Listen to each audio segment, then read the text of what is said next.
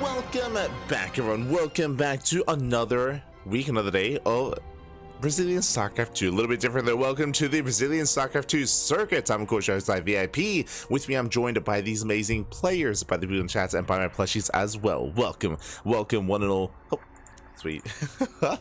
Welcome one and all to the beginning here of something amazing, something beautiful, the beginning of the Brazilian offline event. Now, over the past couple of months, a couple of months at this point, we have been alluding to a big offline event happening in Brazil, happening in Sao Paulo, and it is finally upon us. Again, the Brazilian StarCraft 2 circuit is here, and we will begin with the online group stage. Here we go. So the offline event is happening in a couple of months. It is still on the horizon, but leading up to the offline event, we have already seeded some players further along in the overall tournament, in the standings, in the group stages. But here we are in group stage 1. Here we are to determine who will advance on into those later rounds. Here we go.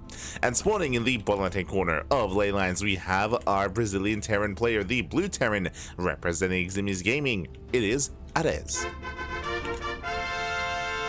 And spawning in the top right-hand corner, we have his opponents. We have the Brazilian Terran player, the red Terran, representing Team Hellfire. It is Firebat. Here we go. And if you're in the chat, you know what time it is. It is Gamba time. Predictions are open. Place your bets on who you think will claim the series. Best of luck. Best of luck in the chat with your predictions as we do jump into our first matchup of the night. Now, for some greater context, this is group stage 1. Exclamation mark B in the chat to have a look at the back of yourselves, as we have so many groups. We have a lot of content, a lot of StarCraft available to you over the next couple of months, I should say, when it comes to Brazilian StarCraft, as we open up with a proxy in the natural. Let's go. The proxy has been thrown down. When it comes to the overall group stage here, we are live with group A. We do have 4 players. 4 players are already here. We have AreZ, we have Firebat, we have Shakti and Sefirofe as well. So 2 Terrans and 2 Protoss players. Mirror matchups will be our first matchups, and these are GSL groups, not round robin groups. And today we are covering 2 groups, group A and group B. Oh boy. It's a lot of groups, a lot of StarCraft. AreZ, he does open up with a single racks across the map. Interesting. Not with a proxy 2 racks, not with 1 racks back at home either, so I'm curious if this is going to be for an add-on here for Proxy Marauder. Yep, there we go. Proxy Marauder on the horizon for AreZ does make plenty of sense. Meanwhile, Firebat does open up double racks. Let's go. So 2 racks opening here from Firebat instead. Firebat, he doesn't scatter across the map, but he does blindly open up 2 racks Reaper into his own safety bunker as well. Very curious here as Firebat, he's playing insanely safe, I mean in a way safe with the bunker of course. The Reapers should be rallied soon across the map. He hasn't really seen it. Oh no, he's got, okay, there we go. never mind. Did scout to confirm, that's why he reacts with a bunker. 2 racks Reaper is going to be an interesting response to the Marauders, as Marauders, they can hold their own. Thankfully no concussed yet, as Firebat, he is looking to be very safe and sound here. Again, he's fully aware of what's happening. He is fully securing himself here on his 1 base, and things are looking that much more dire for AreZ as he goes for a proxy starport follow-up, going for a proxy 1-1. Okay, I see you. It's the AreZ. You know, it's been far too long since I've cast out of this. Far too long. Aye. Not like this. As Reapers, they do zoom across the map. They do zoom. Likewise, AreZ gonna be getting vision here on the Wolof. Reapers, they get across the map. There's nothing at home to defend, so SCVs can be going down, but there is a safety Cyclone back at home on the horizon. Needs a little bit more time. Until then, SCVs are going to be under fire, and SCVs are going to be going down. So far, getting 1, getting up to 2 at the same time. Ooh, Depot is under fire as well. Getting up to 2, getting up to 3 SCVs. 4 SCVs going to be going down. The Cyclone will finally arrive soon, but not without losing another 5 workers. Aye. Brutal damage already. Meanwhile, Marines into the... Let's go. Marines into the main. Do love to see it. Marines are building up.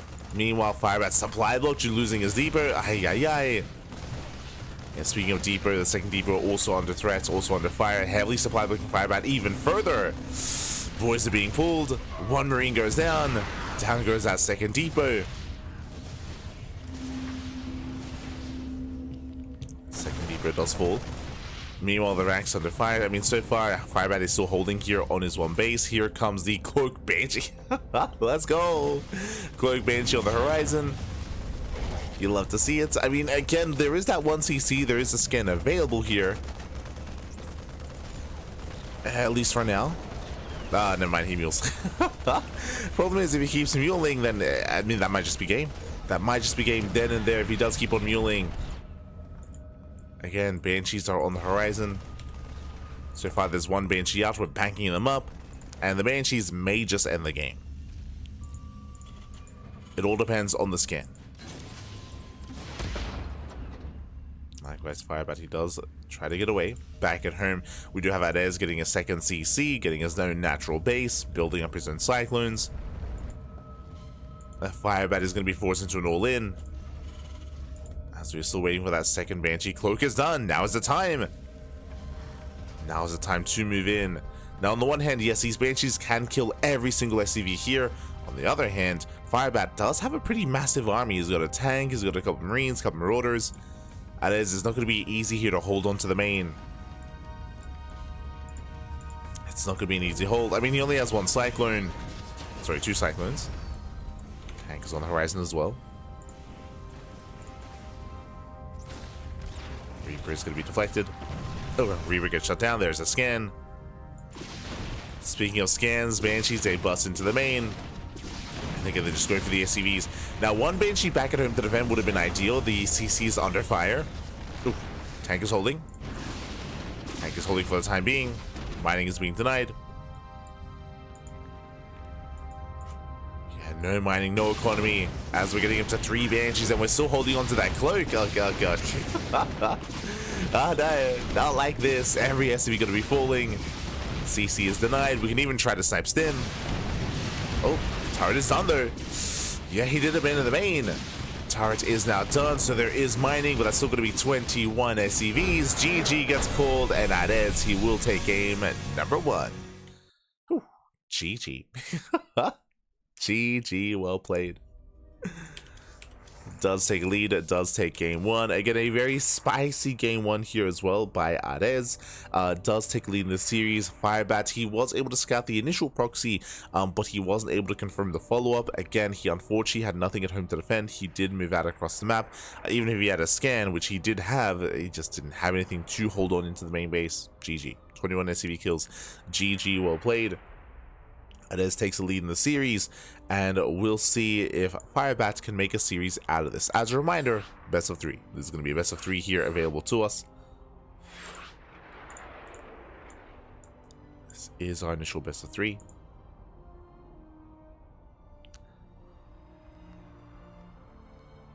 As we can also take a moment here to have a look at the bracket itself to get a little bit of greater context. To get a little bit of greater context as to what matches are coming up ahead of us. Un momento. Here we go. As we do switch things over, and oh my god, it's blinding white. But here we go. I guess zooming in a little bit here towards the groups. We have Group A. We have Group A available to us. As you can see here, we have Shakti, we have AreZ, we have Firebat, and we have Sefirofe. We have our initial 2 matches here in Group A. We have our PvP and our TVT. I believe we'll be casting every single series, every single game. Here we go.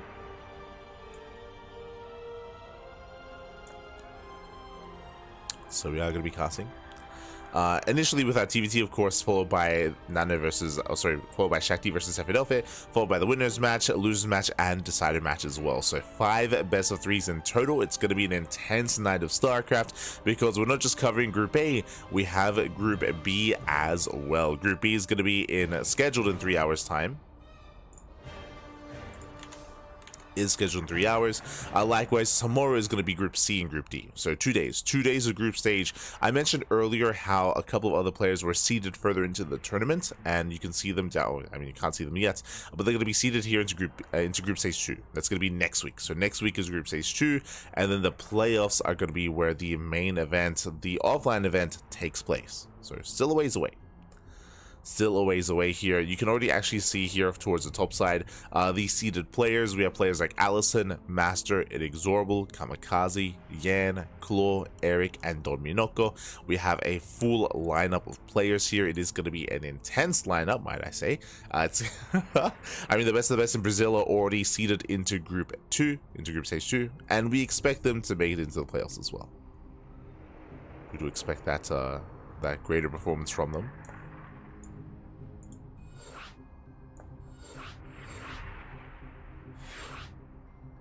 That's still in our first round. In our first matchup.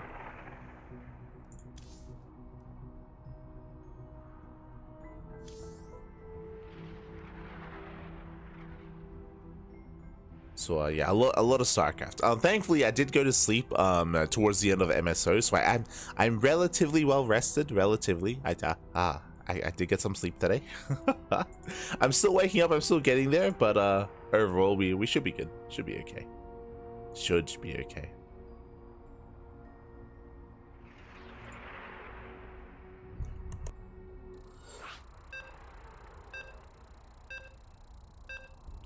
As here we go, you can hear the beeps. We do have our map for our second game. Let's go.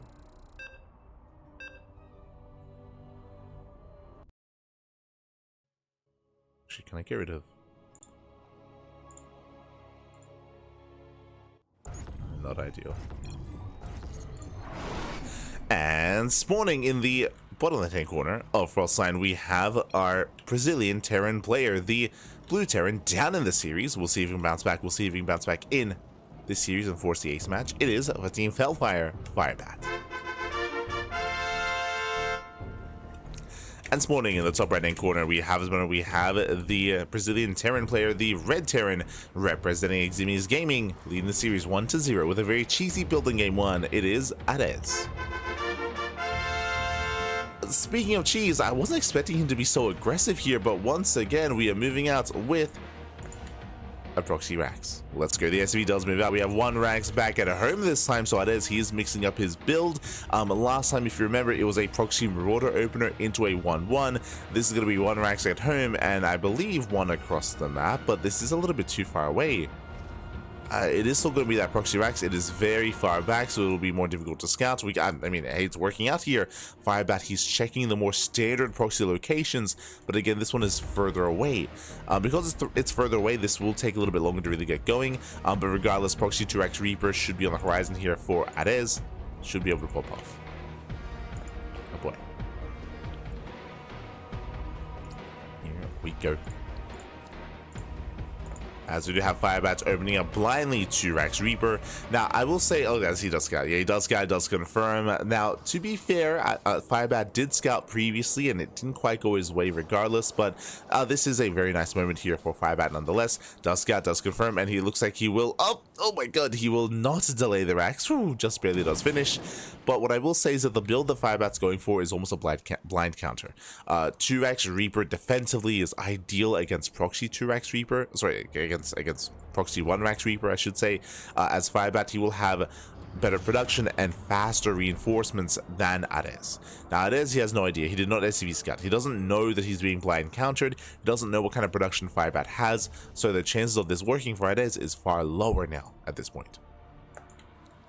And he may just straight up lose the game if he does overextend. If he moves in, if he loses the first Reaper, then things are going to be disastrous here for AreZ. And he can't afford to lose it. Not like this. Reapers, they poke in. They're gonna get shut down. Nice setup, and one Reaper will fall. Very nice pick off. And just like that, Firebat has a lead. Just like Firebat has a lead. Now, it is risky to move out across the map from the side of Firebat, just because the problem here is that if Firebat moves out for a counterattack, we could just see AreZ banking up, hiding his Reapers, and then going back into the main, right? And we could end up in like a weird base trade. So AreZ, he's going to be staying more defensively. He's scouting for the reinforcements, scouting for anything else, making sure he's safe and sound. Eventually, he should move out, but for now, he's getting a CC on the high ground. Factory's on the way. Likewise, AreZ also transitioning. Factory also on the way as well. Into Starport, into 1-1-1, into what looks to be a one base all in. No CC yet out of AreZ. No command center.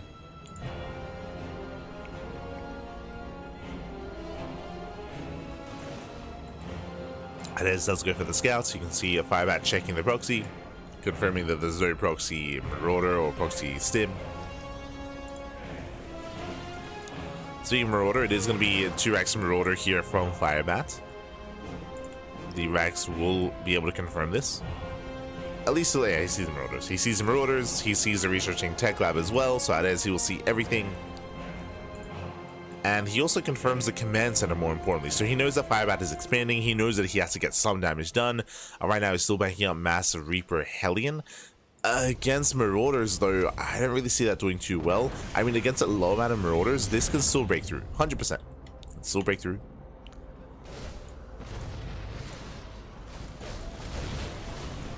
As Reapers, they delay the CC. They force reveal his army. He will clean up all these Reapers at least. Costing him a second Reaper. Second Reaper goes down. AreZ, he breaks out. Firebat should be taking a defensive stance. No bunker. Oh, no bunker to defend. It's going to be 3, soon to be 4 Marauders. It's a lot of Marauders. Now they can be focused on one at a time. And the Marauders, they are spreading out. See how AreZ does approach this. There we go. Hellion drop into the main. The mine shot. Oh, Duscan. Duscan ahead of time. Ooh, mine shot goes off. The mine is going to be targeted. Unloads into the main. Only 3 Reapers left. Lassie does get on top of the first Marauder. Barely doesn't get it. SCVs are lighting up. Oh my god, he doesn't get the shot off. Yeah, no shot goes off. And with that, Firebat he ults. Does hold on the Hellions. They have potential for economic damage, but nothing yet. AreZ falling further behind. Does fall further behind at this point. Rotates down to low ground. Last plenty of Marauders. Firebat, he should be fine. He should be fine. At least his main army should be. Does get the Cyclone at least. Takes down a Cyclone, takes down 1 Marauder. Can take down a second Marauder as well. Hull pickup, nice control, saves whatever he can. Does pull away. And where is the anti-air? He got the Cyclone. No shot. He got the there's Viking. There's a Viking though. Whew. It's almost disastrous as SCVs are going to be saved. Liberator goes down. AreZ being very cheeky. And the game will continue from here. As Firebat, he still enjoys a worker lead. He's still ahead economically. Still in a better position. AreZ back at home. Still trying to stabilize. He's getting to his own tank Raven production. Get into his own tank Raven.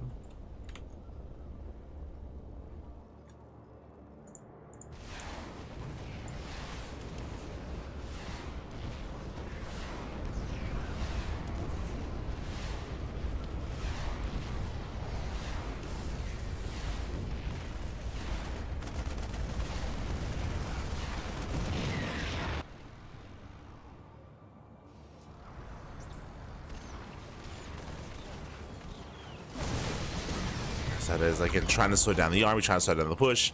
Does siege up? He does get the first shot off. Ooh, massive shots on the bio.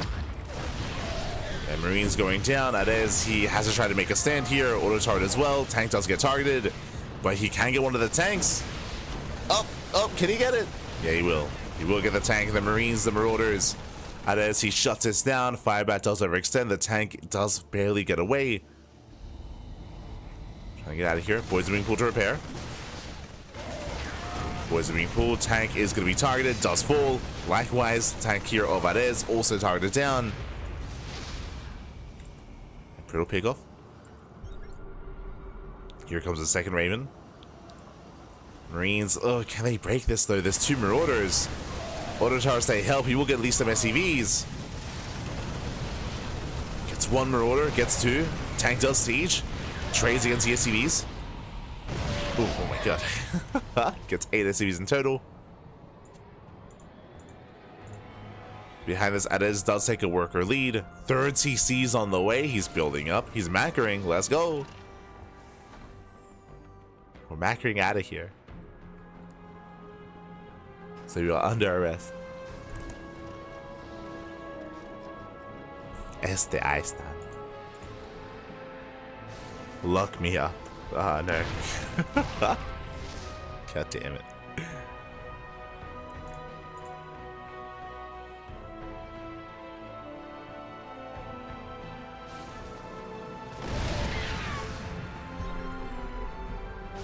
There's the siege up.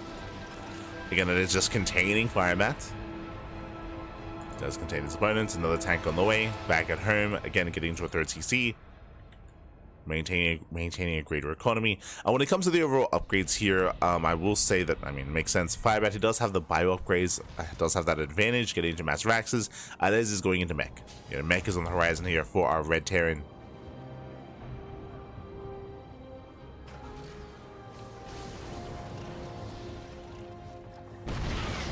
Firebat tries to break out, pushing into 3 tanks. Oh, good. Not the way to go for. He will actually take down 2 of them, and he does preserve 2 of his tanks. Not bad. I will take another shot to the face though. Last no target firing out of AreZ. He doesn't target fire the tanks. Auto turrets into the main. A couple of SCVs. That's going to be what, 6 SCVs going down. I say 6, getting up to 7, 8, 9 SCV kills. Oh my god. 9 towards the end. And Firebat, he will take his own expansion, but he's down to 37 SCVs. The economy here is struggling. And AreZ, he's not done. He's an animal. Now, what's the entire looking like? There's one Viking. One Viking. Oh, going for the Raven. Doesn't quite get it. We have Hyperflight Rotors on the way. Banshees, they can focus on the tanks. Going for the Marines instead. Ooh. We'll lose 1 Banshee in the process. Does pick up the Marines, limiting anti-air. Waiting for a second scan. Can he get the tank? He gets 1. There's the scan. Gets 1 tank.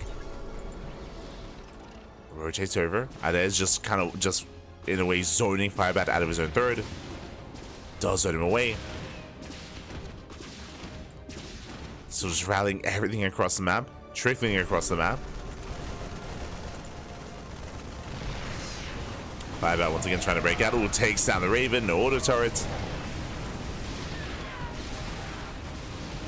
Banshee's a once again cloak. Waiting for another scan. There it is. Scan just in time. Another Banshee rallies in. Barely gets out of scan range. And again, these Banshees, they're trading well. Oh no! Still rallying in there. Still rallying in, still not the best trades here from AreZ. I mean, he will take down all the tanks, just barely. Where are the scans? Where are the scans? It's still not available. Without scans, Banshees, they just wreak havoc. There we go, there's the scan. 1 Banshee does get away. Jesus. Likewise, you can see how effective this army can be without stim. I mean, the army that AreZ can be without his opponent having stim. So without stim takes so much here for the army to get on top of the tanks. So he will clean them up, but at a cost. As the dust settles, AreZ, he hasn't been making SCVs, so the lack of macro here is really hurting AreZ. He's getting a 4 CC on location, but again, he hasn't been producing. So his economy is struggling here.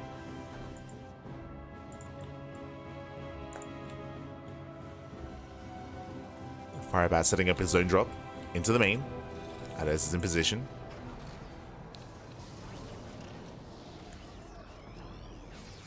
Likewise, stim is almost done. AreZ rallying in. AreZ's macro has been struggling here. Firebat chopping on top of the tank. Gets 1. Gets 1 tank and will get the other as well. Meanwhile, stim is done. This 4 CC should be denied. Should be shut down. AreZ does have a terrifying army though. That's a lot of tanks. Moving in position. The tank count is good, but he does need support. He needs support 4 set tanks. He has no Cyclones, just Hellions. As he gets already heavy composition. As the command center is going to be saved. Does save it. He's holding on. Firebat still producing nothing but bio. Now he has stim, now he can dive. Again, stim is just such a massive upgrade here for Firebat. He can try to break these siege lines, and now AreZ is out of position. He does miss the rotation, he doesn't see this. Sensor towers are late. This 1 tank should go down. Likewise, Fireball pushing towards the south side as well, getting more SCVs. AreZ, he still holds on to his stim, doesn't stim in. And instead, AreZ going for his own Hellion run by. Oh, on a bit of a movement, but there we go. SCV's gonna be falling. A lot of SCV kills. Firebat out of position. SCVs there lining up. 12 SCVs. Ay, ay, ay. And meanwhile, the army's still not quite in position. Just the one tank. There's a stim. Dusts him in. Takes down the tank. The rest of the army's still too far back. Yeah, far too far back here. The CC is going to be killed. SCVs as well. AreZ is in trouble here. Again, unless he's late to respond, but he does save the command center just barely. The repairs. Repairs too good. He's holding.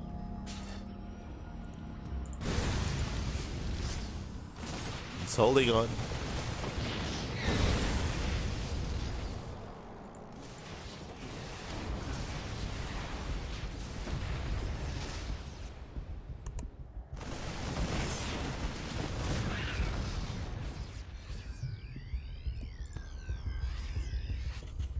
Firebat's still just building his forces. The SCVs are still very low. Blue Flame Hellions, they will actually get some more SCV kills. Some more economic damage. Getting up to 2, getting up to 3. 3 SCVs go down. Liberator across the map. Limited anti-air. Taking down the entire mineral line. 11 SCV. Oh my god, killing everything. Yeah, 2 Liberators and a Dream. Getting 14 SCVs. We're getting very scrappy at this point, and I want to give the edge to Firebats. Like, AreZ, his economy, his macro has been lacking here. AreZ has, Firebat has not. Despite having a shaky start, Firebat, he's still been just building, producing. Has a death blow of a bio army. Again, without Hellions, I believe he can break the siege line. Meanwhile, these another 12 SCVs. Jesus. Where's he's going down? There's a stim.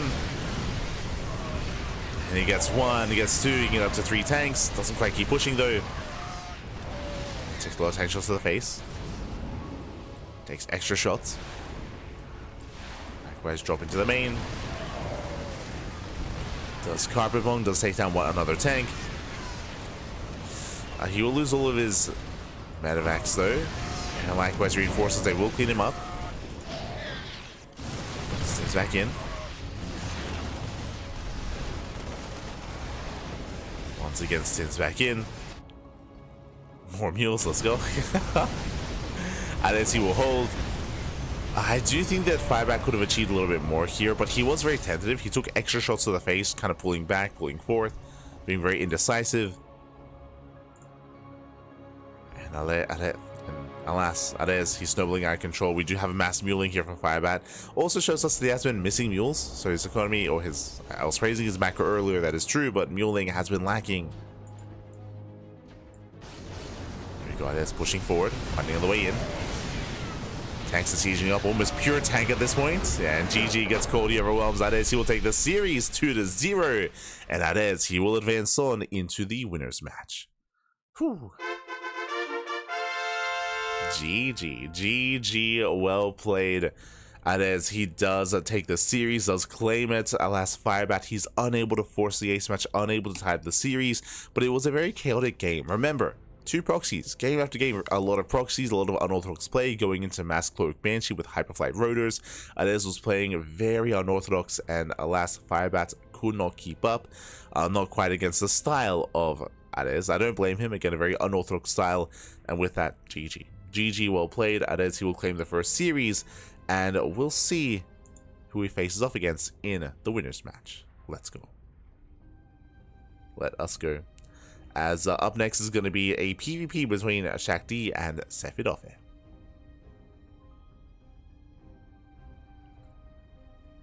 So we have our next series here. Again, it's 4 players. 4 players, GSL group. I'm not too certain if we're going to be casting every single match. What I mean by that is we might have the winner's match and the elimination match happening at the same time. That I'm not as certain of. Not as certain. I mean, for this event, we may just cast everything. It's possible. Bearing in mind we have 2 groups. We got a lot of matches today. A lot of matches. So bear that in mind.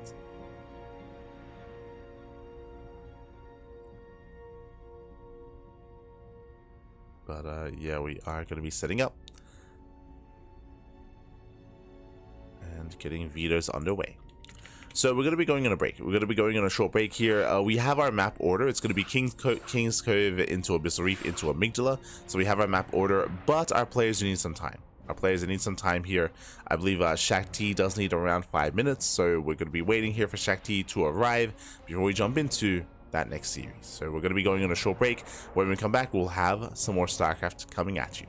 See you soon. See you soon. See you soon.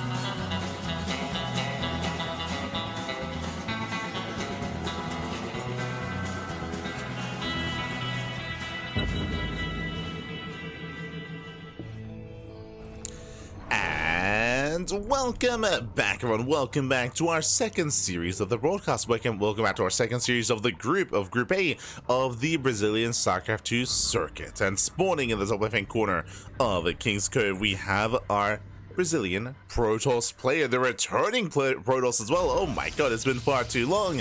Representing Zimi's Gaming, it is Shakti. And spawning in the bottom right-hand corner, we have his opponent. We have the blue Protoss player representing Team Hellfire. It is Sefirofe. And if you're in the chat, predictions now open. Place your bets on who you think will claim the series. Best of luck in the chat as we jump into our second match of the broadcast of the group. Now, the way this works here, of course, is that AreZ, he did claim the first series, so AreZ is waiting for the winner of this one. He's waiting for the winner of Shakti and Sefirofe. Likewise, we also have Firebat waiting for the loser of this series, for the player that does get sent down, as we do move out across the map with our probes. Hello, what's going on?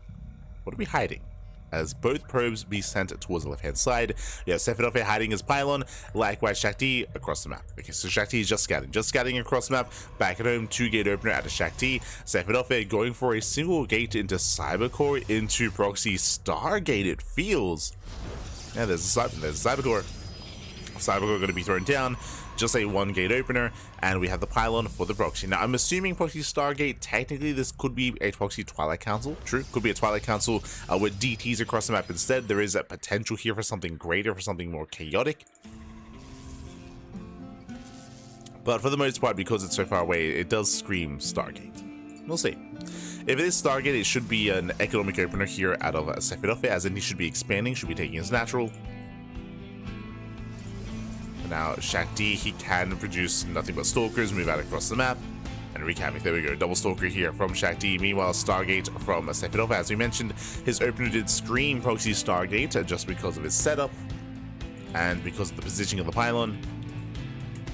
And on the one hand, this can do a lot of economic damage. This is not an all-in, bear that in mind. Sefirofe should be expanding, should be taking a natural base. The problem here, though, is that Shakti is going to have a plethora of Stalkers, and he might just be able to walk across the map. Likewise, he's just scouting. He sees that the pylon is missing, he's scouting, he's checking, checks bottom left, and Shakti, he will find the... No, he was about to. He was about to scout, he was about to confirm, he does pull away, he does not confirm what's going on. And Stalkers are moving out. Likewise, behind this, getting a third and fourth Stalker as well. Now, if Shakti has nothing at home to defend, then he might be forced into an all-in, as he's making up even more Stalkers. 5th and 6th. Oracle is being, should be being chronoed as we speak. Is on the way. Shakti poking up the ramp. Does poke up. So far, Sefirofe holding on, holding the line. He's holding on. Nah.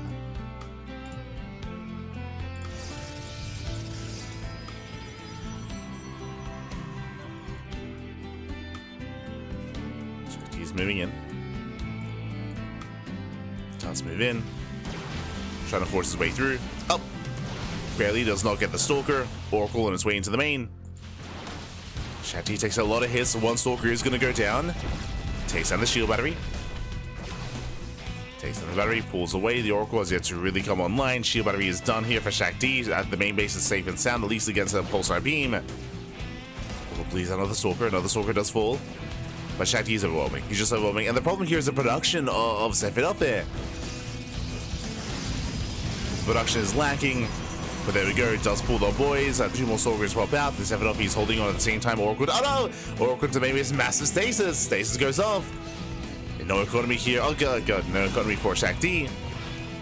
Sefirofe overextends. He bleeds out another Stalker. Oof. Brutal loss. But Sefirofe, he's holding. He's holding on. He's got 3 gateways on the high ground. Warp gate is now done. And he does hold the line. At the same time, we do see Shakti's a 1 base, going for a 1 base all-in. One base, 4 gates all-in here from Shakti. Blink is almost done. So Shakti will have Blink over his opponent. He will have more micro potential. That is true. But pushing up a ramp into Stalkers, it's not going to be easy. All Sefirofe has to do is just survive. Just survive, just defend. Oh, he moves out to the low ground. This is a little bit more dicey here. Taking a lot of damage. Oracle's into the main.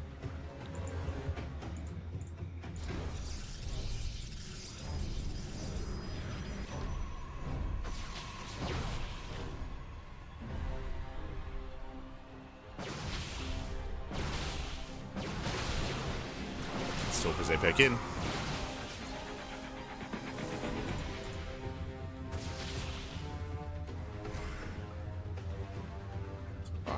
Being forced back.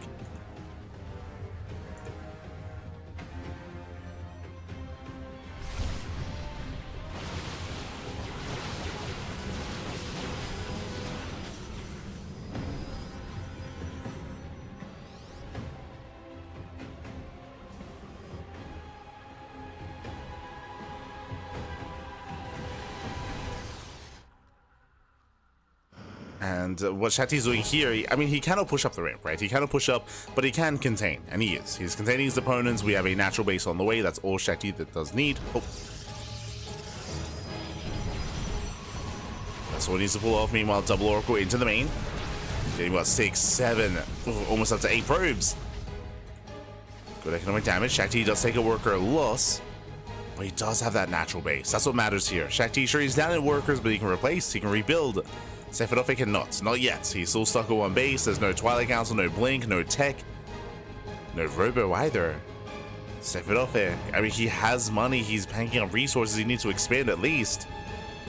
When for a proxy Twilight Council, it's gonna get caught out. Ay.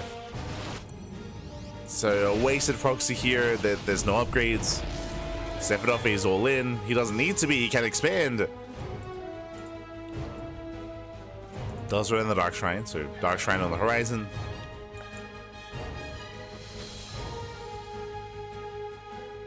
Sefirofe does move out. You can see Shakti has a Robo on the way. Upon seeing the proxy, he knows to be ready for DTs. Yeah, and he does take the better fights. I mean, Blink is just such a massive upgrade here. So Sefirofe just can't contest against this. Stalkers are going down one after the other, and Shakti, he'll overwhelm. He'll overwhelm. Run away with this. It was close, it was intense. There were definitely some strong moments here for Sefirofe. Definitely strong moments. But he did fall behind tech-wise. Whether it was with Blink, whether it was an expansion. Stasis into the main. This time Shakti's paying attention. This time he does pull away. Shakti looking solid. Solid enough. He's rebuilt his workers. Because of the Robo, he should be having an Observer on the horizon. Observer's on the way. I'm assuming. That's... The Robo is done, and the Dark Shrine is finishing. Here comes the defensive Dark Templar. It is going to be revealed. Now he knows. And there's the Observer. Observer's on the way. We do have a DT warped in across the map, but it's still going to take so long to get in. Observer's already done.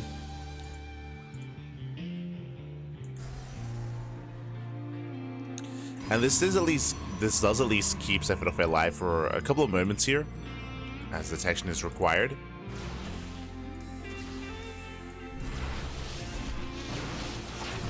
And GG gets called. GG gets called. The Observer is revealed, and with that, Shakti takes game number 1. Whew, GG. GG, well played. Shakti does take a lead in the series, and we'll see if Sefirofe can bounce back and force the ace match. Again, it was a very intense back and forth. It was definitely very chaotic, and there were moments for both players, 100%. But unfortunately, Sefirofe did fall behind. He was outscaled by Shakti over the course of the game, and with that, Shakti snowballs into a win. GG. GG, well played. It does take the win.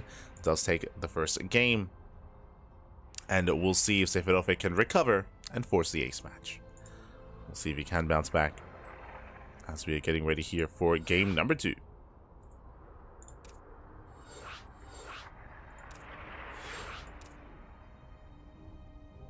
we go. Getting into game 2.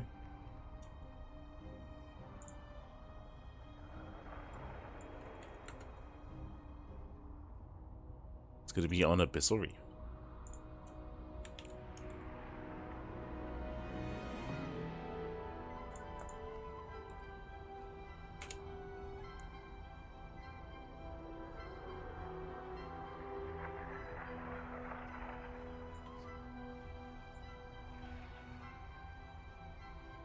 Getting into game 2 here. Game 2, of course, Abyssal Reef being another large map in the map pool.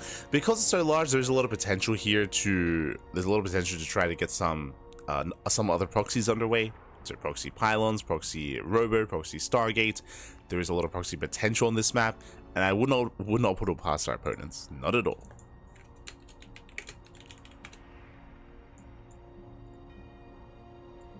Would not put it past either one of these players.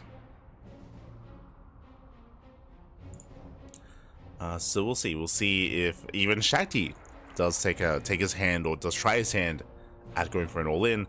I do favor Shakti in a longer game, right? I didn't even get to speak about our players. Shakti, he at one point was the best Protoss player in all of Brazil, even in Latino America, I would say. There was a time, there was a period.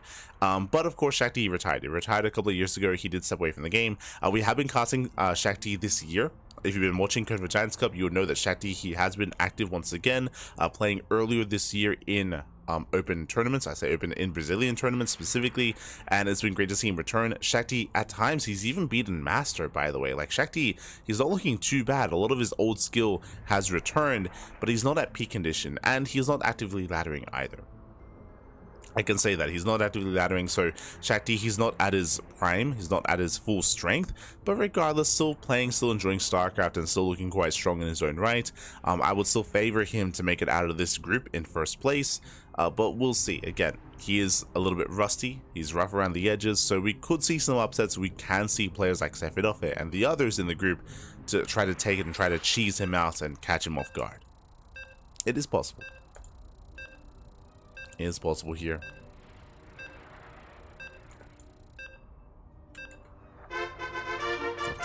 I know.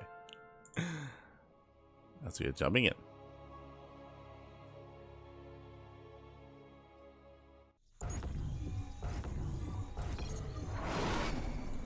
And spawning in the bottom right hand corner here of Abyssal Reef, we have the Brazilian Protoss player. We have the red Protoss leading the series 1-0 for Ximi's Gaming. It is Shakti. And spawning in the top left hand corner, we have his opponent. We have the blue Protoss player representing Team Hellfire. Down in the series, we'll see if he can bounce back and force the ace match. It is Sefirofe. Let's go.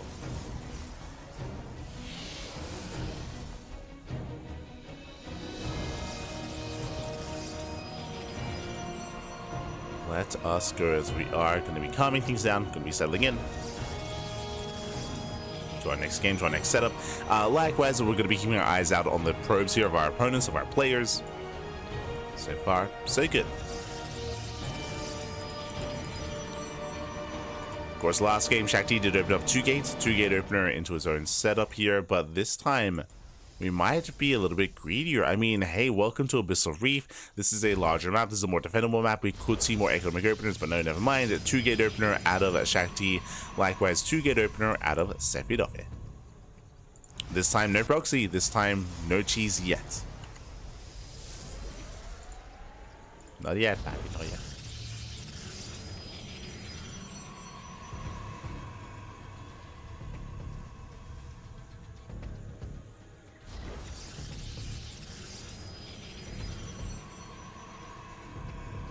So now we are setting up.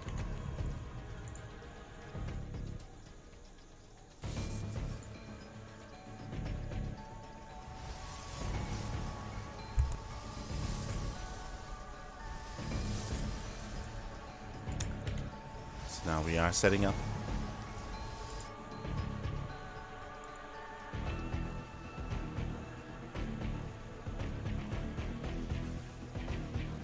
Likewise, double adept opening here by Sefirofe. Does open double adept. So far, pretty standard setup here. We have double adept up against Stalker Sentry. Stalker Sentry, of course, being something more standard, does actually cancel the Stalker. Okay. Shakti being a little bit greedier here by canceling the Stalker. He can afford a faster Nexus, so we do have a greedier build here from Shakti. Meanwhile, the pressure is not going to be on Sefirofe to get some counter damage done. But as a reminder, we're loading into a larger map, longer rush distance by ground. It is more difficult to get some counter damage done from the side of Sefirofe. It is more difficult.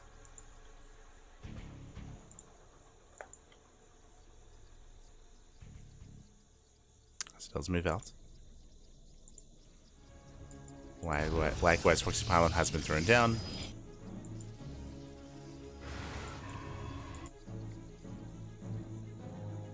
Does set up his proxy. We are setting up for what looks to be a 1-base all-in. We have the hallucinated Void Ray. Let's go. It's it's weird because it's a later scout because it's just slower than an Oracle or slower than a Phoenix.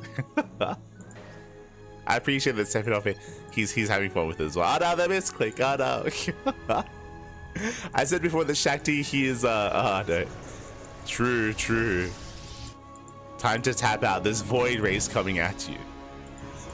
I did mention now Shakti, he is a little bit out of practice.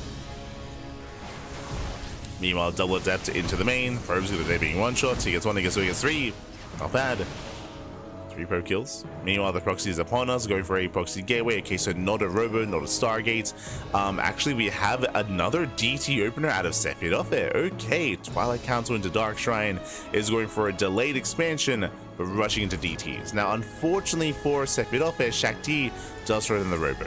Checking his vision, he did see the Twilight Council, so he already had a piece of the puzzle. Observers on the way. And DTs will not end the game. They can, if there wasn't a robo. If there wasn't a robo, if there wasn't a defensive setup here. But the Observer has arrived. Shakti is still enjoying a greater economy, so Shakti is still up in workers, up in economy. He's safe here at the ramp. And it's still on Sefirofe to recover. Shakti is scouting. Moving out once again. Now the Dark Shrine is not proxied, so this scout should confirm what's going on. This time a Phoenix, not a Void Ray. And he sees. Yeah, he does see. Also gets eyes on researching Blink. Now he knows to calm down, to set up here on the high ground, and Shakti is safe. Is going to be safe and sound.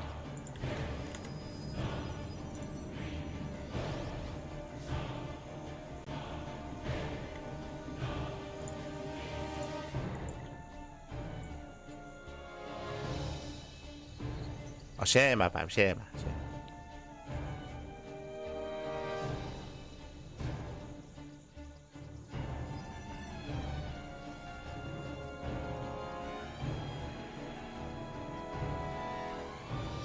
Sefirofe is building up. He's massing up his army. Again, he doesn't really have any potential to go in yet, but the thing here is that DTs, they can still get damage over time. Even though they've been scouted, even though there's a cannon position, if Shakti moves out, if he's active and aggressive, then Sefirofe can always move in and can still get some damage done. Likewise, Forge on the way for +1, still staying on 3 gateways. Sefirofe should expand. He's getting ready here for his 3rd. Likewise, Shakti already has his own.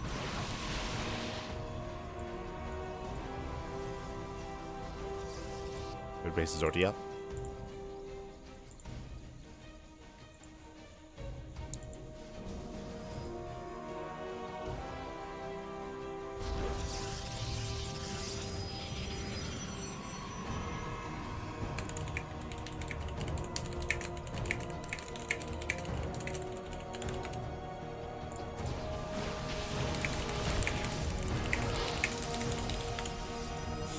Sorry, just responding in the chat. Why Steve is schedule, huh? Nah, we always cast StarCraft. What do you mean? What do you mean, Pappy? What do you mean?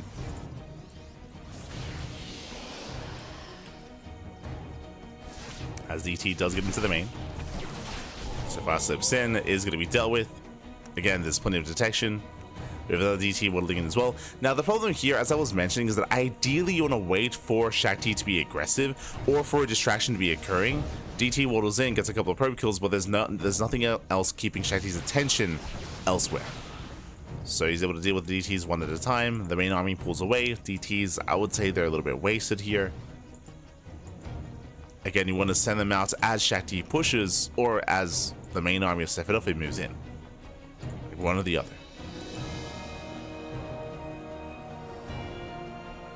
But yes, we were live at this time last week with HSL, with the Hispanic StarCraft League, and with the Fire Cup as well the week before that. Whether it's Fire Cup, HSL, Hatchery Cup, Brazilian circuits, doesn't matter, Pat. We just cast StarCraft. That's what we do. That's what we do. That's who we be.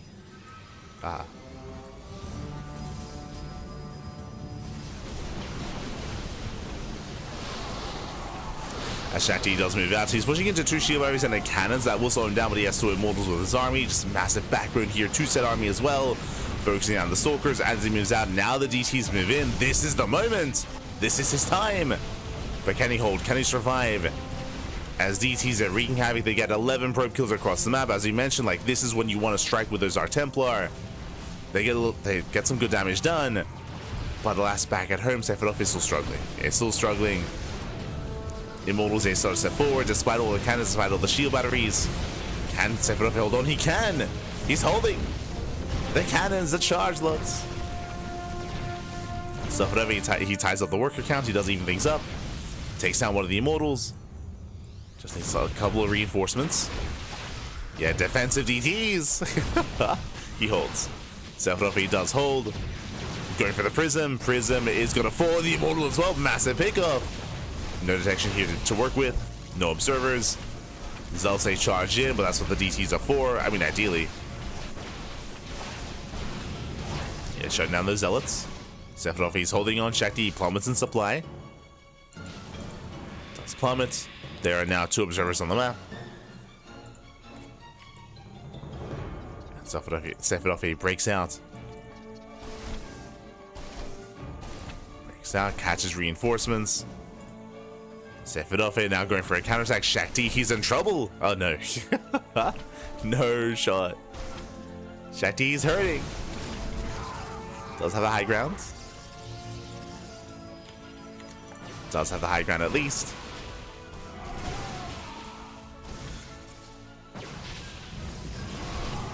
Likewise moving forward.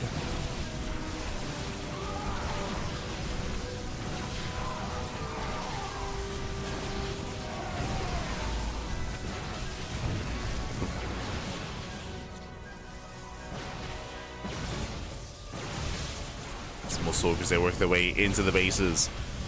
Likewise catching up the Archon, more charges waddling in. And GG gets called. Wow, Shakti snowballs out of control. Shakti, he just lost far too much, and Sefirofe ties up the series 1-1. We are going to the ace match. Whew, GG. We are going all the way. We're going the distance here, all the way to game 3, and we'll see how this story unfolds. We'll see if Shakti can bring it back, or if Sefirofe can take the series. Let's go. Against Sefirofe, he is definitely a player that can take it to Shakti clearly, but he is the underdog, like 100%. Sefirofe is more of an amateur player, so for him to take Shakti to the ace match is a very impressive feat already. And we'll see if we can go the distance. Like, again, he's down like what, 2,000 MMR. Like, let's go.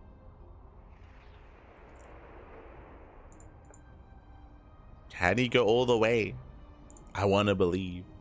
I want to believe.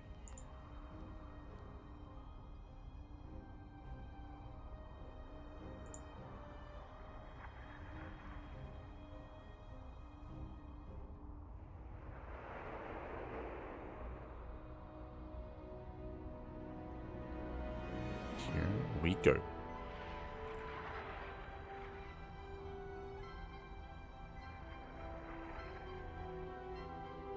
As game 3 is going to be on Amygdala.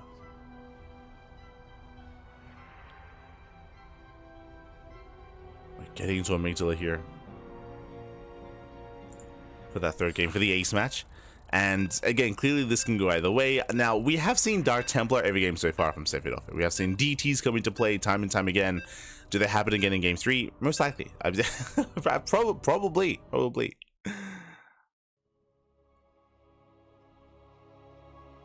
Now, Shakti, I'm sure, is aware, and it will benefit Shakti, I'll be honest, if he just plays defensive. Like, coming into this, if he just plays more defensively, chills out back at home, we'll see. The pressure is on. As spawning in the top right-hand corner of Amygdala, we have our Brazilian Protoss player, the blue Protoss representing Team Hellfire. It is Sefirofe. Tying up the series, and spawning in the bottom left-hand corner, we have his opponents. We have the red Protoss player representing Eximius Gaming. It is Shakti.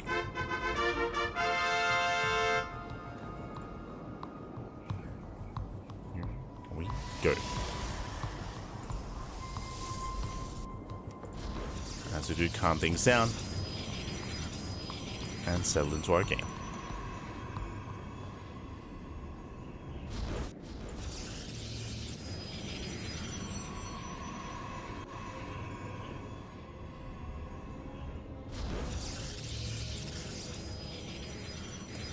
So far, we do have our openers on the way.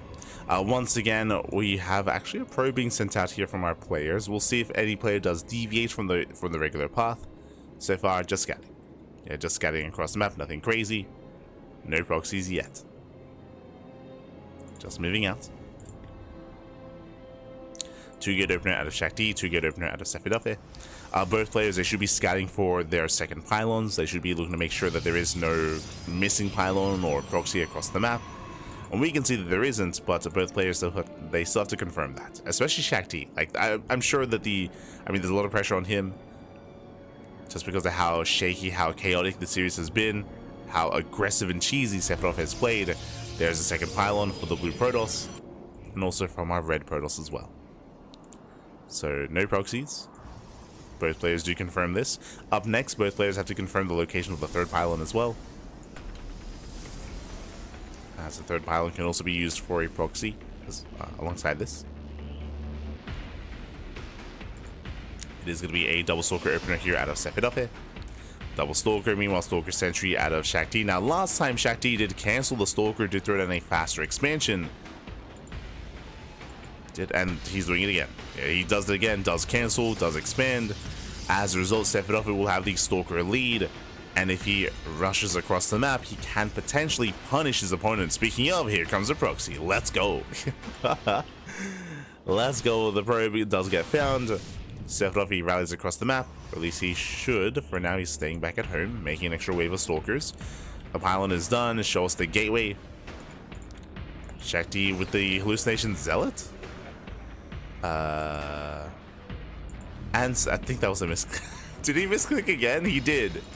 He's going for the hallucination Phoenix, which makes more sense. Here comes our proxy. Proxy 2-gate. It's going to be a 1-base 4-gate all in. No blink, no Twilight Council, nothing fancy here. Just straight up vanilla Stalkers. Now, the hallucination does confirm that the tech is missing, that there's nothing in the main. There's only 2 gateways. This doesn't make any sense. There should be an expansion. There should be something. The hallucination is running out. We can see we're getting ready back at home. Blind shield battery. 2 shield batteries on the way. Hallucination rallies out, and the hallucination will confirm the proxy. Okay, now he knows. So Shakti is fully aware. Getting a backup pylon. Sefirofe rallies across the map. Shakti, he knows that there is no blink. He knows it's just pure Stalker.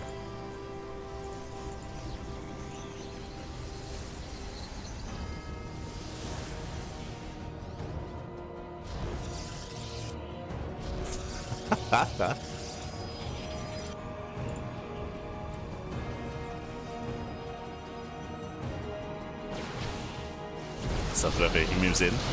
Does move in. Takes down the pylon. Alas, there's a backup pylon already on the way. He has just such an overwhelming Stalker army. The Immortal has arrived though. Oh, nice force field. Locking down 1, locking down 2. And even a sentry. 2 soldiers in the sentry, not bad. Likewise, forcing back Sefirofe. More reinforcements have arrived, and can he get on top of the Immortal? Not quite. Yeah, the Immortal just doing so much damage to the back line. I say that, takes some hull damage though. And the longer this goes on, the better it is for Shakti. He's now got a second Immortal on the way. And there's just no answer. Yeah, there's no answer to this. GG gets called. The Immortals are built up over time, and Shakti, he will hold, he will defend. And Sefirofe, he will run out of steam. He will tap out. GG.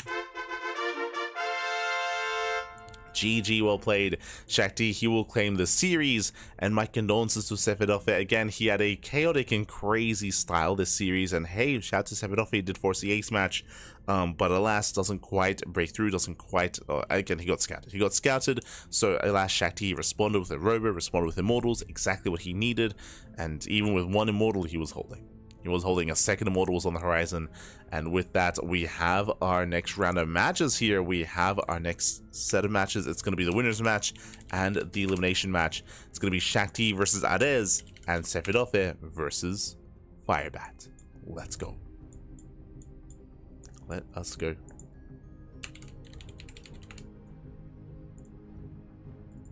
As our players are getting ready. Beautiful. GG. GG, well played. Just catching up with chat. Dr. Lights, will you schedule an emergency podcast to discuss the potential return of SOS? Could Patience be next? Oh no. I mean, SOS, he's only been retired for like 6 months. For those who are unaware, SOS, he did compete last year. He did compete. He was active as a player. So unfortunately, it's less news for SOS to be back than, like, Patience being back is a big leap. I would love Patience to return, but from my understanding, he's either in the military or he finished, and we're still waiting for Patience to return. But yeah, SOS, he did decide to return this year again. He was again active last year for the season of EWC. So SOS still committing.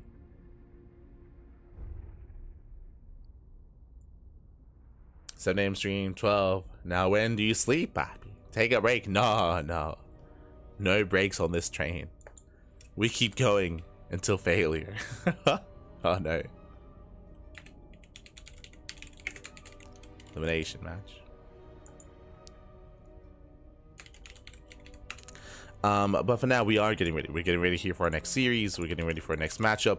It is going to be that TVP non-stop TVPs here between Firebat, Sefirofe, and Shakti and AreZ. So we will need a moment to set that up. Do you need a moment? So for now, we're going to be going on a short break. Videos are underway. Once they are done, we will be jumping into, I believe, the winners match, Shakti and AreZ facing off after the break. See you soon. See you soon. See you soon.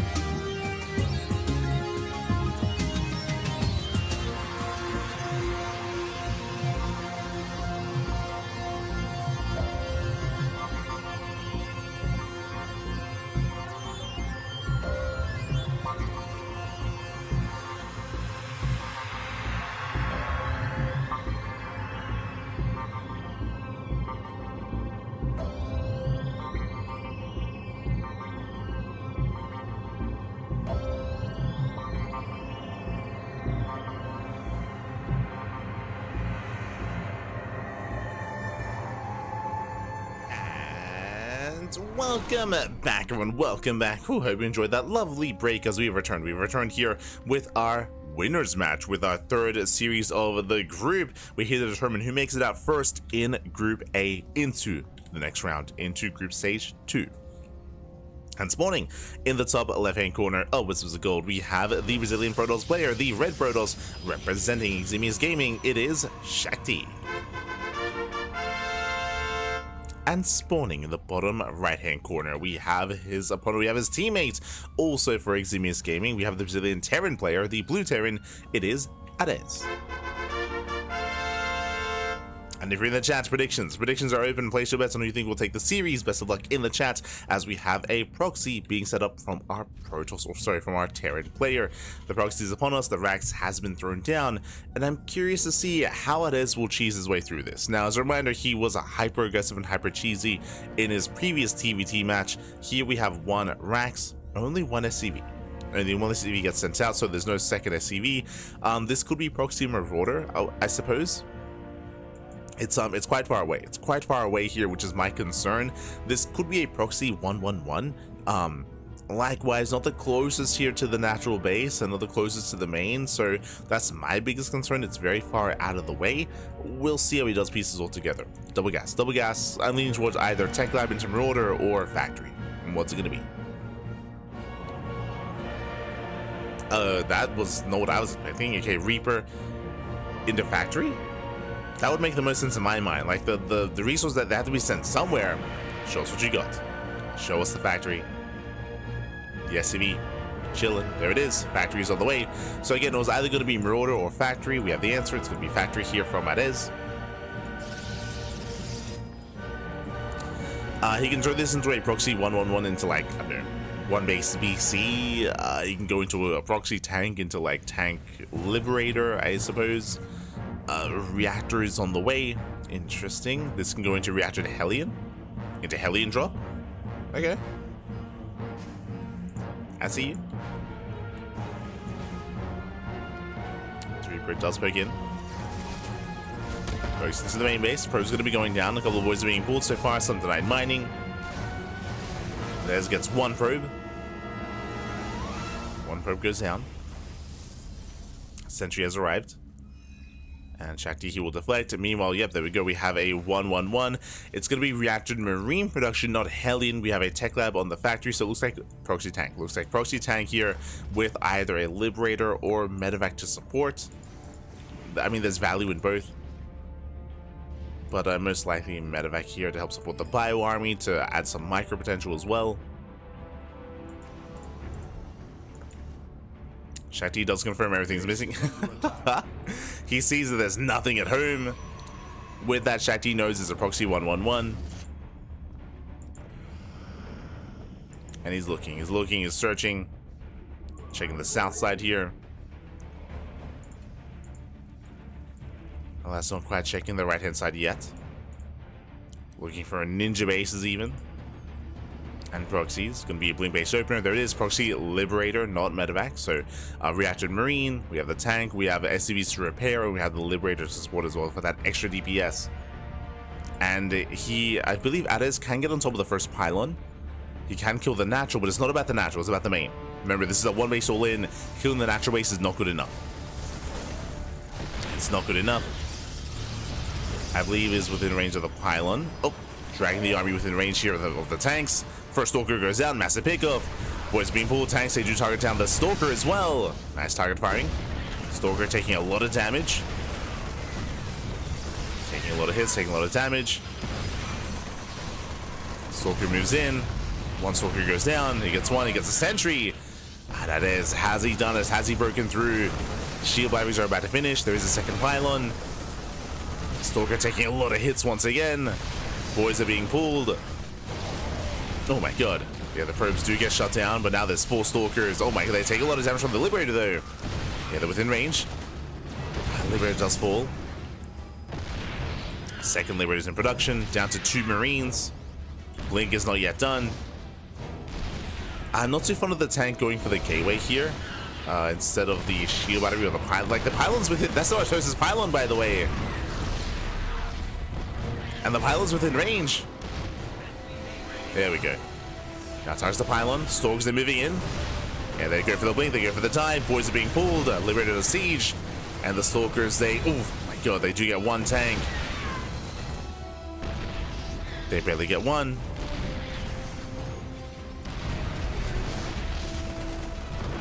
AreZ still pushing in. Takes down the pylon, takes down the Stalkers. AreZ, has he done it? He has! The question mark. The question mark. GG. And AreZ, he takes game number 1. Let's go. GG, well played. AreZ does take a lead in the series again. Once again, the cheese. He's crazy, Pap. He's crazy.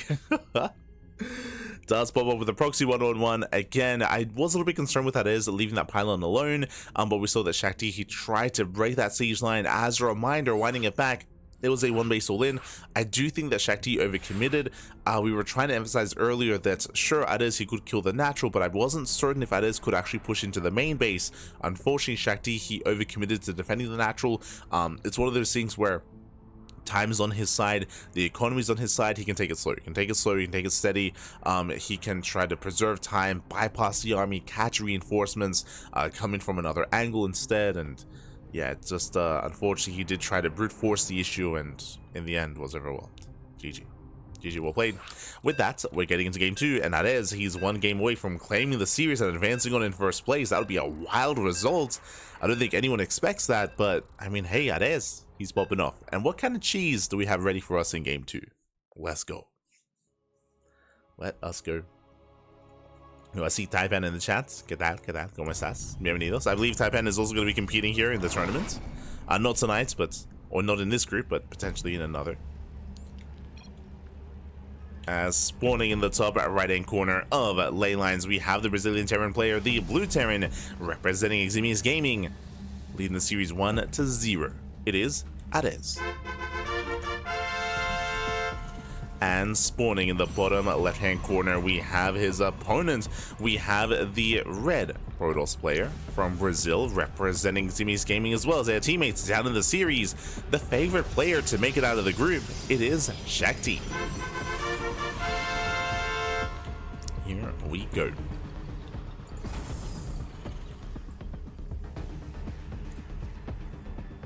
we go.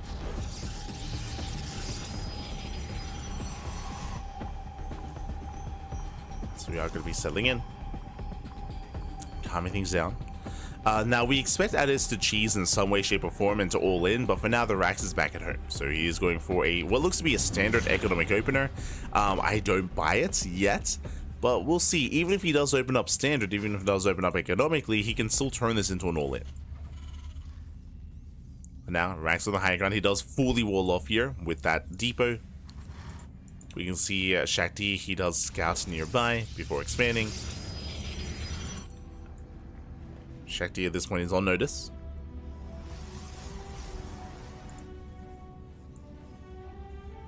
Oh, and this looks like 3x stim timing. Okay, we're going for a 3 racks now. On 1 base, I believe you can afford a 4th racks, and you can pull the boys. There we go, yeah, 4 racks. So 4 racks, stim, you can pull the boys with this. This is a build that Hon Mono does every now and then as well. And we have seen Hon Mono take down pro players, like big pro players, even players like Maxvex and Hero before, with builds like this. So even the best Protoss players in the world have fallen to these 1 base all-ins. We'll see if Shakti can piece it all together. As Shakti is yet to scatter across the map.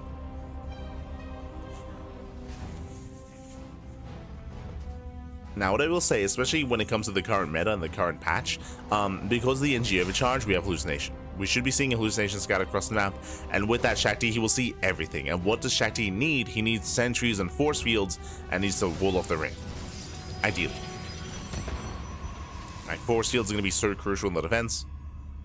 Assuming we hit with stim, but there's no add-ons. No gas. Oh, my apologies. I assumed it was going to be a stim timing, but no gases here from AreZ. It's going to be pure marine and SCVs.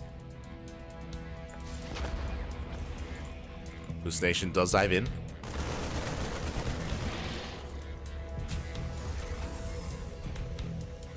Hallucination does dive in. And here we go, the boys are being pulled. It's all or nothing. Now, Shakti, he's somewhat aware of what's going on.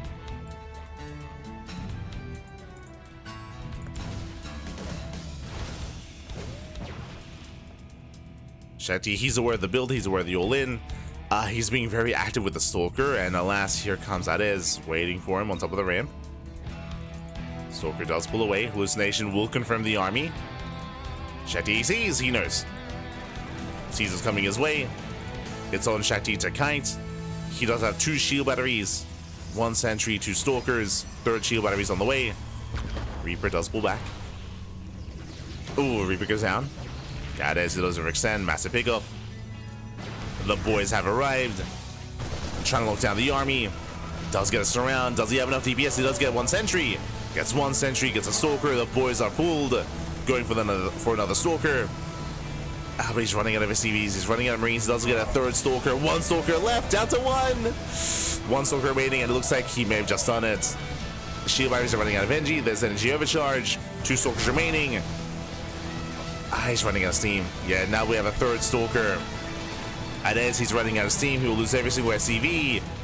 And he doesn't have enough. He does not have enough here. He has to pull back. He has to pull away. I say that, so steps in. Shield batteries out of energy. Can he get the final stalkers? Before the warp in, though. Gets 1 more. 2 stalkers left. Down to 5 Marines. Back up to 3. And now up to 4 stalkers. And we just kite back. Yeah, Shakti just kite back. He can kite to his heart's content, and he's done it. He has held. We're going to the ace match. We're going to game 3. GG gets called, and Shakti, he defends. We're going all the way to that 3rd game. GG. Whew. GG, well played against Shakti. He defends, he survives, he perseveres. AreZ, he did have I mean, he was able to pull it off, and he was able to get some damage done, don't get me wrong, but as we saw, once the Stalker count got a little bit higher, got too high, I mean, the Marines, they couldn't really do anything against that Stalkers. Their range, their control was solid enough here from Shakti. GG. GG, well played. We'll go to game 3. Catching him in the chat tomorrow, towards my Ducklings group. I'll try my best because I'm the weakest of the championship. Nah, we believe in you, Pappy. We believe in you. You'll be fine. You'll be fine.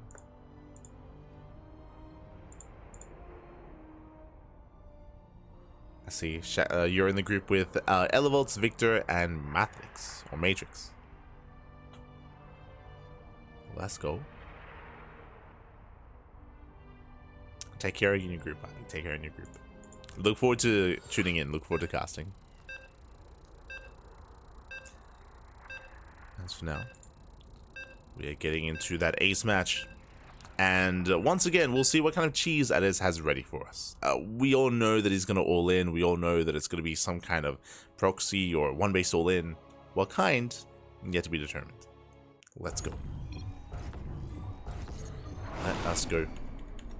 As spawning in the bottom left-hand corner here of Frostline, we have our Brazilian Protoss player, our red Protoss, forcing the ace match, tying things up and surviving in that last game. We'll see if we can go the distance. We'll see if we can go all the way. It is Shakti. And spawning in the top right-hand corner, we have the blue Terran player from Brazil, also representing Zimi's Gaming. He's crazy, he's a madman, he's been doing nothing but all-ins and aggression the entire tournament so far. It is AreZ. Let's go. What do you have for us? What do you have in store? For now, Rax back at home. But now there's no SCV on the map. From here, we can go into something a little bit more spicy, I would imagine. Now, my biggest concern coming into Frostline is the rush distance by ground is very long. It's a very long rush distance by ground. All-ins can be difficult to pull off on this map because of that as well. Especially early all-ins. This time, double gas. Double gas opener, so we're going for something more tech-heavy.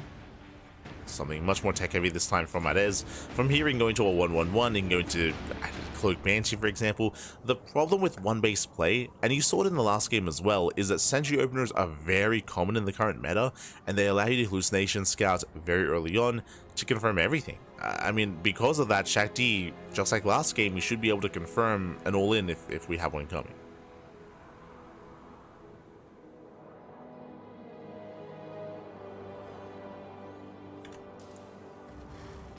Go.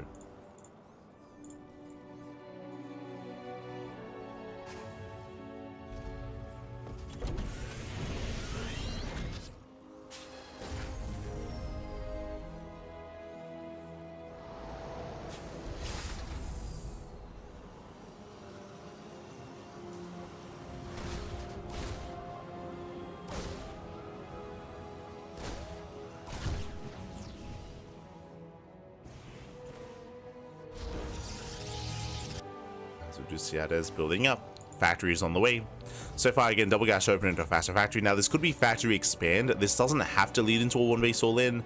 I'm hoping that it doesn't. I'm hoping that we see like a 2-base all-in out of AreZ instead, as that can be like masked and hidden a little bit easier. But now, we mentioned, here comes the hallucination. Sentry opener out of Shakti.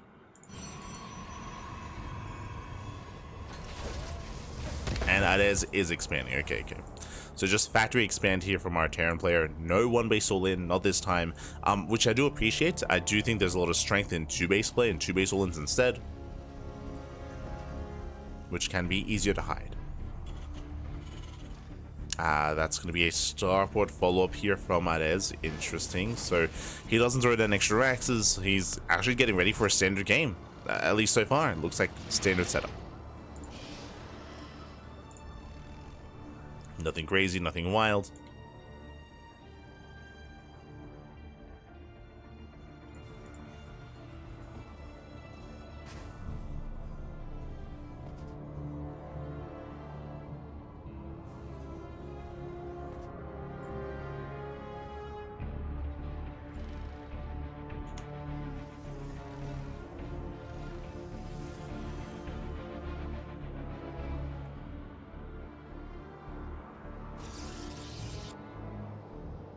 So AreZ does get into the main, does slip in.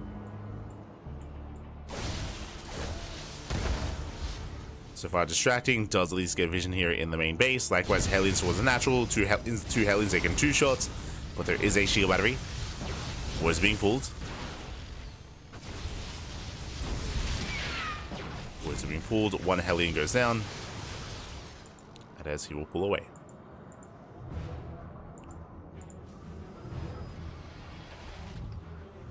Does pull away.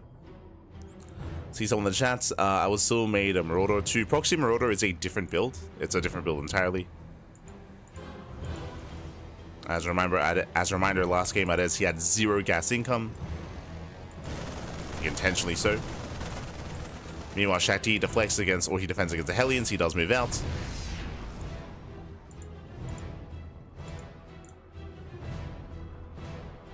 And AreZ, he is going for a 3-1-1, a Cloak Banshee setup. Hallucination does confirm that Cloak Banshees are on the way. So Shakti sees everything. Now Shakti, he is rushing into an early 3rd base. It's 2-gate blink into a 3rd, so very greedy build here by Shakti. Meanwhile, AreZ, he can pull the boys with this, as he has not been making SCVs. Like, there's no workers, there's no mining. I mean, there's not many boys to pull. I was like, oh, he can try to pull the boys, but he has nothing. So here we go. 2-base all in from AreZ, no economy, no saturation, fake natural essentially. And he does pull a couple of boys to repair. Let's go. Now Shakti, he's aware. He saw everything. But remember, Shakti did go for a greedy build with a fast 3rd, so he can only warp in 2 gateways or 2 stalkers at a time. So this is best case scenario for AreZ, as this is the most economic build that Shakti could have gone for. But so far he's kiting well. Shield batteries are done. Shield batteries are done. Bunkers are on the way.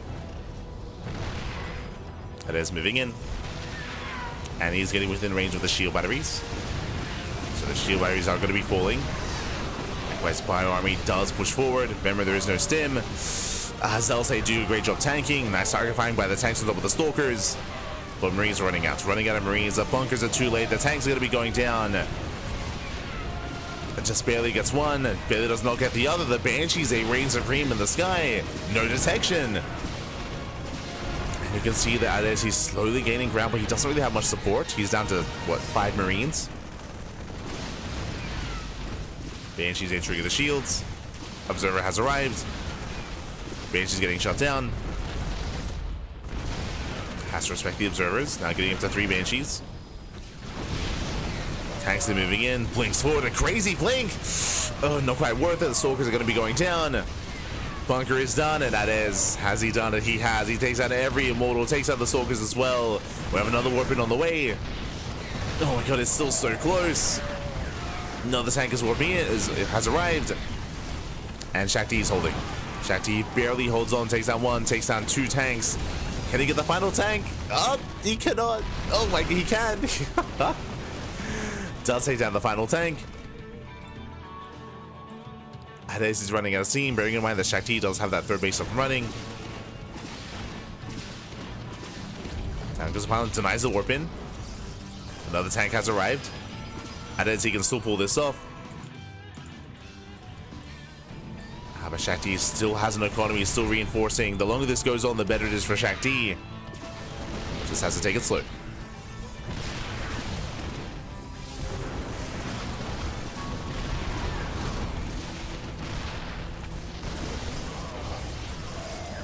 And with that, Shakti who will hold, who will shut this down.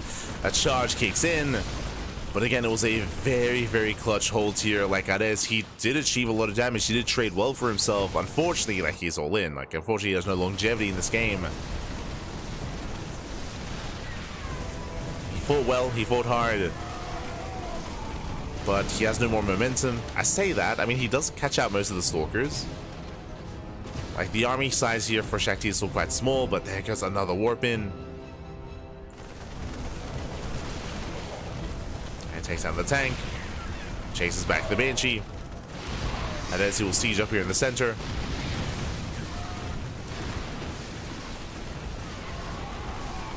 Oh.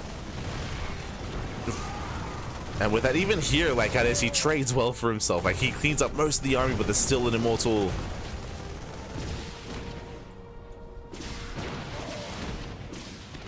Banshee moving in.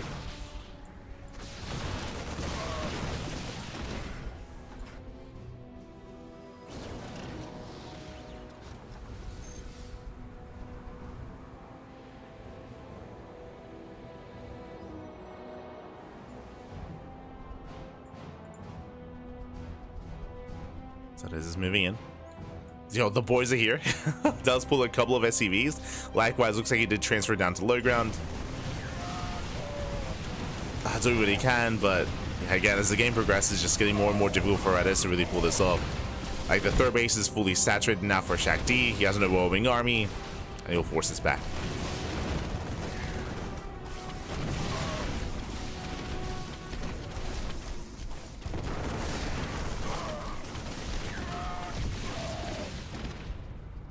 And with that, Shakti can just rally out. Does rally out. And GG gets called. With that, Shakti, he will claim the series. He will take that. He will survive the all-in. He will survive the aggression. And he will take the series 2-1. GG. Whew. GG, well played. Shakti, he will claim the series. He will survive. Again, shout out to AreZ because he did achieve quite a lot of damage there. He was able to get quite a bit done when it came to breaking through the shield batteries, trading with the army, but he barely didn't have enough to keep going. It was very close though, very close, very intense. In the end, Shakti, of course, he was able to leverage his third base to allow himself to have a greater gateway count, to be able to reinforce, to be able to warp in, and to be able to survive. GG. GG, well played. The economy was untouched, so even though it's one of those things, we mentioned this last game even though AreZ was trading with the army, it didn't really matter because Shakti had a greater production capability, he had a greater economy, he can still just warp in. Like, trading with the army was still better for Shakti because his economy was still untouched. GG. GG, well played. With that, Shakti will claim the series, will advance on in first place. Whew, but AreZ, he fought hard, and he will have to fight even harder in the next match, as he is knocked down to the decider match, waiting for the winner of our next series. Let's go. Up next is going to be Sefirofe versus Firebat. Catching with the chat. Didn't really say Proxy Marauder. I said Proxy Marauder just because that would be a more viable build. Going Marauder back at home isn't. It does hit later in that sense. That's what I meant when I said it's a different build. Different build. Does hit later, which means it does not hit as hard. Of course. That's why at pro level, going like 4 racks into boys being pulled is a lot more viable because it hits harder. I should say it hits harder, hits faster. More importantly, again, we've seen players like Max and Hero die to that before. Check out Homeowners matches if you're curious.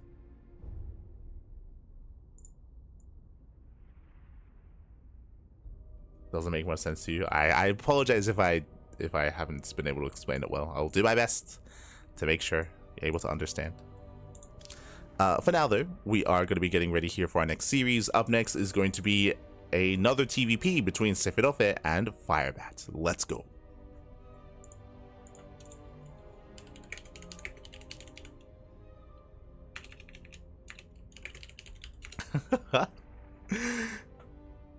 Shout out to iScar. He's saying, I really thought AreZ would win. He was close. He was so close. So close.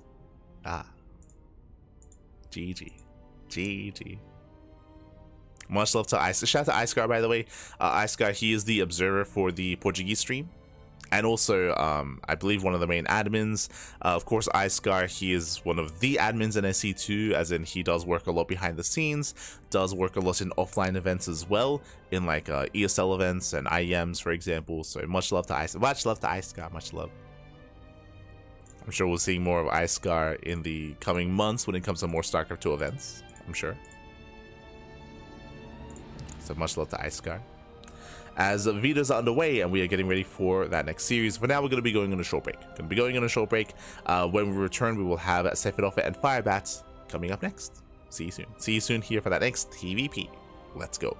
And again, if you are a fan of AreZ, we'll be seeing more of AreZ after this series. He still has one more match, one more matchup. Will he cheese? Most likely. Whether it's a 1-base all-in or proxies or... I mean, we've yet to see a 2-base all-in out of AreZ. True. I'm sure we'll get there. But now, though, we're going to be going on a break, and we'll be back soon with our next matchup. See you soon. See you then.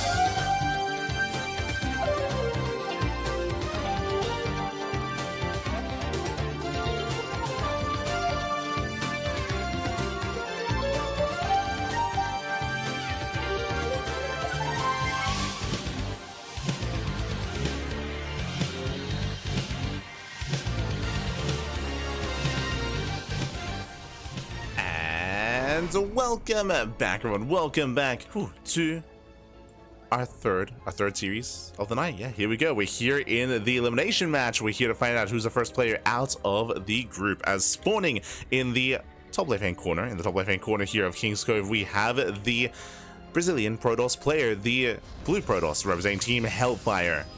It is Sefirofe. And spawning in the bottom right-hand corner, we have the Brazilian Terran player, the red Terran representing also Team Hellfire. It is Firebat.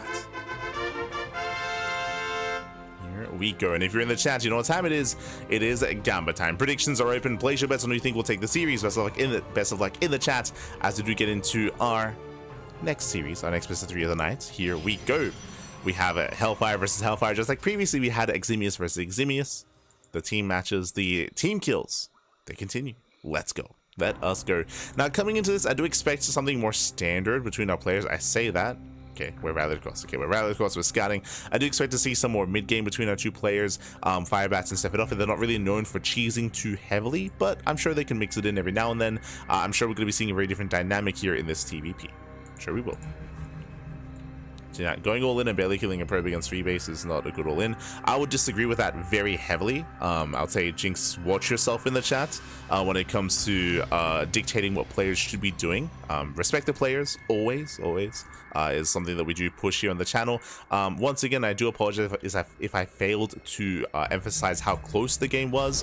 What's important is that in the last game, AreZ's all-in barely didn't work. And when I say barely, even though he didn't kill any workers, he was close to breaking the natural. And once he did break the natural, then he would have killed the natural, killed all the workers. Like, what's important is that it was Shakti that was barely able to defend said base. So I would not call the all-in poor by any means. I would say that it was actually very close. And if you failed to see that, then I do apologize for not conveying the closest of that all-in as heavily. I feel like I did. But yeah. So I do apologize if I was unable to convey that when it came to the previous game. And yeah, this is going to be a proper warning to Jinx though. So now, we are going to be settling into our game. So far we have our take of choice, Twilight Council opener here by Sefirofe.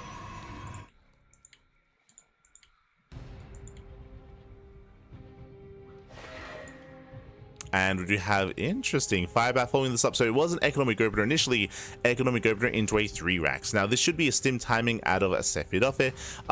This can hit before Medivacs. So ideally this goes into double tech lab, into stim, into combat shields, into a massive bio timing from the side of Firebat. This is something that Cure is very fond of. If you were following StarCraft a couple of years ago, especially in the Side Delta map pool, you would know that Cure would do this almost every single game. And what's important is that every stim counts. So you have to be very careful with how you use your bio army, with how you use your stim, with how you be active on the map.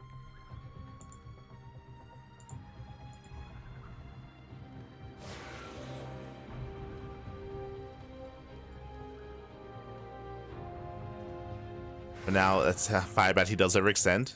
Depths, they do get into the mineral line. Getting an SCV. They get one so far. Yeah, one SCV again. Firebat was able to preserve his workers. So nice control here from our Terran. He will be able to pull back. Does get back to mining. And what's also important here is that I believe that Sefirofe failed to scout. He is not aware what's going on. There's that stim timing that we did mention. Again, 3 racks here from Firebat. He's building up his army, and we are waiting for that move out. Now, from the side of Sefirofe, there are a couple of different ways to approach this. The first is a sentry defense, like Mass Blink Stalker sentry defense. The goal would be to force field, and not to zone the army out, but to cut it in half, right? To deal with a portion of the army at a time as it tries to force itself up the ramp. The other way would be a robo-based follow-up into Fast Bay, into Fast Colossus. Colossus completely shuts this down, but that would have been with a robo opener. Because the Twilight Council opener here, he has to be more active on the map instead. I mentioned earlier how the strength of this build comes with stim, and because that you have to be very conservative with how and when you do stim your army.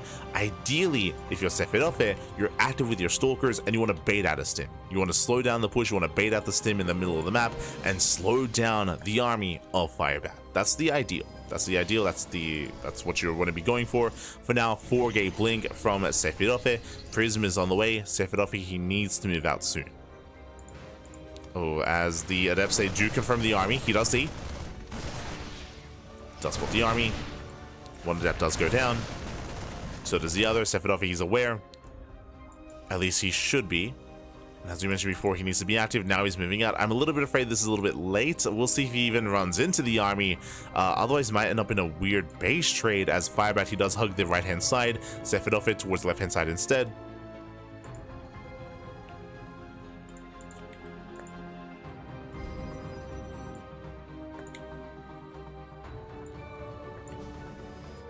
So you see Firebat moving in. Sefirofe, he does miss the army. Oh, does miss the army, unable to pick off any key units.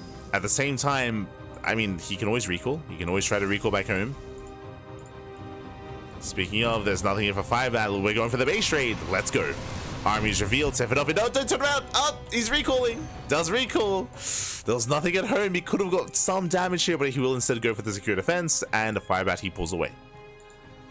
Okay. Firebat, he does pull back, does pull away. Sefirofe is looking for the army. He will find it. But Blinker's on cooldown. Okay, just now out. Safari trades well. Gets one Marauder. And he will clean this up. Yeah, there's the stem. Has to blink the hell out of here. Doesn't quite blink back. And the Stalkers, they do fall. So a bit of a brutal trade here. But Sefirofe, he will still come out on top. He still cleans up the entire army. Looking at the trades, that was 5 Stalkers. 5 Stalkers for 4 Marauders. And 15 Marines. But Sefirofe, remember, it's 4 gate blinks, so he reinforces across the map. He just keeps on going, and Firebat is in trouble. Now, to defend, we need bunkers. We need bunkers to defend. Without them, this army is just so fragile. Sims in, doesn't get the prism. Sefirofe, he can keep going.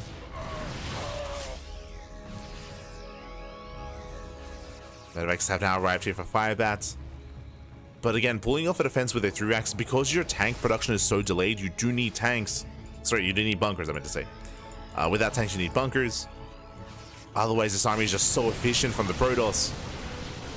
Speaking of, he gets 1, he gets 2, he gets 3 Marauders. Yeah, the Marauders, they do nothing against this.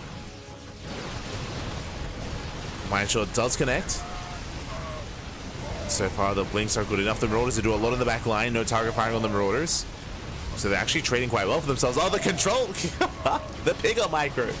Boys are being pulled. More Stalkers coming in to reinforce. And Firebat, he is barely holding on. Doesn't lose many SCVs either. Now the problem here though is what did he lose in the process? Looking at the trades, that was 11 Marines, 8 Marauders, a Medevac, a Widowmine for 12 Stalkers. He does hold, he does defend, but at a cost.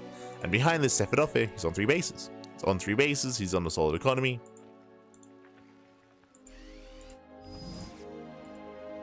Observer does get eyes on this. The Observer gets spotted. Keen eyes there by Firebat. Does get eyes on this. Likewise, Sefirofe. Still just staying in the center and not taking up. And again, there's no rush, right? There's no rush for Sefirofe to try to push in, try to break the natural.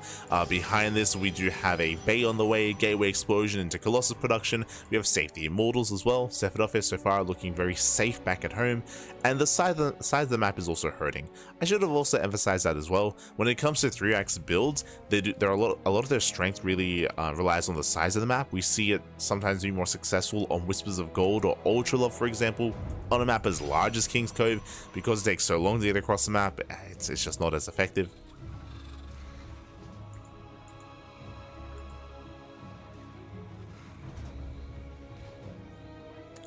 Just not as effective here.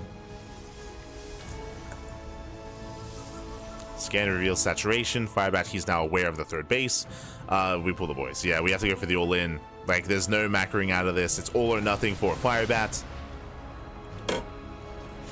It's going to be on Sefirofe to slow this down and to pick away the Marines, pick away the Marauders. So far, I believe Sefirofe, he did not see the SCVs. He doesn't know how committed this is. And again, he does need to pick away the army. Getting a 4th base. Uh-oh. Sefirofe pulling back. Again, this is maybe best case scenario for Firebat. Is Sefirofe not scouting, not confirming? First Colossus has arrived. We have force fields. Okay, force fields going to be key here. Army sims in. Do get a couple force fields, turning back some of the forces. Colossus does pull away. Vikings, they don't shut it down. Oh my god. Colossus lives. And the Colossus does survive. But alas, no more force fields, and the Marauders, they stim in. They break down the Colossus, they get on top of the Immortals. Again, unfortunately, Sefirofe, he didn't see this coming ahead of time. He didn't know it was an all-in. Does get a second Colossus, though. Up! Does get a second Colossus. Boys being pulled. Again, that one Colossus doing so much here to the army. The army is heavily overstimmed. Sefirofe is holding. Yeah, he's holding. He will shut this down. Blinks on forward. Oh, that's a bold blink. But the army has no support. No medevacs, no support. One swipe is all it takes to bring everything down. And GG. GG gets called. Sefirofe, he will hold, he will survive, and he will take game number 1. Whew. GG. And again, that was maybe best case scenario for Firebats. The SVs weren't seen. Sefirofe didn't slow down the all-in. Likewise, he was taking a 4th base as well. Sefirofe, he was not as prepared for that, but he did have his Colossus. And with the help of the 1st and 2nd Colossus, did kite very nicely against the Bio army. Did kite well, did defend, did survive. GG. GG, well played. Sefirofe, he does take the 1st game here. And we'll see how Firebat can recover. Now, my biggest concern here, or my biggest gripe here with this initial game here, especially on King's Cove, is the map was working against Firebat. The map was working against him. We speak about this all the time, but on larger maps like King's Cove, like Abyssal Reef, like Neo Violet Square, these all-ins are less effective because it takes even longer to get across the map. But now we have a much smaller map. We're loading into ley lines, so aggression can be more favored here. On the one hand, it's more favored. I don't expect Firebat to do the same build. Like, typically at this level of play, going for the same build multiple games in a row is not ideal, just because now your opponent is more ready for it. Now your opponent is more prepared, mentally, physically. So I would expect to see something a little bit different here from Firebat this time. We'll see what it's going to be. We'll see if he goes something similar, something different, something more aggressive, something more macro-oriented. From the side of Sefirofe, we also didn't get to mention, but he did open 4-gate blink, so he also went for an aggressive build. It's a little bit different though, just because of the mechanic of the Warp Prism, just because it doesn't matter how large the map is, you can still reinforce across the map. But we'll see. We'll see how our players will approach this as we load into ley lines. Again, a smaller map, at least compared to King's Cove. Let's commit to King's Cove. Here we go. As we are getting into our next game and spawning in the top right hand corner here of ley lines, we have our Brazilian Protoss player leading the series 1-0, 1 game away from making it to the decider match for Team Hellfire. It is Sefirofe. And spawning in the bottom left hand corner, we have the Brazilian Terran player, the Red Terran, also representing Team Hellfire. It is Firebat. Go.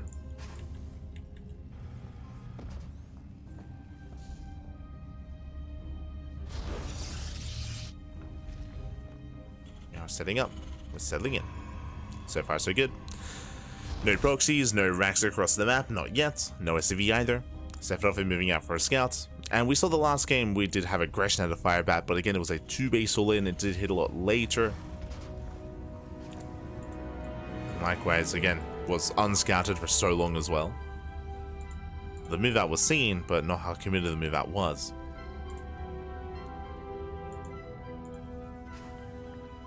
Meanwhile, double gas. So this time already a different opener. Double gas opener out of Firebat leads into a faster factory, into a delayed CC on the low ground. Or just delayed CC. Technically, this can turn into a 1-base all-in. It's very unorthodox and not very or not very common, is maybe a better way of putting it. Not very common, but this can technically lead into a 1-1-1. Sefirofe does head down to low ground. Reaper is on the way. And Sefirofe, he already saw both gases, so he knows that a factory is imminent. There it is, factory further back in the main. Sefirofe is aware. Back at home, just building up, settling in. Gate into Cybercore into expansion. Standard play out of our Protoss for now. And we'll see what kind of opener he goes for as well. I'm referring to his tech. Last game it was a Twilight Council into 4-gate blink. We could see a Robo, could see a Stargate. Stargate play is, I would say, more viable on larger maps. And there it is. Oh, going for a very safe opener. Okay. Now, this makes sense in the context of the series. A Robo opener is very safe, and if Firebat did go for the same build, which it isn't, again, because of double gas, faster factory, last game it was a 3 racks opener off of 1 gas, but if it was the same build, Sefirofe would completely shut it down. Robo opener means faster Immortals, it means even faster Colossus. So very safe play. I would say that right now Firebat has a bit of an edge over his opponent, just because Firebat now will gain map control. He's rushing into a fast... Oh, okay. For some reason, looks bigger than it should be. 1-1-1. In my mind, I saw the building CC. I was like, yo, is he rushing into a fast third CC? No, not the case. Just a natural. Getting into his 1-1-1. Add-on swap as well. Are we opening up Banshee? Or just Raven? There's the add-on swap. Factory pulls away. Starport locking in. Just waiting for those minerals. And there it is. Banshees are on the horizon. Now, Banshee play has been on the rise as of late. I say as of late, over the past year of play in TVP. Opening up Cloak Banshee has been very trendy, especially amongst the Korean Terran players. This can be very difficult to deal with, but remember, because of the Robo opener, this also means fast observers. Now, what it doesn't mean is blink stalkers. So the anti-air and the mobility of the ground army is very limited here for Sefirofe. So that's going to be a downside here when it comes to the defense. Checking his vision, Sefirofe, he hasn't seen anything yet. He does not have a sentry, so no hallucination, and he's moving out. So he does go for a very safe Robo opener, that is true, but he does go Prism first. Well, I should say Immortal into War Prism. So he's going to be a little bit more active. He can be active, and ideally with this activity, he's able to scout the Banshees. Ideally. It does move out. Takes down the initial Reaper, Prism into the main.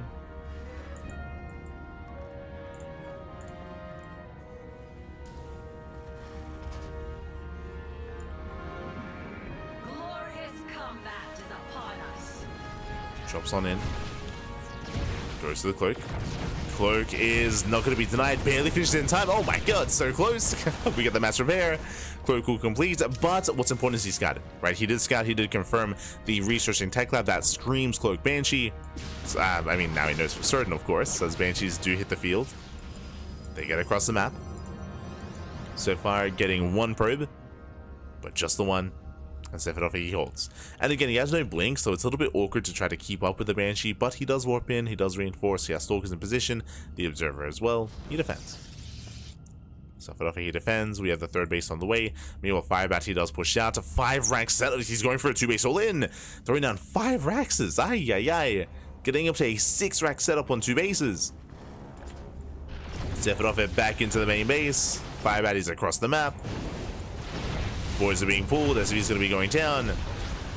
And Sefirofe, he doesn't see everything yet. He does see a racked explosion. Firebat, he commits. He ignores the 3rd. Good choice. He ignores the 3rd base. He's going for the kill. He's going for the natural. SV's going down, delaying some of the production. There's a recall back home. There's that recall. The army does come together. Adept's looking to shade on top of the tank. On top of the bio even. Coming from behind.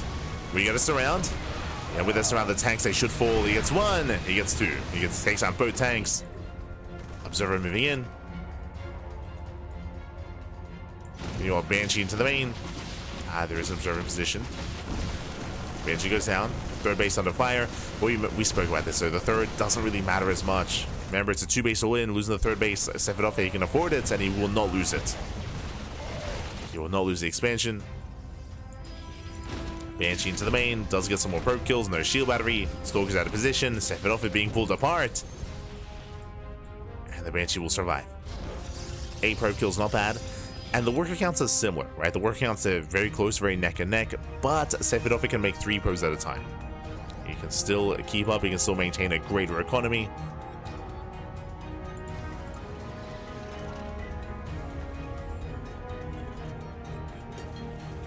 Firebat, he is on 5 Raxes.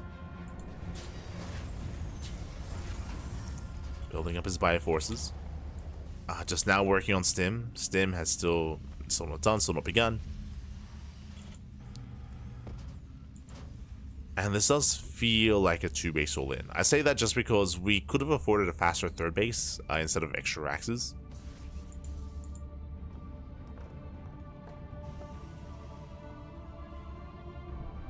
But alas, there is no 3rd. Sefirofe is getting saturated.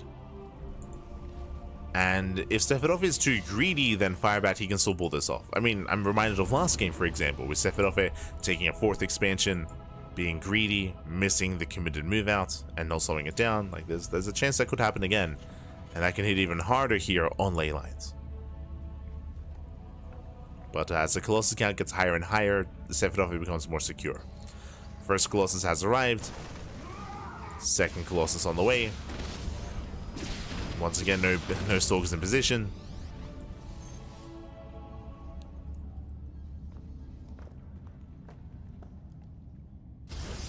Mine drop on the way as well.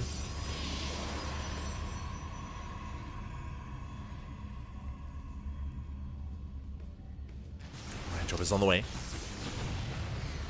Get shut down.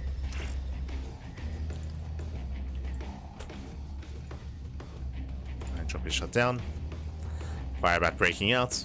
Sefirofe, he does miss this. The observers are not quite in position. Sefirofe not aware. Cannon will defend. Now, even though Sefirofe does miss this push, he starts 2 Colossus. So he has 2 Colossi. Here's the scan. Firebat stimming in. No shield battery. No shield battery to defend.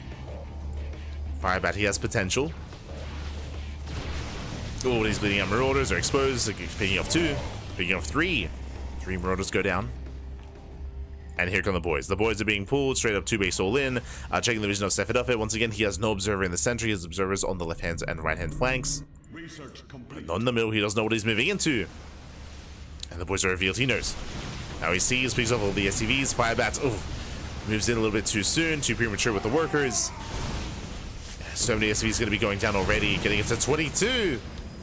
But can he get the Colossus? Oh, he wants one. He gets it. Yeah, he gets one. Barely not. 1 HP? That's the other. Jesus. No shield batteries either. The boys are being pulled. No shield batteries, no support. Stim's in. He gets another. Second Colossus goes down. There's 1 Colossus left, but there's 1 shield battery here at the natural, and the boys they get a full surround. And Sefirofe, he holds. He does hold. He does defend. He surrounds the army. The boys, the probes, are too good. They defend.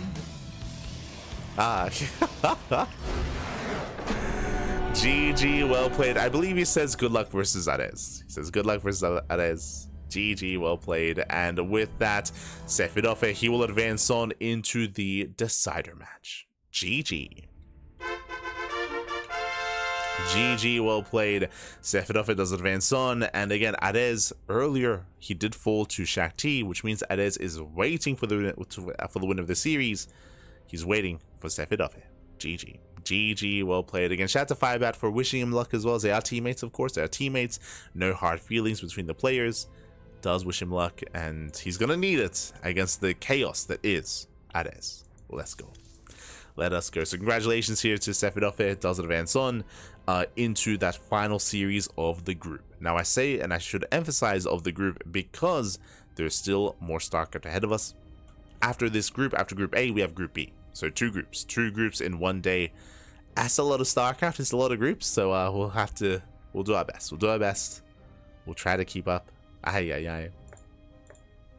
We'll do what we can. As the players need some time. They need some time for their veto, so we're going to be going on a short break. Here. When we come back, we'll have our next matchup. I should also emphasize that Firebat, he was very aggressive this series as well. Non-stop 2-base all-ins. So in a sense, similar to AreZ, where very aggressive, very all-in, but different form of all-in, right? With 2-base all-ins from Firebat, 1-base all-ins out of AreZ. With that, though, we're going to be going on a break. When we come back, we'll have our final TVP, our final series of Group A. See you soon. See you soon, Bobby. See you soon.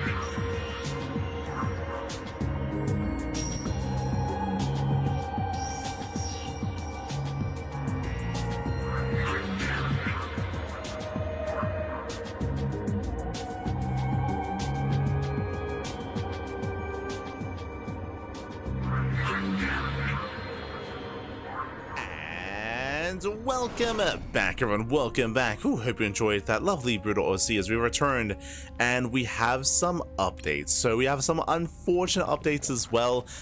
We were about to jump into AreZ versus Sefirofe for the decider match of Group A, but unfortunately looks like something has come up. AreZ is unavailable. He's unavailable. He's unable to compete, unable to play. Something did come up. So I hope everything. Oh, as we go for 13. Sorry, 12, 11. Sorry, 13, 12. Sorry, 13. So something did come up. So I do apologize. In the end, because of that, AreZ, he did provide a walkover to his opponent. Sefirofe does advance on in second place from Group A. Unfortunately, I mean, ideally we did want a series between the two players. I was looking forward to a back and forth, but alas, there is a walkover provided. With that, congratulations to Sefirofe. We do have both Protoss players, both Sefirofe and Shakti, making it out of Group A. Now we are jumping into Group B with a 13-12, and spawning in the top right-hand corner of ley lines, we have the red Zerg player representing the Platinum Heroes. It is Tata Giba. And spawning in the bottom left-hand corner, we have someone we have going for a hatch pool opener. We have the resilient Zerg player for Eximius Gaming. It is Madova. Let's go. And if you're in the chat, predictions are open. Place your bets on who you think will claim the series. Best of luck in the chat as we jump into our fresh best of 3. Now, as a reminder, we have a lot to go into when it comes to the group itself, but for now, let's focus on the match because, mate, we got some cheese coming our way. Let's go. The 13-12 is upon us. That means we're rushing into Ling speed, rushing into Banelings as well. The Lings are moving out across the map. That the Giver, he is committing here into his all-in, and Madova with a drone scout, he confirms. He does confirm the lack of expansion. He sees all the Lings as well. He knows what's going on, and back at home, he cancelled up Spine Crawlers. He cancelled up defensively already. There we go, Spine Crawlers on the way. Ooh, Spine Crawler on the low ground. I mean, this is a late gas geyser, so earlier link production from Madova. True, so he can try to defend this. He can try to hold on a little bit easier here. But yeah, he's not going to hold on to the Spine. Yeah, the Spine Crawler needs to be in the main base. Is going to be denied. That's a kill. That's a kill, not a cancel. Massive pickoff already. Spine Crawler goes down. He gets one. He's going to try and get the other. A couple of Lings do come in to reinforce. Queen is on the way in the main. There's one Queen on the way. Banelings are in production. Again, Madova, he has the tools to defend, but already losing a Spine Crawler is a massive blow here to Madova. Last Banelings that have arrived. Spine Crawler is not done. Banelings, oh, boom, massive connections. They take down the Lings. Lings go down. Spine Crawler as well. Queen gets around, but this is backup Spine Crawler on the way. The Queen goes down. Oh my god, massive pickoff. Queen does fall. Now, these are good pickoffs here, but bearing in mind, Madova still has a lead. He still has an advantage. He does bring the boys down to the low ground. Oh, he pulls the boys to defend. Doesn't quite need them, though. And now the boys are going to be that much more exposed. Lings are poking in. Banelings are on the way. Now, a win condition here for Tata Giba is to either connect with the Lings or connect with the drones to get into the mineral line. Where is he headed? Where's he going? Oh my god, shuts down the Lings. I forgot as well. So he takes down the Lings, and with that, the boys, they're being pulled. Madova, yeah, there's no defending this. GG gets called. Madova, he is broken, and Tata Giba, he will take game number 1. Whew. GG.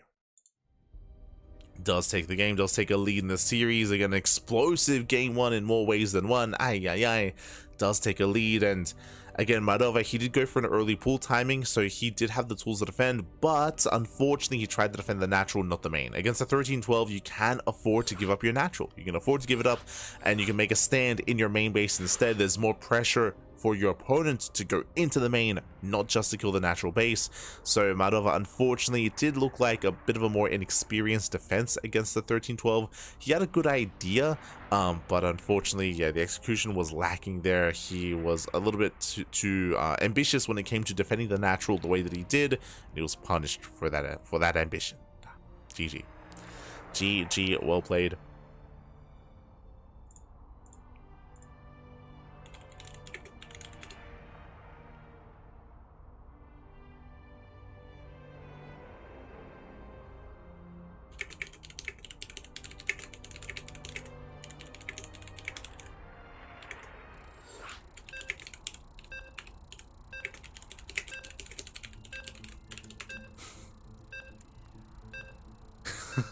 Let's go. Oh, sorry. He was asking what time it was here in Australia. And of course, it is almost 7 a.m. Almost 7 a.m. here in Australia. We're going strong, papi. We're going strong. Let's go. We're good to go. All night long. All morning long, even. Okay. As long as we don't die. And spawning in the... Oh, hello. Spawning in the bottom left-hand corner here of Amygdala, we have our Brazilian Zerg player. This time going for his own cheese, going for a 12 pool. We have our blue Zerg for AreZ Gaming. It is Madova. So we have a 12 pool from Madova. Meanwhile, spawning in the top right-hand corner, going for a 13-12. We have the red Zerg player, also from Brazil, representing the Platinum Heroes. It is Tata Giba. Let's go. Now, there's a lot to get into here. I appreciate that that Madova is being aggressive. That is true. The problem here is that a 12 pool is a macro build. This is a 12 pool into an expansion. Technically, this could be a 12 pool drone pool, I suppose. The problem is that Tata Giba is going to have a comparable link count. Of course, the spawning pool is later. That is true. So lings are going to be a little bit more delayed, and there are going to be less lings because he's mining gas, not minerals.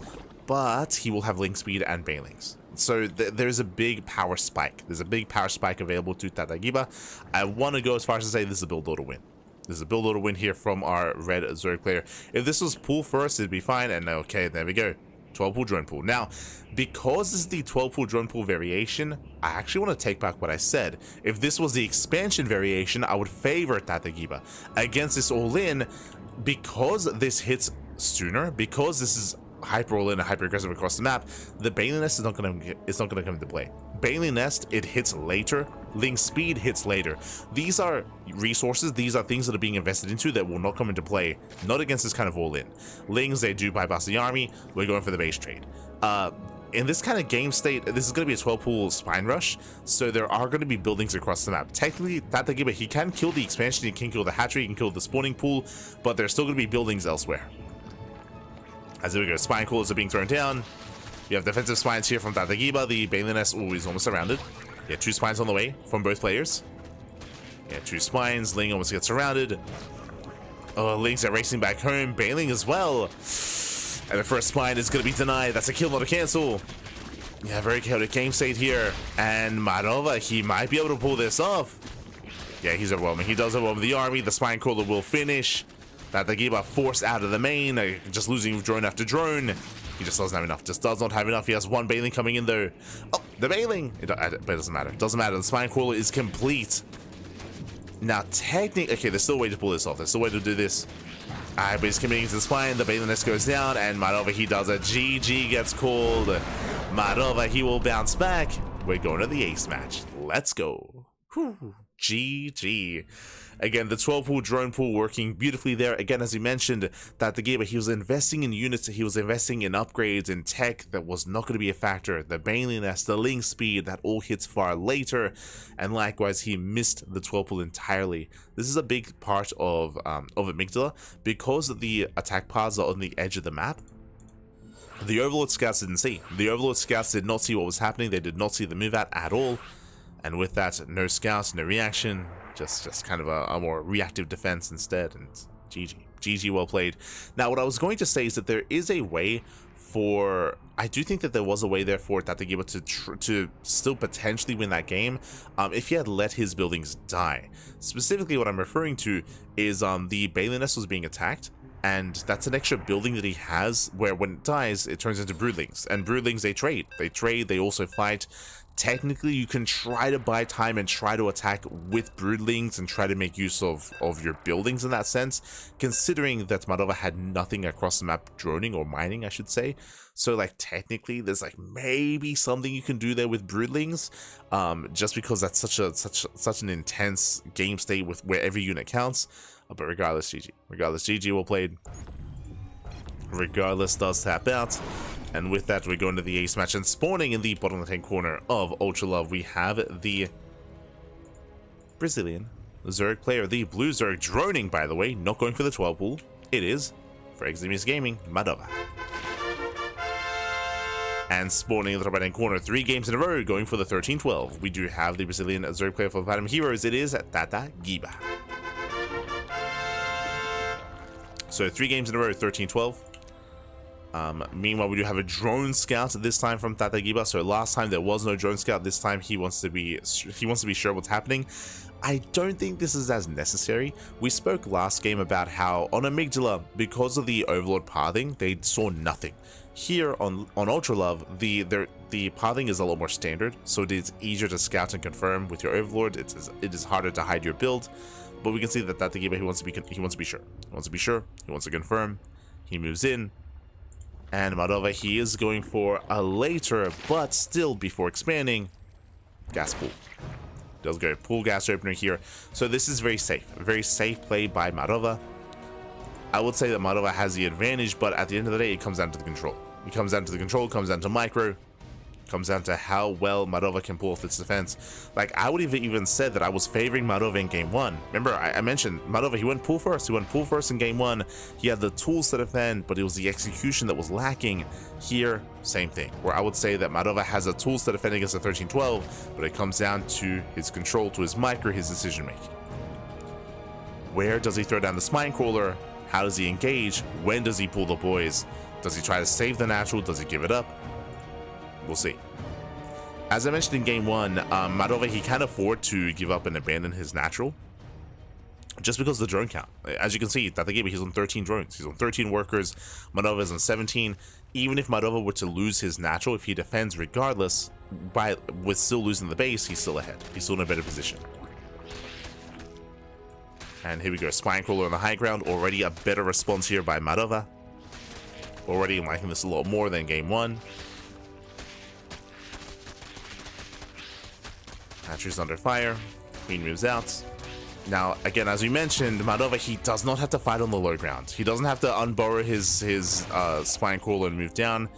He can try to pull this off and save the base, but it is risky. As here come the Banelings. And Madova, he doesn't have to be down here. There we go. Link speed kicks in. Spine crawler is too far back. Like, if we're going to try to defend the natural, we need everything. Lings, they bypass the natural. Oh. Queen is gonna trade as best he can, but the queen will die. Banelings, they head into the main. They can bypass the spine. They're going for the mineral line. And Madova, he has to split. He has to split. Up. Oh my god, does pull away. Oh no! Oh, brutal connections. Drones, they go down. That is 6 drones already falling. And just like that, Madova is now down in workers. But he will save the natural. Okay, so there's a bit of a give and take here. He's now down in economy. He's now down in workers. He has to reposition that spine crawler. If we're going to defend the natural, we need that spine on the natural base. More Banelings on the way. Banelings are morphing in. Madova, we need that spine. Come down, Papi, calm down. Come down to the low ground. We need the spine. There's the expansion. And now's the time to drone. Now's the time to reposition the spine crawler and drone up. And Madova, he's droning. He's doing one part of that. But here comes Tatagiba, and this is going to be a tough defense without Banelings. Yeah, Tatagiba, he will break the natural. He will break it at this point. Without an additional queen, without a spine crawler.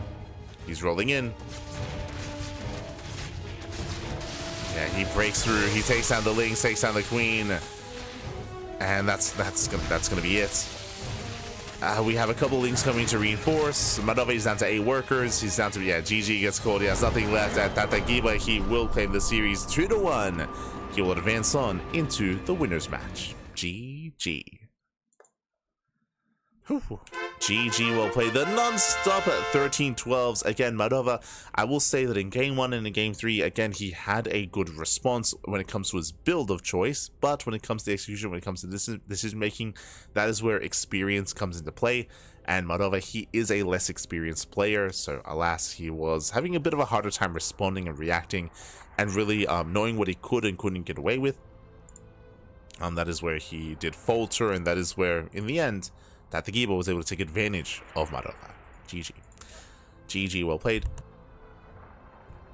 With that, Tatagiba, he will take the series, and now we can get ready for our next match of the broadcast, the next match here in the group.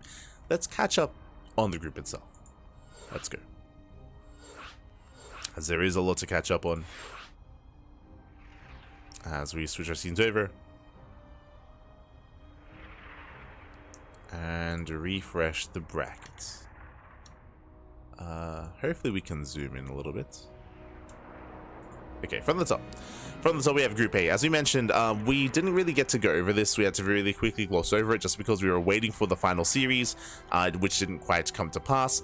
We had Shakti. Shakti did take down Sefirofe initially, then took down AreZ. It was not easy. Sefirofe and AreZ did take some maps. They went all the way to the ace match, so very intense back and forth here between Shakti and his opponents. Likewise, AreZ took down Firebat. And we were getting ready for the final series. Sefirofe took down Firebat 2-0, and the final series was getting ready, but unfortunately something came up. AreZ was unavailable, and Sefirofe got the walkover. So in the end, we have Shakti and Sefirofe making it through Group A. Meanwhile, we have now the beginning of Group B. And we had no Zerg players in Group A, but we have almost nothing but Zergs here in Group B. Instead, we have Tatagiba, Marova, Vitorino, and Maffer as well. So we just wrapped up our initial ZVZ. Again, did go in favor of Tatagiba. Does claim the initial series. Up next, we have Vitorino versus Maffer. As a reminder, this is a GSL style group, so the players are still in the game, or they're still in the tournament. Marova will be facing off against the loser of this series, and Tatagiba facing off against the winner instead in this GSL group. Tomorrow is going to be Group C. So tomorrow we have Group C. Tomorrow we have Group D as well. So we have the upcoming groups coming up tomorrow in 24 hours, or I guess in 21 hours time. That'll be tomorrow's groups. So yeah, four groups in the group stage 1. Following that, we have next week Group Stage 2. We have Group Stage 2 on the horizon as well, and then the offline event. Then we have the playoffs. Oh boy. So a lot of StarCraft, a lot of content to come. A lot going on here in Brazilian StarCraft. Meanwhile, the sun is rising, papi. The sun is rising. Let's go. Let's go.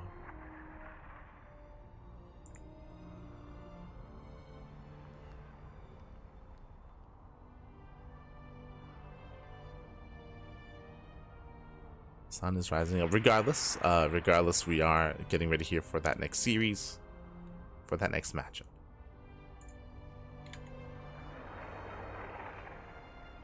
All right, getting there.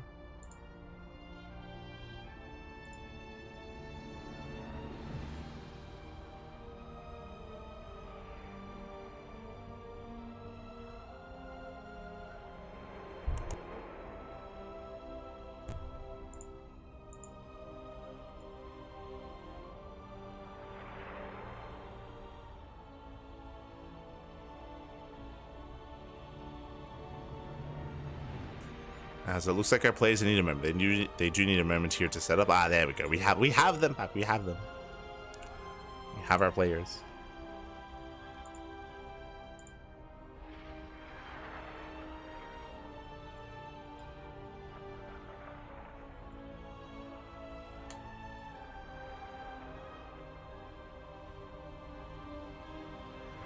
Beautiful.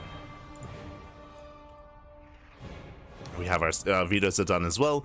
Game 1 is going to be on Amygdala, Game 2 will be Leylines, and Game 3 will be on Ultra Love. So we have our vetoes set and ready. We have our first map. And we get to feature some ZVT. Let's go. Let's go. And again, of course, Tatagiba is waiting for the winner of the series. Waiting for the winner of this match. Looks like our players, they might need some time.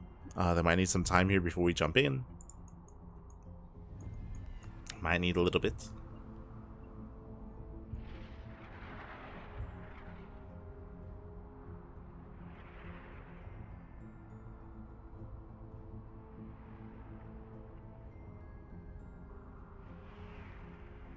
I bet the Zerg is going to win. Let's go.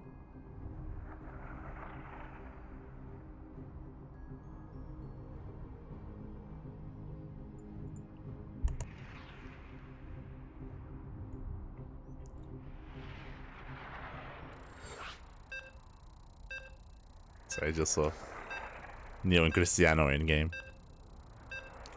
For now, though, we are jumping in. Again, we have our vetoes, we have our map, and we now have our players. We have our players. We're jumping into game number 1. Let's go. Now, are we going to be able to embrace some macro here? We have yet to do so this entire broadcast, actually. We've seen I would say nothing but all-ins, nothing but aggression. Even the PvP earlier was hyper aggressive with non-stop DT play. So can we ever embrace like a 3-base economy here in this broadcast? Can we get there? Can we get there? Never. And sporting in the top right hand corner of Amygdala, we have the Brazilian Terran player, the blue Terran representing Team Hellfire. It is Maffer.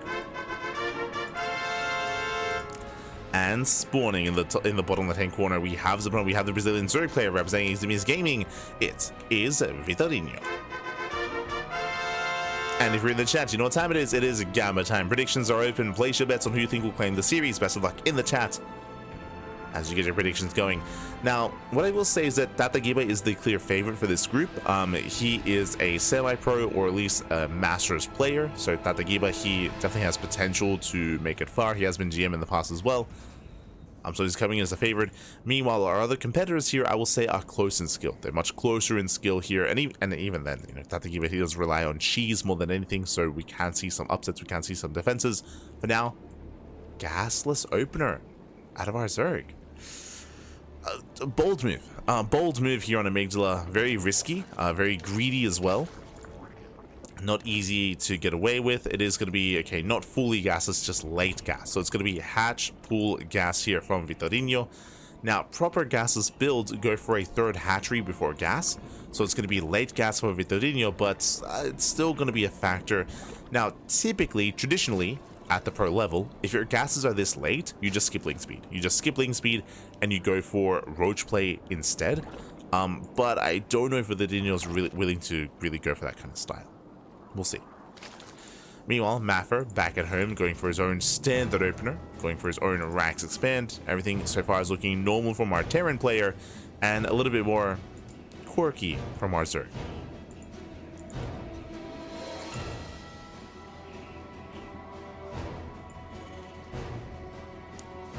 Here we go.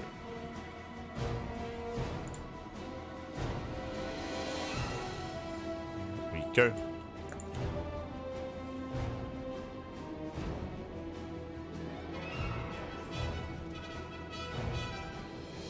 As, oh wait, Jesus, we're delaying link. I mean, we are delaying link speed. We're going into overlord speed. Okay.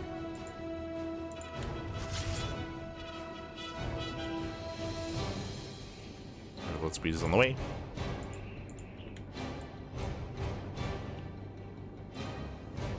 Likewise, we have Maffer going for a third CC for starport. Economic build here by our Terran player.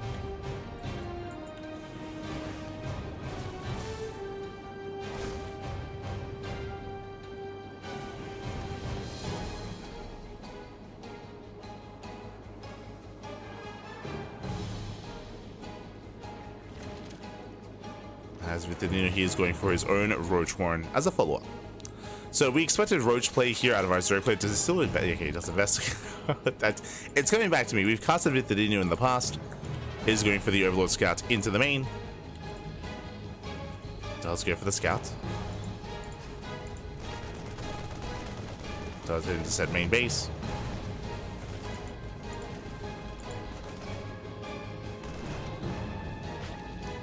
Likewise, Vitorino setting up.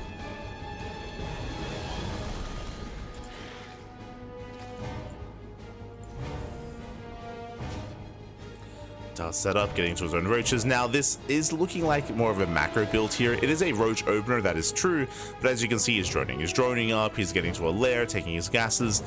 This is, I would say, inefficient but very safe play by Vitorino to rush into Overlord speed in such a way.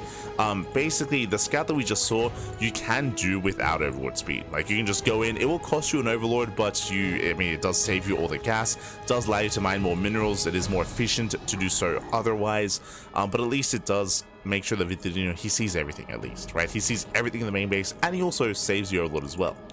So he is aware of the timing of the third CC. He's also aware of the 1-1-1, where you can see it's going to be Banshee play, and of course Vitorino can assume that as well, as that is very standard.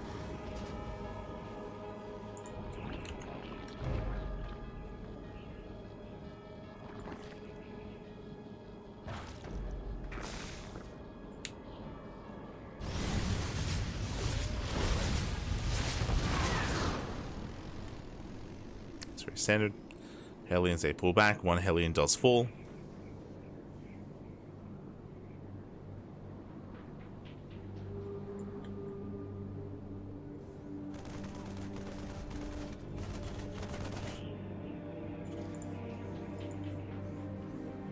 Vittorino does get into the main, does get a full scout.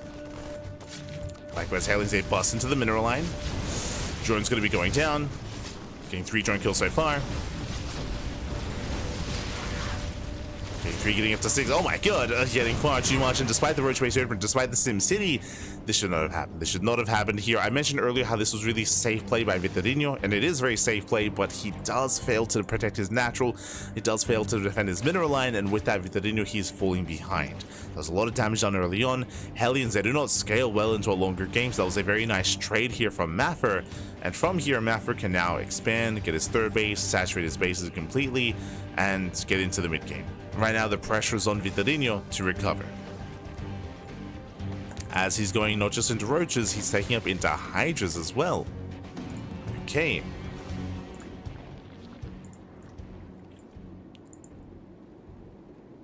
Hydras are going to be on the horizon here.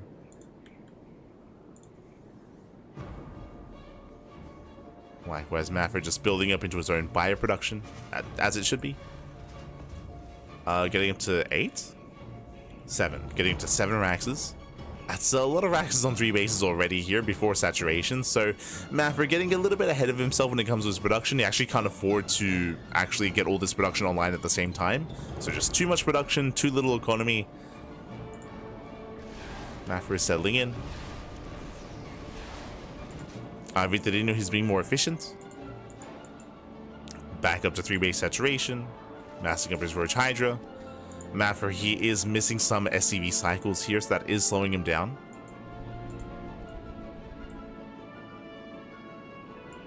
He's going to get on top of that. Going to saturate that 3rd. And then he can turn all of this online. Coming into the mid game, I do still favor the setup here, or the overall, I was going to say the overall army composition of Maffer, but Vittorino also going to be incorporating some spellcasters. We have Infestors on the way, we have the Hive on the way as well. Vittorino getting to Roach Hydra Infestor. From here he can go into Lurker Tech, he can go into, I mean, Lurker Tech should be the go-to, especially with range upgrades, but we'll keep an eye on him. If he goes into melee, we could see maybe a switch into Ultras, for example. We'll keep an eye on him.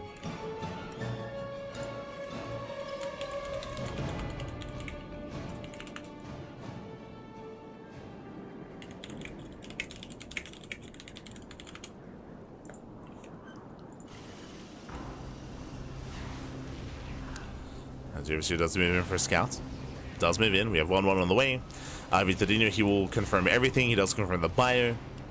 Does confirm the production, the economy. From here, Maffer, he can go into his own 4th. Meanwhile, Vittorino still building up his own forces. Now, what I will say is that Maffer, he hasn't really seen much. He did harass earlier with the Hellions, that is true. But the Banshees, they've been at home. Yeah, the Banshees haven't been harassing. They've been stuck at home instead. So he doesn't really know what he's up against. He saw the Roaches earlier, but it could be Roach Ravager Ling Bane, or it could be Roach Hydra, as we're seeing here. And this was an option. I'm not too fond of this. It is going to be the Ultra Cavern. As I mentioned, if we saw melee, then Ultras would make sense. It's +2 range. So these Ultras are going to be, they're going to be very much so lacking when it comes to upgrades. So lack of upgrades here for Vittorino. The Ultra is going to be weaker as a result. They will at least have carapace upgrades, assuming we get into +2 carapace, assuming. And then of course kindness plating as well, so they can be tanky at least. But an interesting setup to say the least. So a very unorthodox composition out of Vittorino, but he can still make this work. At the same time, Maffer moving in, going for his double drop. Harassing for the first time while he's building up his forces and claiming the gold. I mean, he's about to max out, true. He is maxing out. Now, pre-Ultra, I still favor Maffer here, but a lot of it will come down to the fungal growths. Will come down to the blinding clouds. Oh, abduction's coming in. Oh, we can abduct. We get 1. We get 2. Yeah, we do shut down the Medivacs. Oh, abduction and a parasitic bomb as well. That was very costly energy-wise. That means there's no blinding clouds for the main army. Uh-oh. Yeah, there's no Vipers. I should say the Vipers are not going to come into play. The base goes down. Massive pickoff. Drone's going to be falling as well. Very nice move here from Maffer. Takes down the expansion and the mineral line.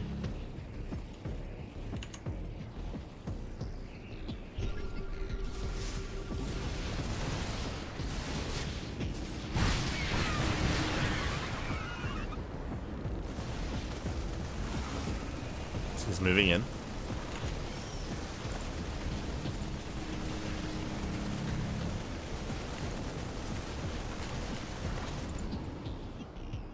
He's moving in. Yo, macro game for the first time. True, true. This tournament. Let's go.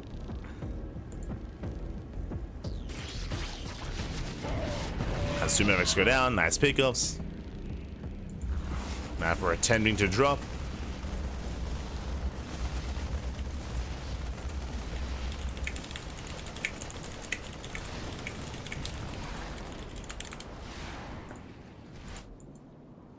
Once again, that's going to be another kill. Yeah, kill, not a cancel. Takes down another expansion. Vitorino, he's stuck on 3 bases. Ultras are revealed, but again, these are 0-1 ultras without kindness plating. Now that does trigger Ghost Academy. 3-3 is also on the way. I will say that against these ultras without any upgrades, the Marauder tank composition can still trade well. Go for Professor goes down. Vitorino, he's committing in. Does commit. We have some blinding clouds, but again, the ultras are going to be melting. Nice fungal. But 2, 3, 4 ultras go down. The final ultra falls as well. But looks like it is going to be enough here to break through as the Hydras, they get on top of the final army. Bio army a little bit too late. Reinforcements, they arrive too little too late here. They do not protect the tanks. Still a very back and forth trade. Ultra does escape, does survive. From here, Maffer is forced back. Despite getting the gold, he never saturated. Never saturated the gold base. Again, the macro here of Maffer is slowing him down. It's hurting him more than anything. We have extra SCVs. We have to saturate the gold. And then again, there's no harass. There's no harass here. There's nothing stopping Maffer from claiming said gold base. As he's oversaturated, he does have to transfer. If he were to, he'd be the first to max out. 100%. Like, Maffer has the potential to be in a better game state here. But he needs that economy. And it might just be too late. Vitorino is moving in. And now he transfers. But he might not be able to actually take advantage of the economy itself. Vitorino moving in. Does move in. Has a supply lead. Yoinks the tank. Tank goes down. Is going for the planetary itself. Yeah, the planetary doesn't pay for itself in the end. It does go down. The mineral line as well.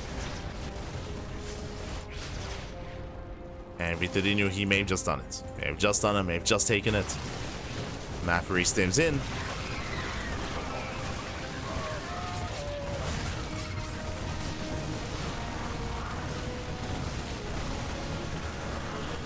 Stems in, gets into the mineral line, getting 7 drone kills, 7 drones. Ultras, they do file in as well. Vitorino, he will defend. He's been hurting economically down to 45 workers, but the main army here is what's important. He has an army. He was able to preserve those Hydras earlier. Now getting into kindness plating, getting into 1-2 upgrades. Not the best upgrades, as his opponent has 3-3, but good enough.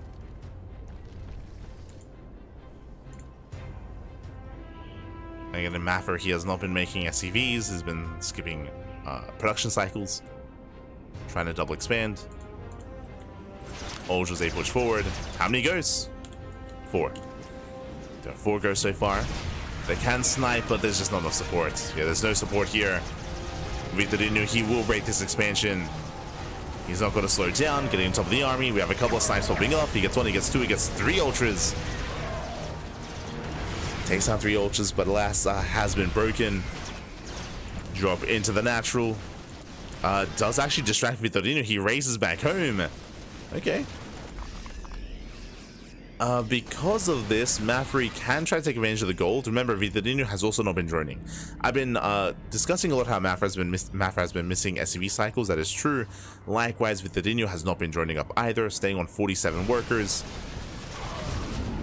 But as I mentioned before, what's important is that even though Vitorino has a worse economy, he still maintains a larger army. Like, he still preserves key units, like his Vipers, like his Ultras, like his Hydras. And there we go. Now he's joining. Now he's joining up. Vitorino, he moves out once again.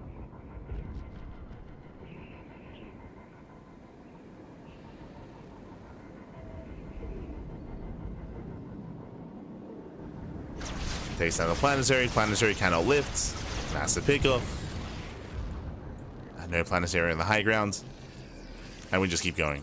Just keep on going. We get some nice snipes. Getting 1, 2, getting 3 ultras once again. Getting 4. Like, a lot of ultras are going down. But there's still so many more. They get a couple swipes off. As that's what? 5 ultra kills. 3-3 kicks in. Not bad. Maffer, despite being down in supply, does take the better fight. Does take a much better fight, and he does hold on to the goal. Okay, we're in this. The goal base survives. The goal base is actually mining. At this point, I would say just lift and land the main. just lift and land the main base. But now long distance mining. There it is. Floating over towards the 3rd location. Vitadino, though, he did just drone. And he's still droning. He's still droning up. Now, he did lose all of his ultras, and Vitadino, he does have gas, but he has no minerals. He has no minerals. He's lacking an army. Maffer, he's pushing in. And Vitadino, he has nothing. He has nothing to defend. He has, what, 10 Hydras? That's not enough. Yeah, this base will fall. There's no saving this. The expansion does go down. Maffer taking top left. Sorry, Vitadino taking top left. How the pendulum swings from one player to the other. Crazy. It's back and forth. Maffer now in a better position, but he could overextend, only fighting with a portion of his army. Right now, there's nothing stopping him from just A-moving it. Right now, there's no infestors, so there's no fungal growth, there's no blinding cloud, there's no ultra. Unfortunately, he doesn't know this. He doesn't know what he's pushing into, but like now is his time. He does have a massive lead, a massive advantage. Well, as he's giving Vitadino a lot of respect. Back at home, getting another CC, moving in a planetary. Filling up his army. Vitadino, there's no reason to push into this. He does try to break out, fighting off of creep.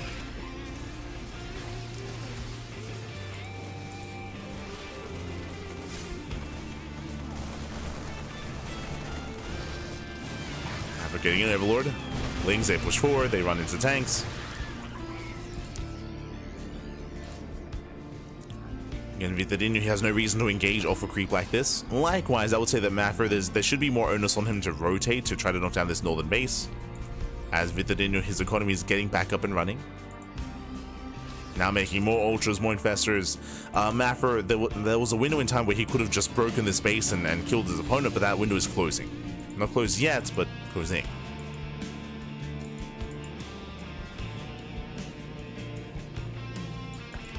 As Maffer, he's rallied in.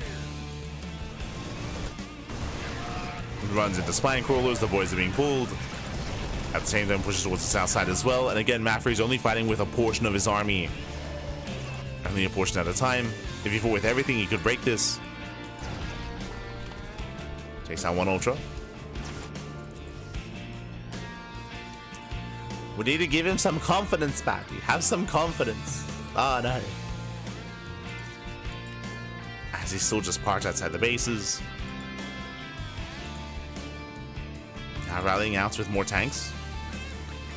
Now more tanks should allow him to slowly siege forward. Like this should be a sign here of things to come. As Maffer should be able to move out. Sims in, takes out the expansion.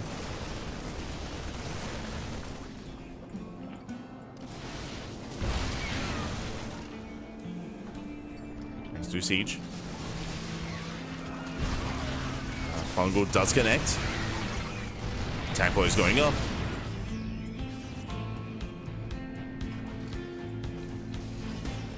This is a risky move here from Maffer, and again, he's only fighting with a portion of his army at a time. He is allowing Vitadino to rebuild. Okay, that is a lot of ultras. We need some snipes. Goes too far back. Best fight here for Vitadino. He takes down most of the tanks. Yeah, snipes are late. Now they're coming in after the fight. After the fact here. And Maffer is losing his economic lead, or his army lead even. And likewise, he's not been making SCVs, so no SCV production here from Maffer. Does take down an expansion, does take down the mineral line.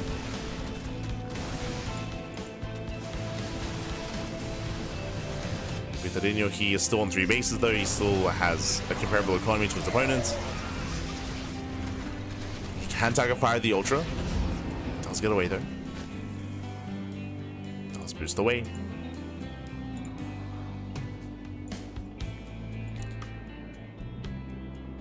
Maffer still not making STVs. Aye. Likewise, holding on to energy as well for mules. I guess for scans. Now transferring over. Maffer is still going to be the first to remax, but Maffer has never been fighting with his entire army is the big problem here. He never fights with his entire army, he only just goes for drop play or goes for a portion at a time, so this is allowing Vitorino to survive. Survive, to recover. Gets a couple of drone kills, not bad. Gets 5-6, takes down an Infestor, a couple of Hydras. This is well worth it here for Maffer. At the same time, Vitorino moving in, but the planetary will hold. Do we have any ghosts? Just 3. Just 3 ghosts. And yeah, he's done it. He has done it. He defends back at home. He breaks through across the map. Takes down the mineral line, takes down the Hydras. Vitorino, he barely has anything left.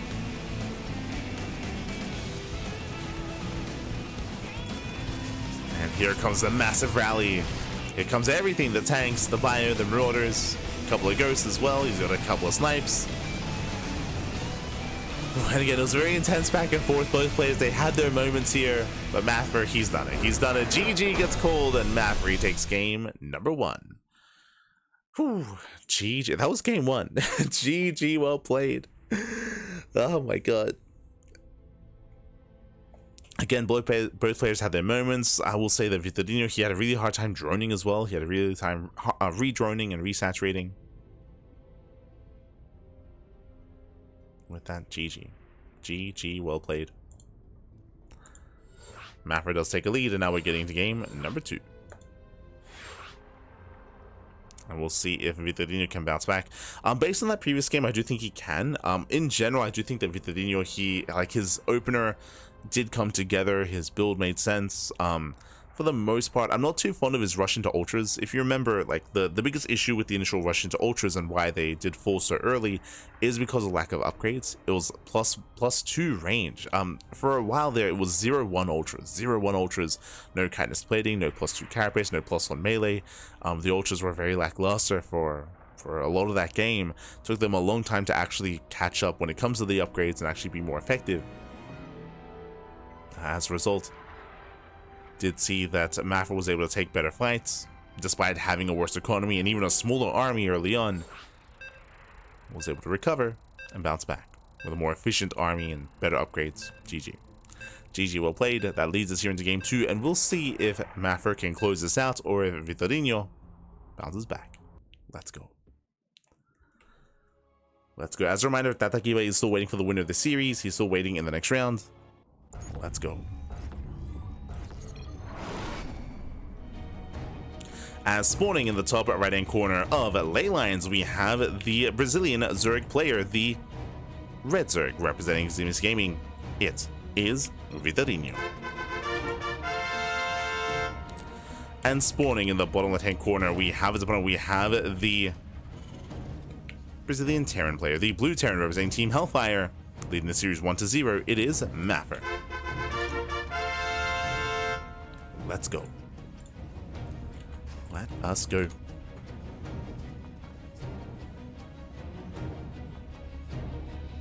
As we are settling into our next game. And again, it has been an intense back and forth already. I mean, even last game, like, there were good moments or better moments for Maffer, then into Vitorino, then back and forth and back again.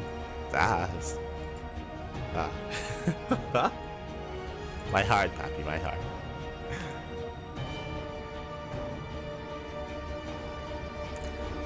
And we'll see if we can force the ace match here. Now, as a reminder, last game we did have a late gas opener, but this time, okay, hatch, gas pool. Looking a lot more standard. Now, because of the later gases last game, we did assume it was going to be a Roach-based build and Roach-based opener, which it was in the end. Here, we can lean towards Ling Bane. We can get into faster Ling speed. We'll see where our Zerg player takes us. So Mapper is expanding.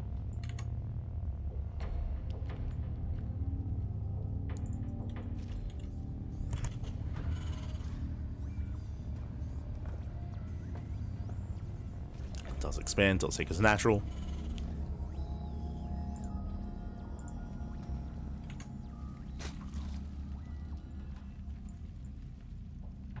Likewise, Vitadino back at home, also settling in. So far, so good.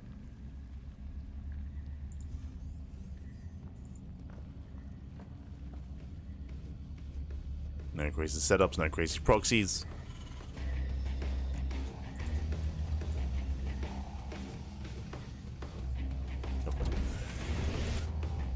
And I appreciate that we're finally getting some macro out of our players. Like, if you weren't here for the previous matches in this broadcast, it was just non-stop aggression, non-stop all-ins, proxies, cheese. It was crazy. now we can calm down. Now we can enjoy a macro game. It's crazy. Third base is on the way for Vitadino. At a center timing, Ling speed is on the way. Vitadino, he even pulls out of gas. And likewise, third CC before Starport. So economic opener here out of Mapper and economic build out of Vitadino as well. Stark contrast as what we saw last game.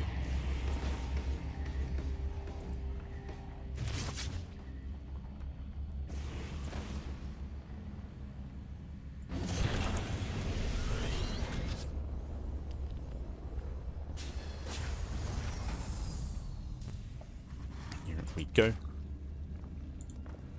Now, as a reminder, last game we did see Maffer go into Banshees. He didn't research Cloak. He went into a singular Banshee, then into his own 3-way setup, into 5 Raxes, into his bio tank. He was very passive last game, which is my big criticism. I mean, he did go for a Hellion run by, true, and he did do a lot of economic damage with it, but it was very passive with his Banshees. It was very passive with his medevac timings as well. Did stay back at home until his eventual tank push. We'll see if that changes coming into game 2. As here comes the Overlord Scouts.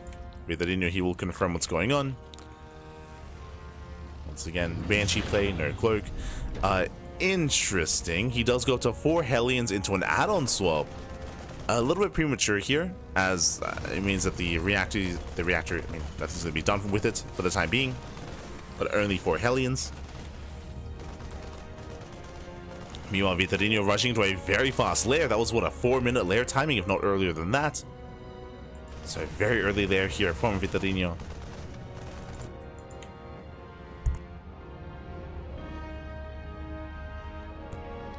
Likewise going for the Bailey Nest. Now, we do have to keep tabs here on the gases. If we do take earlier gases, we could try to go into 2-base Muna, but as I say that, we have pulled back into gas, but no extra gases are being taken. So this might just be for safety for an earlier Overseer Scout. Hellions, they dive into the natural. This time, Lings are ready for it. They're ready for the dive, and they do get us around. And nice skin up here from Vitadino. This time, he does not lose a drone. Does defend. I believe maybe 1 drone goes down. Not even. As we panic a little bit here. Oh, canceling the Spire. Sorry, canceling the lair, canceling the Spine Crawler, going to gases. It's a lot of gases on the way. Lair is now complete. And typically this should lead into an early Baneling speed timing. Baneling Nest is done. Baneling speed has not yet been researched. Likewise, no Evo Chambers either. Back at home, Maffery does defend. I mentioned before how passive he was with his Banshee last game, and the same thing this game as well. He keeps the Banshee at home. Now, last game you could attribute this to the fact that we saw a Roach-based opener with his Hellion run by, so he was being defensive against Roaches. Here, there is no Roach Warren. There is no setup. And last, this means that Mapper has less scouting, less vision across the map, less awareness of what's going on. We'll clean up the links.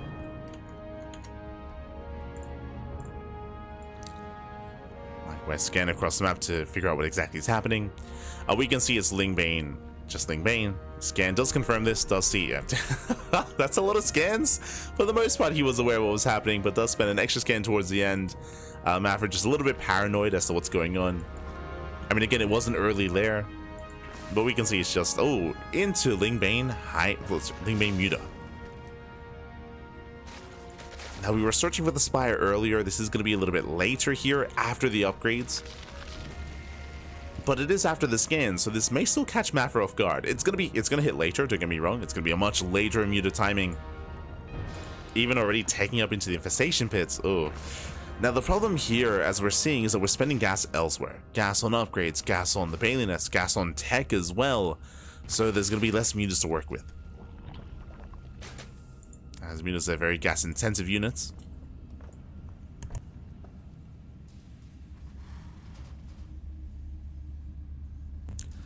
So that is my concern, at least.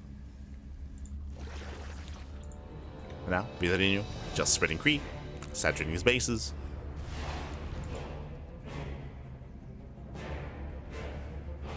Setting up back at home. Maffer, well, once again, a bit of an overreaction here, a bit of a misclick. Going back to mining. Oh, I think he lifted. Oh, God. We've seen this before. I think he lifted his CC for a moment and he had to land it. So all the workers, they all went to the third base to just send the resources. We've seen that before. Calm down, Bobby, calm down. Meanwhile, Hive is on the way. We have 7 mutas in production. 7 mutas, that is enough to harass. That is more than enough to one-shot workers. So Vitorino, he can get some damage done across the map.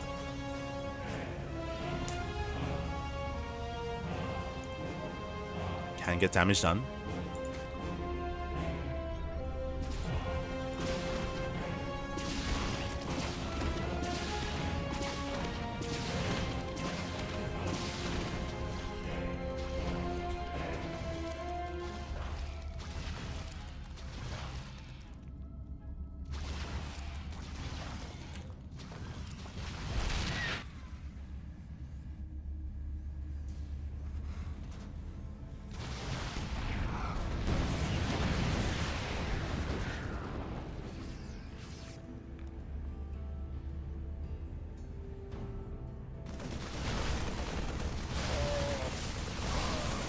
Mutas they poke in.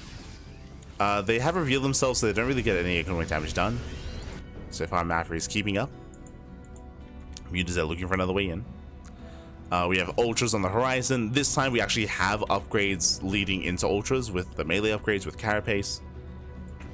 That was one of our criticism last game because of the initial Roach Hydra, because of the range upgrades and lack of Carapace. I mean, the Ultras, they just were lacking in their strength and their power. Not this time, though. This time working into 2-2, eventually 3-3.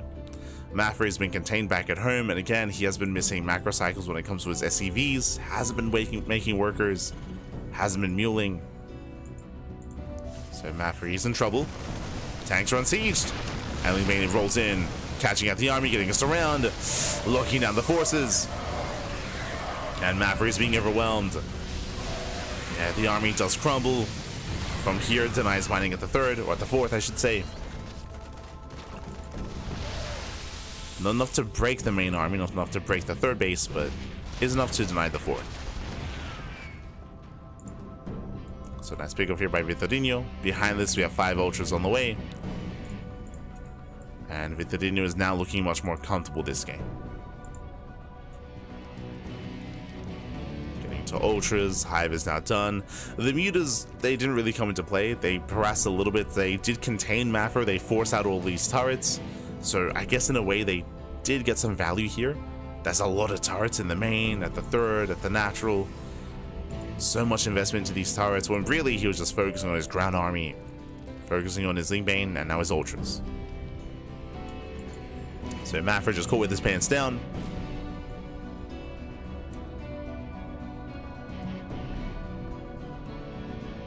And Vitorino, he's maxed. Maxed out at this point. He's got Vipers, Investors, Fungals, Blinding Clouds. He's ready. He's ready to move in. Yo, as we get into this, so a big shout out to Rotterdam in the chat. Gah, Bobby Gah. Thank you so much. Thank you so much here. As here comes a dive. Vitorino moving in. Here come the deductions. Gets 1, gets 2. And there's just not much left. There's not much left here. He does roll in. Shuts down the bio. It doesn't quite get on top of the tanks, but it's gonna be good enough. As he takes down the planetary, he cannot lift. Planetary finishes just in time to go down. And Maffer is stuck on 3 bases. He's stuck with barely an economy, down to 50 SCVs. He's mulling his heart out. He's trying to hold on. But Vitorino, he can just chill, calm down, and build up. But thank you so much, Rodem. Hope you enjoyed the Platinum Heroes, the new Platinum Heroes event.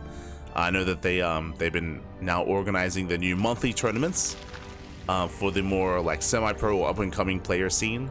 So big shout out to Rotterdam and to Platinum Heroes for hosting that event. Hope you guys had a good time. Thank you for the raid, and welcome one and all to the Brazilian StarCraft 2 circuit. For those that are just now tuning in, this is the beginning of a big event happening in Sao Paulo. There's going to be an offline event in Brazil. Again, that's going to be on the horizon. That's going to be in a couple of months. This is the online group stage, though, into the offline playoffs.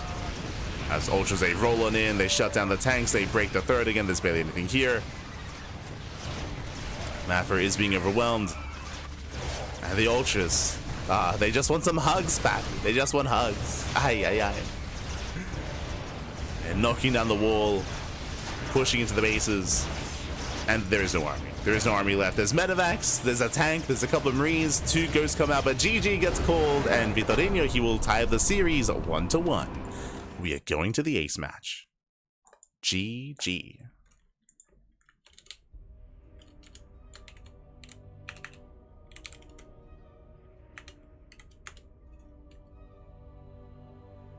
Flash shouts. Rotterdam. There we go. Just giving Rotterdam a shout out. But GG, well played. Este light. Este Jimmy.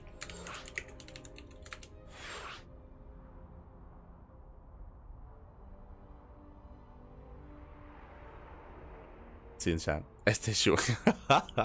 Good morning, babies. Good morning.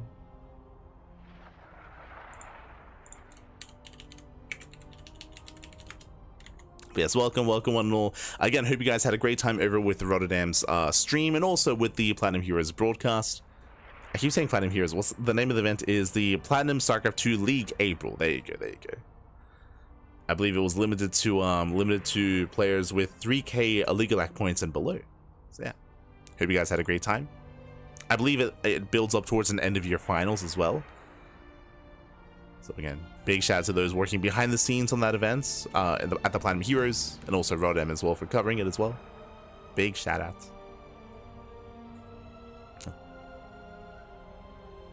Oh, Jumi won the event. Let's go. Este Jumi. Aye. Do love to see it.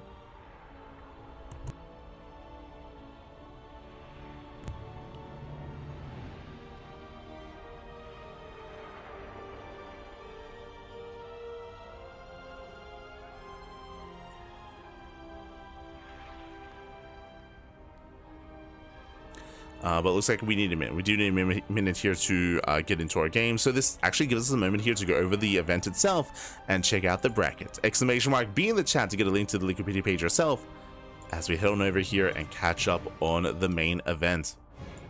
Now again, for those that are just now tuning in, this is the group stage. Now the group stage is being held online. We have group stage 1, which is 4 full groups of players, as you can see here. Again, all Brazilian, by the way. The Brazilian on Brazilian action. It's beautiful. It's amazing. We're currently in group B. So today we have group A and group B before us. Tomorrow it's going to be group C and group D. That leads us into group stage 2. That's going to be next week. And then we have the playoff bracket as well. And again, the tail end of the playoffs are going to be, I believe, potentially even the entirety of the playoffs are going to be held offline. There is an event in Sao Paulo. Shout out to Cosmo, shout out to the Brazilian scene, the Brazilian community. They have been crowdfunding this offline event for the prize pool, for player travel as well. So there's a lot of effort, a lot of work, a lot of time, a lot put into this event. So big shout out to those working behind the papi, much love. As the Brazilian scene is thriving, and here we go. We're getting into game number 3, the ace match, and spawning in the top right hand corner of Ultra Love, we have the Brazilian Zerg player, the Red Zerg representing Eximius Gaming. It is Vitorino. And spawning in the bottom left hand corner, we have his opponent. We have the Brazilian Terran player representing Team Hellfire. It is Maffer. Here we go. As we have had a couple of different openers and styles so far in this series. Game 1, Vitorino did open up Roach. He went Roach into Roach Hydra into Roach Hydra Ultra, which was a bit of an awkward transition. We did speak about it previously, but didn't really have many upgrades for his Ultras by the time they hit the field. They were 0-1 Ultras, which was crazy, and they didn't really have much power behind them. They didn't really have much strength behind them either, and we saw the awkward transition led into Mafra having just a much stronger defense, much stronger setup. He had 3-3 by the time we got into 1-1, I want to say. It was crazy, and in the end Mafra did snowball out of control.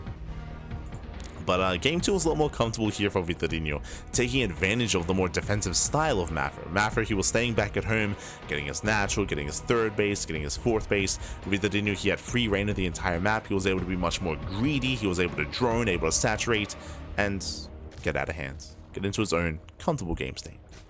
So coming into this, I do lean towards Vitorino, but we have seen Mafra 5-pack before. We'll see if he takes a more aggressive approach.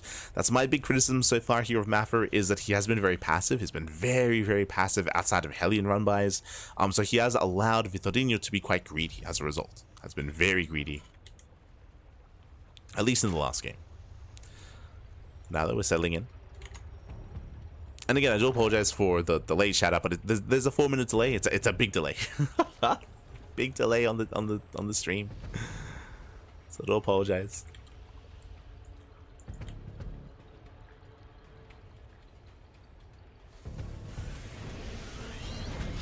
Here we go.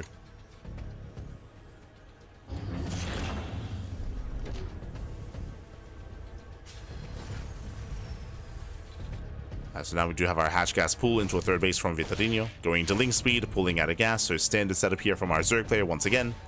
Meanwhile, we do have Mafra likewise going for his own Rax expand as well. The Reaper has arrived, dancing with the army, but nothing major. So let's pick off a couple of links and pulls away.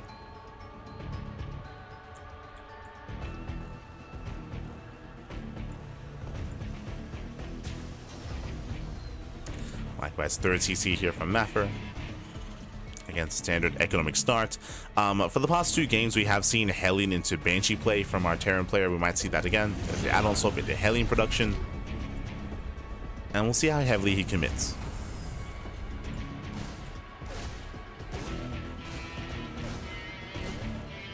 For the most part, though, once again, another passive start. Vitorino moving in with his Overlord. Oh, let's go. That's our mate in control.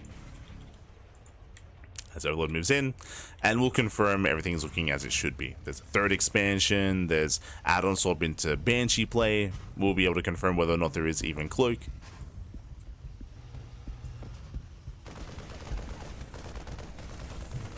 Or if there's even an add-on swap, true.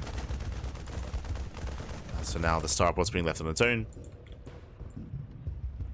Vitorino getting in position. There we go, there's the add-on swap.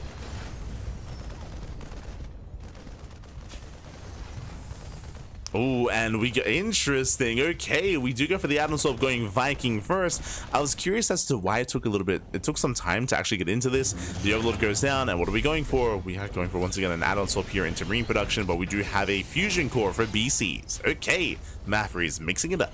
Let's go. Does mix it up. Spicy build here from our Terran player. Now it's still going to be BC into Bio, not BC into Mech, as we have 2 more Raxes on the way. It's only going to be initially 4 Hellions, so only 4 Hellions. Usually we would see more than this, just to be able to have more map control, and we can threaten the bases a little bit more here. For now though, lower Hellion counts, early Marine production instead.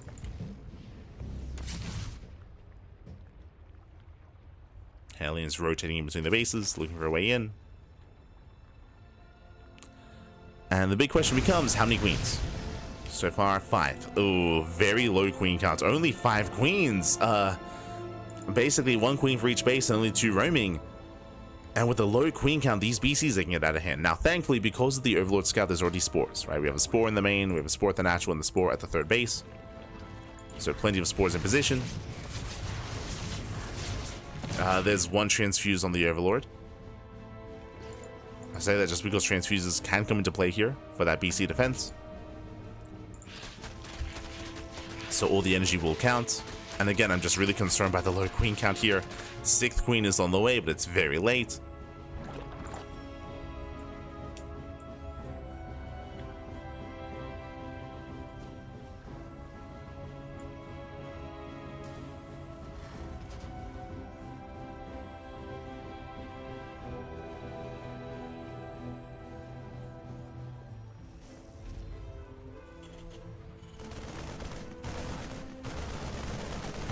Setting up. AreZ is going to go down.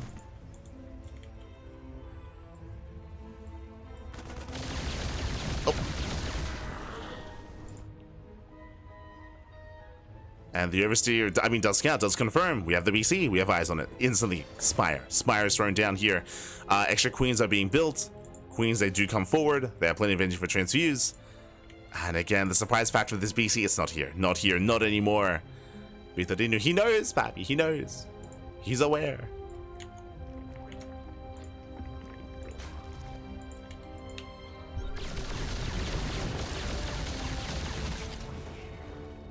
Mafri's moving in. Focusing on clearing up creep, not going for the mineral lines. I mean, he does have his teleport available, but he shouldn't get much done here. Again, plenty of queens, plenty of transfuse. He does save the Overlord, let's go. Saves the Overlord, zones Mafra away. Does zone him back. And the Overlord won't get any economic damage done. Oh, and there's a rough start here for our Terran player. I mean, he's still getting to his bio, don't get me wrong. He's getting into his 3-base setup, Master Axes, Stim, Combat Shields. Like, he's getting into that mid-game, don't get me wrong. But alas, he has nothing to threaten the Zerg player. Vitorino, he's free to drone. He's free to drone, free to saturate. Behind this, going into infestation, but we've seen this before. This should be for the hive. This should be for ultra production. Likewise, Spire is done. We have a couple of corruptors on the way to be safe. I would say that because there's only one BC and against Bio, we can try to get. We could have gotten away with going into Mass Muta, but again, Vitorino playing safe. Does play safe, makes a couple of corruptors.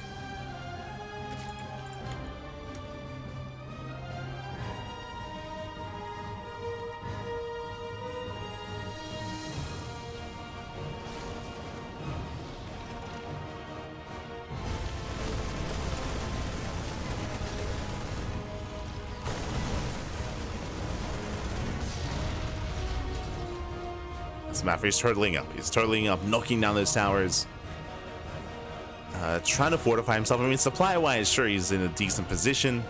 My big concern for Mafra is what comes next. The Hive. Right, the Hive is halfway done. This should once again be for Ultras. Now, the upgrades are a little bit lacking here for Vitorino this time. Looks like he is a little bit delayed when it comes to Carapace. So his upgrades are going to be a little bit lopsided. Likewise, I do think that he could have droned up a little bit harder earlier on. So it's now droning up, just now saturating. But based on the setup that Mavra has, it looks like he isn't pushing anytime soon. He has his upgrades, he has medevacs, so he can go for drop play. Oh, there's the Unsiege. Never mind, he's pushing. Let's go. Mavra does move out, does have that supply lead. Again, the droning was delayed for Vitorino. Likewise, he's still droning. Does he have enough on the ground? He has 12 Banelings. He has 67. He has plenty of Lings, don't get me wrong. BC into the main. Main army's moving in. And how well can we split so far? Here come the Banelings. Yeah, they collapse on forward. Decent spread here from Mavra. He avoids the Banelings and he shuts us down. Mavra snowballs out of control. He breaks through that defensive line. Sure, the Hive is done, but there's nothing with the Hive. There's no Ultra Cavern. It's too late. It's too early for that. Mavra, he breaks on through. Mineral line goes down. And Vitorino, he just doesn't have any army to defend. He overinvested into the Corruptors. He has Corruptors, what can they do? They do nothing. They're going to be zoned away. Mafra pushing in. And he's so close to breaking Vitorino here and now. I mean, he's already broken him. Yeah, the bases are falling left and right. He stims in. He stims. And he's looking to win. Vitorino. Again, it took him too long to drone, to saturate, and you could argue being a little bit too greedy tech-wise, right? Taking up into Hive, taking up into Ultras, but again, thinking too far ahead. GG gets called, and Mafra snowballs out of control. He will take the series 2-1, advancing on to the decider match. GG. GG, well played. Again, the initial BC opener was lackluster. The BC didn't really do much, but we saw that Vitorino, he was maybe a little bit too comfortable. I was happy with him droning, but again, he was taking up even further, right? He was going for the infestation bit, Hive, he was making even more corruptors, not making Lingbane, not investing into his ground army. He was vulnerable, and Maffer, he wasn't too defensive. I was concerned that Maffer was going to be turtling up back at home and just waiting to max out. We saw something similar last game. Last game, he was very passive. Not this time, though. This time, Maffer, he was on it. He was aggressive. He pushed out. GG. He caught Vitorino with what? With his pants down, baby. The pants were down. GG. And Maffer, he will claim it. And that means we have our winner's match. Let's go. So earlier here in the broadcast, we did feature another ZBZ between Tatagiba and Mova. And Mova. Or am I thinking of Malova? It all blends together. Hold on. Marova, that's it, Marova. And Tatagiba did win that series, which means we have another TBZ. We have Maffer advancing on to face up against Tatagiba in the next round. Let's go. Who happens to be on the Platinum Heroes? Hey! It all comes together. It all lines up. So we have our Platinum Heroes Zerg player up against our team Hellfire Terran in that winner's match. Vetoes are underway. So we'll see you guys soon here in our next series. We're just going to be going on a short break. We're going to be going on a short break, and when we come back, we'll have our next series. We'll have our next best of 3 between Maffer and Tatagiba to determine who's the first player to make it out of Group B. So enjoy the break, enjoy the Brood War OST. Take this time to get some snacks, get some food, get some water, drain your disruptors, massage your marines, and hydrate all your hydras. We'll be back soon with our winner's match. See you soon. See you soon. Bye. See you soon.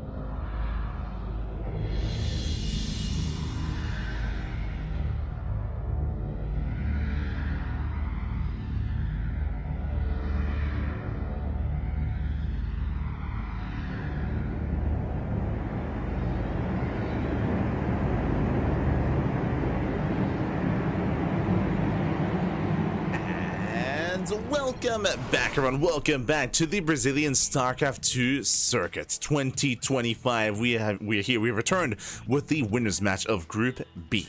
And spawning in the bottom right hand corner of King's Cove, we have the Brazilian Terran player, the Blue Terran representing Team Hellfire. It is Maffer. And spawning in the top left hand corner, we have his opponent. We have the Brazilian Zerg player, the Red Zerg, the cheeser himself, representing the Platinum Heroes. It is Tata Giba. We go, and if you're in the chat, you know what time it is. It is Gamba time. Predictions are open. Place your bets on who you think will claim the series. Best of luck in the chat as we jump into our fresh best of 3. Here we go. Now, if you weren't here for the start of the broadcast or for the start of the group, Tata Giba, he is hyper aggressive. He 13-12'd his previous opponent 3 games in a row. 3 games in a row. 13-12 after 13-12 after 13-12. It was crazy. It was insane. He's an animal, papi, and we'll see how he approaches this matchup. I should also emphasize that Tata Giba, he did play in a ZBZ previously, so 13-12 is of course not viable in that matchup. Here he's going for a hatch pool opener, delayed gases. Interesting. So delayed gases here out of our Zerg player. We did see something similar out of Vitorino last time in game 1 of his series, going into roach play, going into a very safe opener. We'll see what our Zerg player goes for this time. Let's go. Of course, also shout out to Cosmos. I did see Cosmos in the chat earlier, so shout out to Cosmos, as we have El Circuito Brasileiro de StarCraft 2. That is the Brazilian StarCraft 2 circuit. There we go. Beautiful, love to see it. And I believe we have Cosmos's logo somewhere. There we go. Cosmito. Cosmos, of course, he is the main Brazilian caster out there. He is the equivalent of, like, say, Wardy in Brazil. So Cosmos, he's the Brazilian caster in StarCraft 2. Of course, is helping to organize and to run the entire event. So much love to Cosmos. Meanwhile, yep, it is going to be gasless, so we do see a faster 3rd expansion before gases here. So straight up gases built here by Tata Giba. This is something you can get away with on some of these larger maps, especially King's Cove.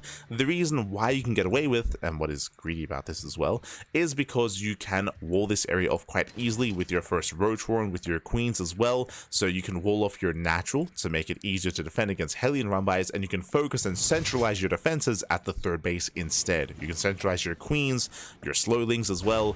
It can be risky to do this build on a smaller map, just because without link speed, Hellions have more potential to dive into a 3rd base, into a 4th base, and roast up a mineral line. But as we mentioned, on a larger map and on a more defendable map like King's Cove, you can kind of like minimize the attack paths of the Hellions and make it easier to keep up without link speed.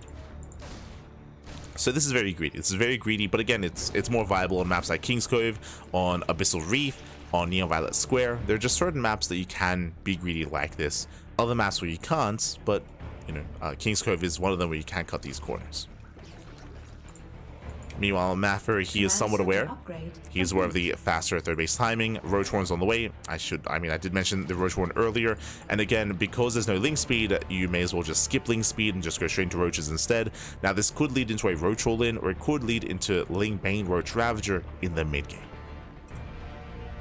Keep an eye on Tata Giba.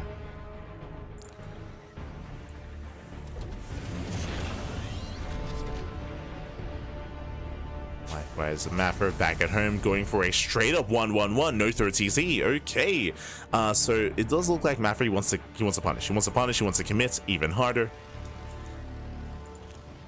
As we have 4, and we should be continuing Hellion production at this point. So additional Hellions, faster Banshees. 2nd factory going into mech. Oh my god, this I was not expecting. I mean, the 1-1-1, I mean, that makes perfect sense. But going into a 2nd factory before command center is very aggressive. This I'm less certain of. So, on the one hand, yes, this is very aggressive and this can hit quite hard. The downside here, though, of the build that we're going for is that, again, it doesn't really scale too amazingly into a longer game. It's a very late 3rd base, right? A very late 3rd TC. We have another factory on the way, so getting into a triple factory setup. It's a lot of production here, but it's not much economy. There's not much behind this. Meanwhile, Tata Giba, remember, he went for a greedy build. He went for a greedy opener. Now we have the lair on the way, saturating, getting into roach speed, securing ourselves with spores. this is looking more and more like a 2-base all-in. But it's gonna be really weird timing. Like this is something that I haven't really seen before here. We're going into Blue Flame, double tank production, no cyclones, bear that in mind as well. So we're not getting into battle mech. It's gonna be Blue Flame Hellion tank, which is not the most mobile army. So that means it takes even longer to get across the map, which means that he has more time to drone and more time to take advantage of that economy as well and kind of reap his rewards. Oh boy. Okay, let him cook, baby. Let him cook. True. We'll let him cook.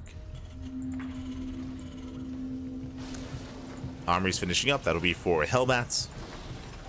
So a tank Hellbat push.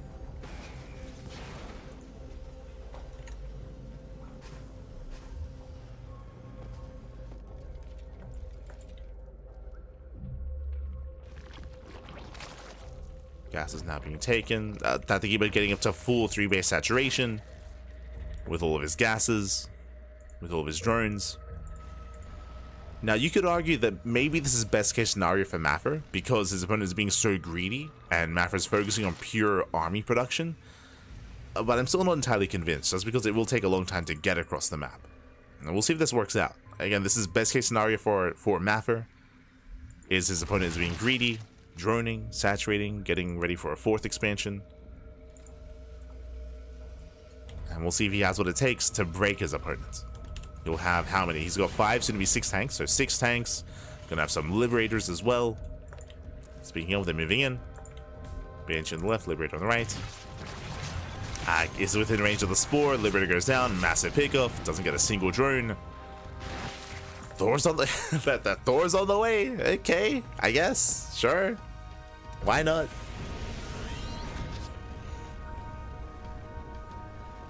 Building up Thors. I will say that the 4th base for Tatagiba is late. It's a late 4th, so that is something going Maffer's way.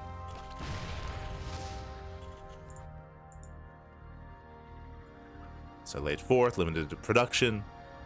We have Lingbane Roach Ravager on the horizon, now taking up into Hydras, into Hive Tech.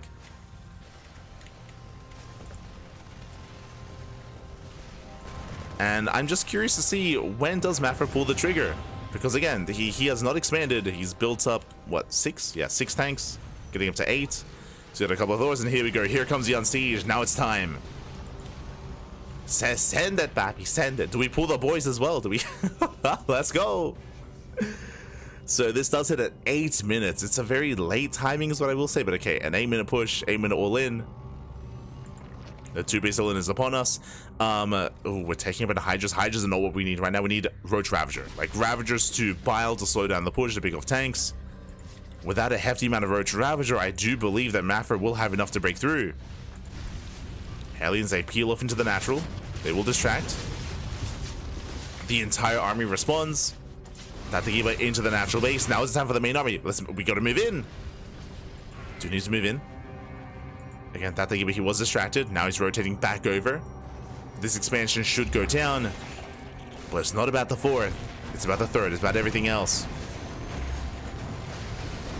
As the army's moving in position.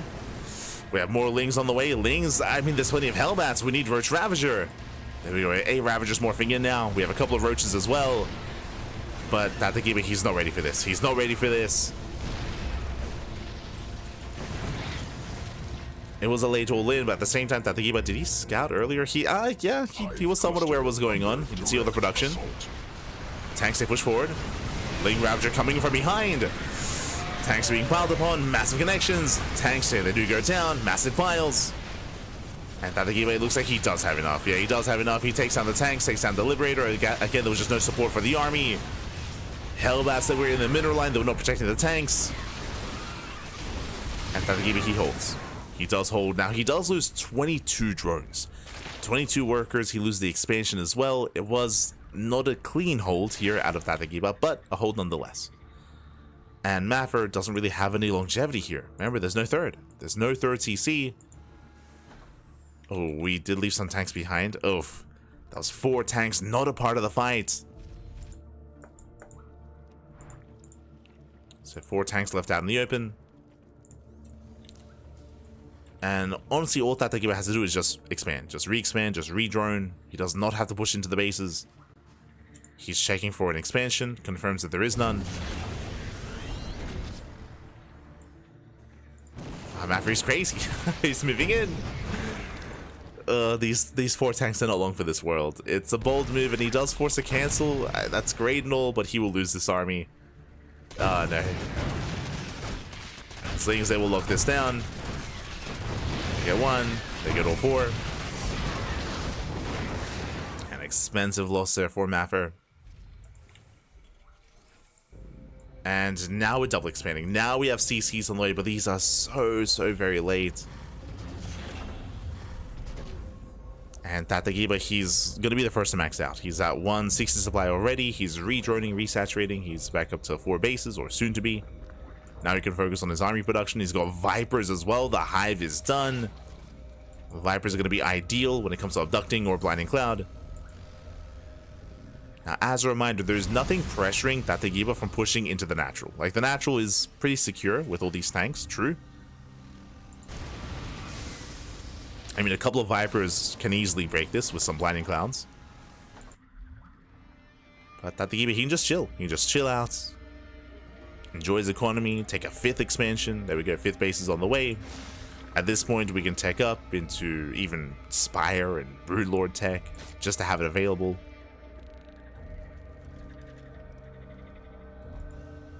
The only thing that should, in a way, trigger Tatagiba to be aggressive and to push in is when Maffer expands. Whenever Maffer attempts to take a 3rd base, that's when the Zerg player should be here to delay. To delay, to force a fight, to trade. Because of the greater economy here of the Zerg player, we can afford to even fight inefficiently and take bad fights. Like Tatagiba, he can just replace that army and replenish it. Here comes a 3rd base here from Maffer. Unfortunately, Tatagiba, he doesn't see this. He should have overlords, or at least spotter units in every base location here for the Terran. He doesn't see this. This would have been the moment to try to catch these tanks unsieged, but he's not able to, so Maffer, he does claim his 3rd. Now comes the next step as... yeah, now Tatagiba, he knows. Now he's aware. But the next step is now he needs to deny the 4th base. Now the next moment is when Maffer eventually moves down to the low ground and to the open, then the Zerg player can take a better fight. Uh-oh. So he just has to calm things down. Tatagiba, he's maxed. He's taking, there we go, Ultra Caverns on the way, Spires on the way. He can just take up into Ultra upgrades, into a greater Spire as well. Just play it slow. Oh, you'll get a couple of free units, get the tank. Yoinks a couple of tanks onto low ground. Jesus, just yoinks everything. I mean, hey, it works. Still a better trade here for the Zerg player. Not pretty pushing up the ramp. And we'll have to back off. We'll bleed out 1 Viper, but these are still just better trades. He gets what? He gets 7 tanks, 2 Liberators, 1 Viking.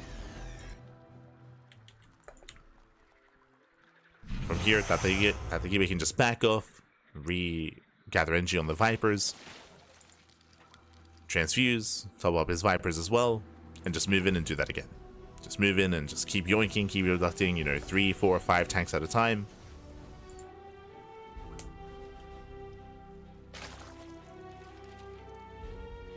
So I would like to see some...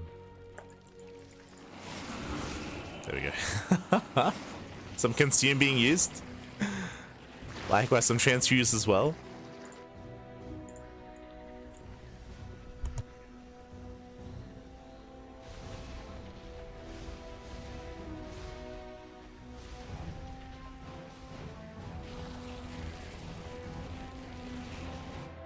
As Mafri does attempt a Hellion run by.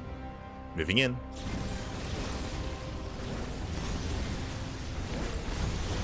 Getting 5 workers. At some damage, it does at least keep Tatagiba busy for a moment, but the creep is getting out of hand. He's zooming across the map, though with many tumors, but creep nonetheless. We see Mafri set up on he's set up on the low ground. He's more exposed, more spread out. It's Mass Hydra. Ooh, not the best army here from our Zerg player. We have some Blinding Clouds. Abductions on the Thors, nice Blinding Clouds, and the Mass Hydra, it's going to be good enough. Typically, Ling Hydra is more efficient, as you have Lings to buffer and Lings to actually get on top of the tanks. But the Vipers, they make up for that. So the Mass Hydra starter steps in, GG gets called, and Tatagiba will take game number 1. GG. Does take game 1, does take a lead in the series. Again, Maffer, he did just put all of his eggs in one basket. It was all just hinging on that 2-base all-in. As a reminder, winding it back, if you maybe tune in towards the tail end, you're like, what the hell happened in this kind of game state? It was a straight-up 2-base all-in from Maffer. It was a unique one. It did hit quite late. Remember, it hit at 8 minutes. It was an 8-minute 2-base all-in with Mass Tank Thor. Had potential, definitely, but the angle of attack was really awkward and his tanks were exposed. If you remember, most of his Hellbats were on the top side attacking the bases, whereas the army came from the south instead, and where the army was able to get on top of the tanks, shut them down. Likewise, there were reinforcements that weren't really a part of the fight, so like 4 tanks out in the open as well on the right-hand side. So the all-in failed. And once the all-in failed, that was game. That was game then and there. There's a reason why it's called an all-in, of course. You have to deal critical damage. If you fail to, I mean, you have nothing left, right? You just get outscaled over the course of the game. And with that, Tatagiba does get the win. Does take a lead in the series, and now we are getting ready for game number 2. And we'll see if Maverick can bounce back and force the ace match, or if Tatagiba will win it from here. We'll see if he can come out in first place out of Group B.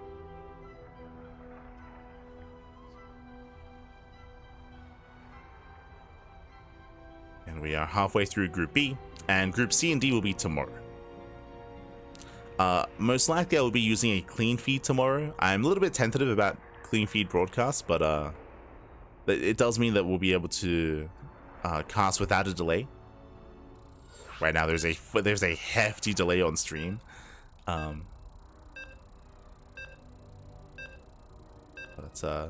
tomorrow should be able to play without it, or cast without it. As we're getting into Amygdala, let's go.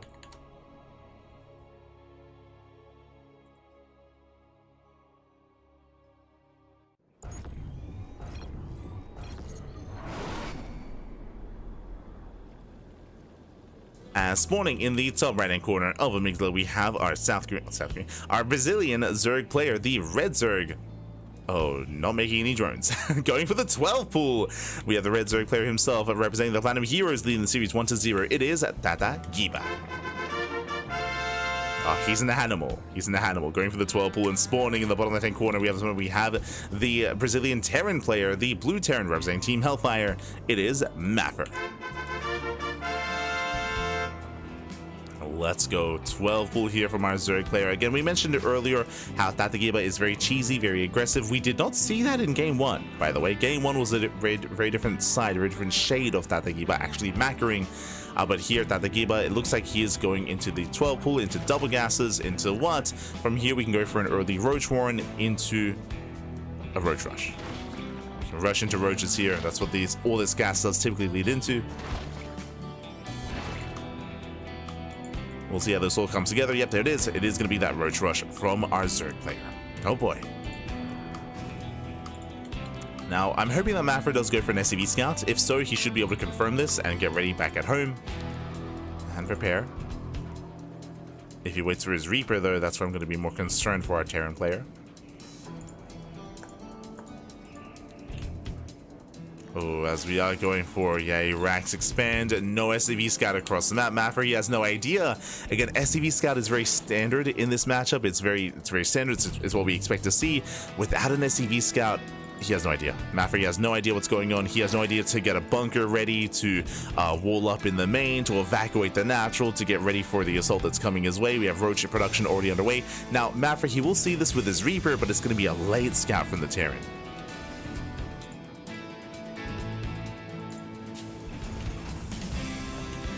As the Reaper does move out.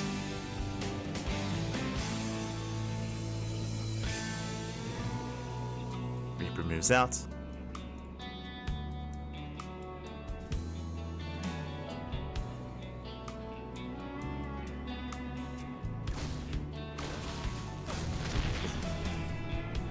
Tatagiba, he does commit. I mean, the roaches are spotted.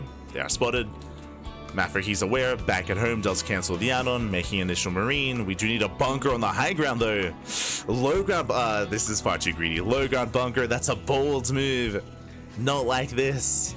As usually the Zerg player needs high ground vision here to scout this, to confirm and to shut down the bunker, but with it being on the low ground, it's much easier to assault. And here we go, the Ravagers have arrived. We have more roaches rallying across the map. There is no expansion, there's no droning here from Tatagiba, just 14 drones. And this bunker, it's not even going to finish. No shot. There we go. Delays the bunker, takes down both Marines, and this bunker it won't fit. Yeah, GG gets called. Tatagiba, he will snowball out of control. He will break through, and Tatagiba, he will advance on in first place out of Group B. GG. GG, well played. Again, Maffer, it does look like he's a little bit unfamiliar with the defensive response, but it's also really brutal just because it was a late scout as well, right? So he had less time to react, less time to think about the response as well, as he did not SCV scout. This is a PSA for those out there, even on larger maps. Be safe. SCV scout, baby. Just figure out what the hell's happening. This is a more unusual build, though. It's very niche, the build that Tatagiba went for, but unfortunately, Maffer had less time to respond.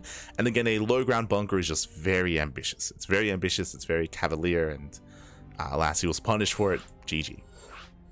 GG, well played. For those that are curious, the typical response is a bunker on the high ground. It does force the Zerg player to move in with their Overlord to get vision on the high ground. Alas, it also gives you more time to pull the boys to repair, as the bunker should finish on the high ground as well.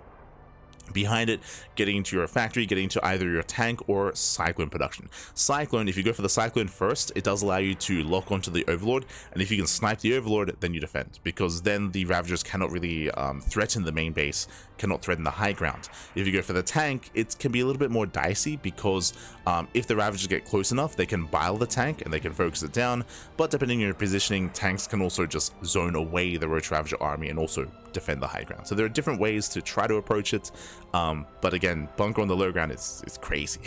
it's crazy, man. It's crazy. Aye, aye, aye. Regardless, GG. GG, well played.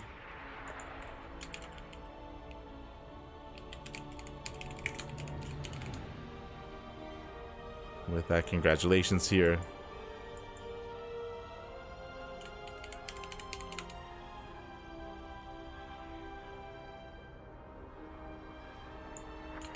With that, congratulations to Tatagiba. Now we're getting ready for our next series. We're getting ready for our next matchup here. It's going to be another ZVT between Marova, sorry, a ZVZ, I should say, between Marova as well as his next opponent, Vitorino. Let's go.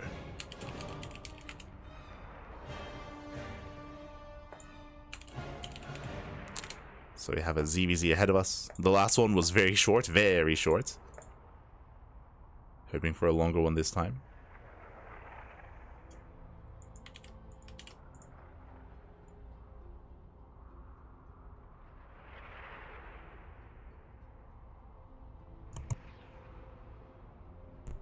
Here we go.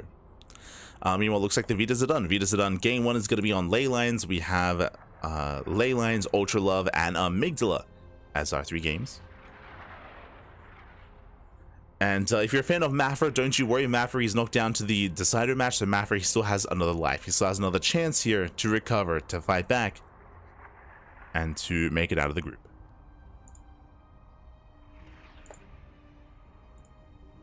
Don't you worry.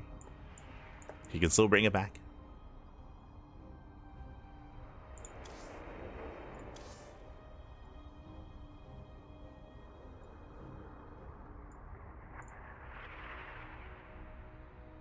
Catching with that so strong, guys. Crazy. It's crazy.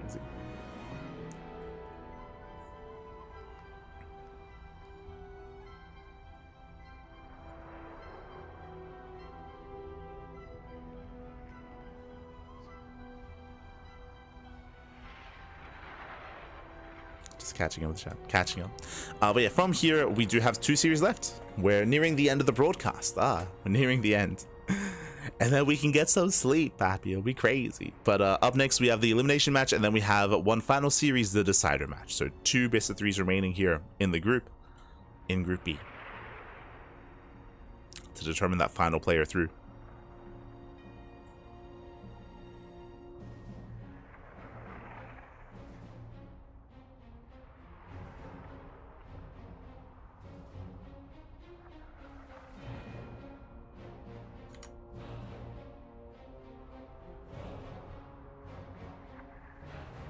Determine that final player.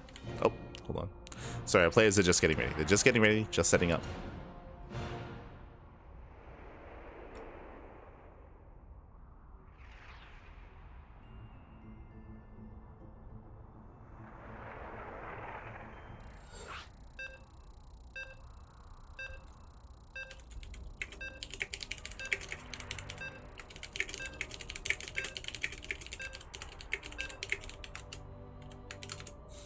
Let's go.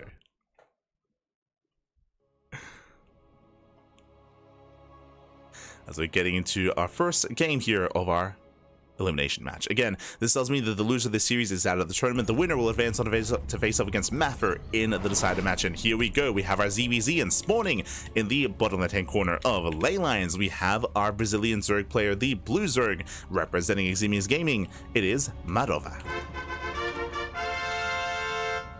And spawning in the top right-hand corner. Oh, let's go. We do have... We're going for a 13-12, by the way.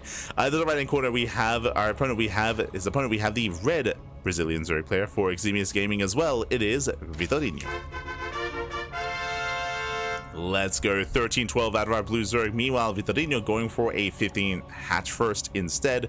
I believe this should be 15-15 hatch first into a spawning pool. Going for another gas trick, I would assume. Going for another cancel. If not, we'll see if Marova can pop off here. Yeah, okay, the gas is going to finish. So it's going to be a hatch gas pool opener out of Vitorino. Meanwhile, Marova with the 13-12. Now, with the 13-12, with this early gas income, what does this mean? This means early link speed and an early Bailey nest. And early game aggression. Oh boy, essentially borderline all in here from our blue Zerg. There we go, we have 6 lings on the way. We have enough for link speed. And we are not pulling out of gas, which means we are going into the Bailey nest as well. Now, from the side of Vitorino, you can defend with this build 100%, but it depends on his reaction, his decisions, how he does approach this. Now, against a 13-12, you don't have to try to defend your natural base. You can set up your defense in the main. Instead, there's more onus on your opponent to actually push into the main and push into your defensive line. Lings are moving out. The Overlord has yet to confirm. As the Overlord is moving in. Lings, they break out. Vitorino, he sees nothing so far. Back at home, though, he is making his own lings, getting to link speed.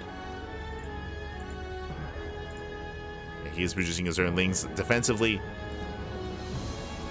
And the big power spike for Marova is going to be his own link speed timing. Now remember, this was gas before pool, so early link speed out of Vitorino as well. True. He will have early link speed. Earlier than normal. Oh, Marova, he has to be careful though. It takes a lot of hits. Oh no! Yeah, it takes a lot of damage. Bleeding out a lot of lings. Vitorino is getting himself with the morphing and banelings. And can he deny them? It's going to be close. It looks like, oh, he barely cannot. But alas, Marova, he lost so many lings already. He lost so many Zerglings. And Vitorino, he's holding. He's holding. He's defending. Banelings, they do make their way into the bases though. They make their way into the main. Going for the middle line. Oh my god, no connection. Yeah, no major connection yet. Did miss the opportunity. There we go. 4 drones go down. Not bad. Does get 4 workers, but still not enough. As there are so many lings left over, and link speed now kicks in for our red Zerg. There we go. Link speed does kick in. He's moving out across the map. Back at home, Marova, he attempts an expansion, but no shoddy defense. He has nothing at home. It was not good enough. He's sure he killed 4 drones, but he needed more than that. As these banelings, they will not finish. They will not complete. At least they shouldn't. There we go. Looks like one will. No, not even. Gets cancelled, gets denied, and back in the main base, there's nothing to defend. There's no queen, there's no spine crawler, there's no lings, there's no nothing. Vitorino, he holds, he defends, he shuts down the army. GG gets called, and Vitorino, he will take game number 1. GG. GG, well played. Again, earlier hatchery, earlier gas, earlier pool out of our red Zerg player. Not as quickly as a 13-12, of course, but defensively was ideal. Was able to shut this down, and with that, GG, well played.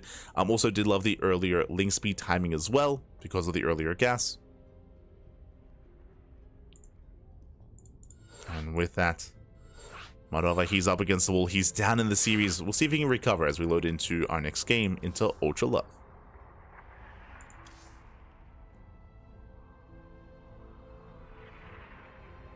I use duct tape to save hundreds of dollars around my AC units. Oh no, on the edging. Oh no. Look after your AC, Pappy. Look after it. Not like this.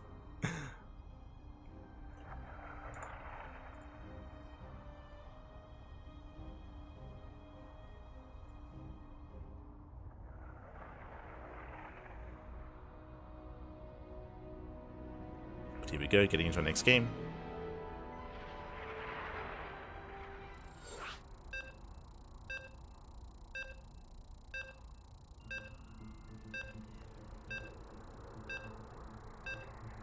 And game 2 is going to be on Ultra Love. Let's go.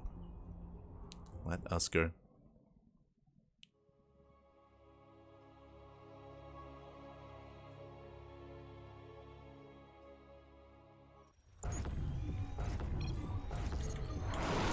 As spawning in the bottom left hand corner of Ultra Love, we have our red Zerg player. We have our Brazilian Zerg representing Ximius Gaming, leading the series 1-0. And both players are droning, by the way. It is Vitorino.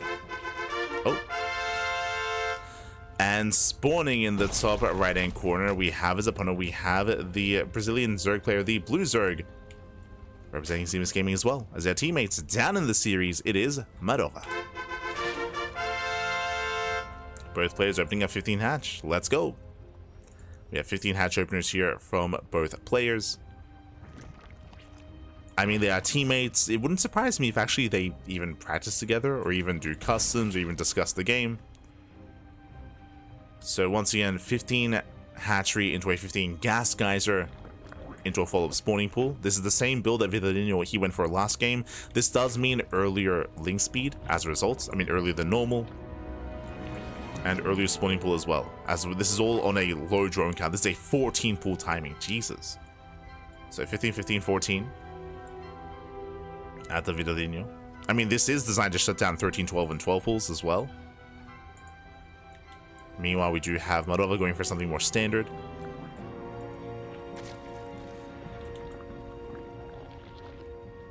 Now, because of this opener, I will say that our red Zerg player, again, early link speed. You can see here already up to 70 gas, whereas our blue Zerg is still just getting their gas geyser. So there is going to be an early link speed timing here for Vitorino. This isn't like overly aggressive, but it's still earlier than normal, so you can still make use of this. Again, this is a reason why he was able to shut down the 13-12 so quickly. As link speed is on the way, Vitorino, he does confirm the hatch first. Despite that, still making lings. Yeah, there's 8 lings on the way. And we'll see if Marova can defend.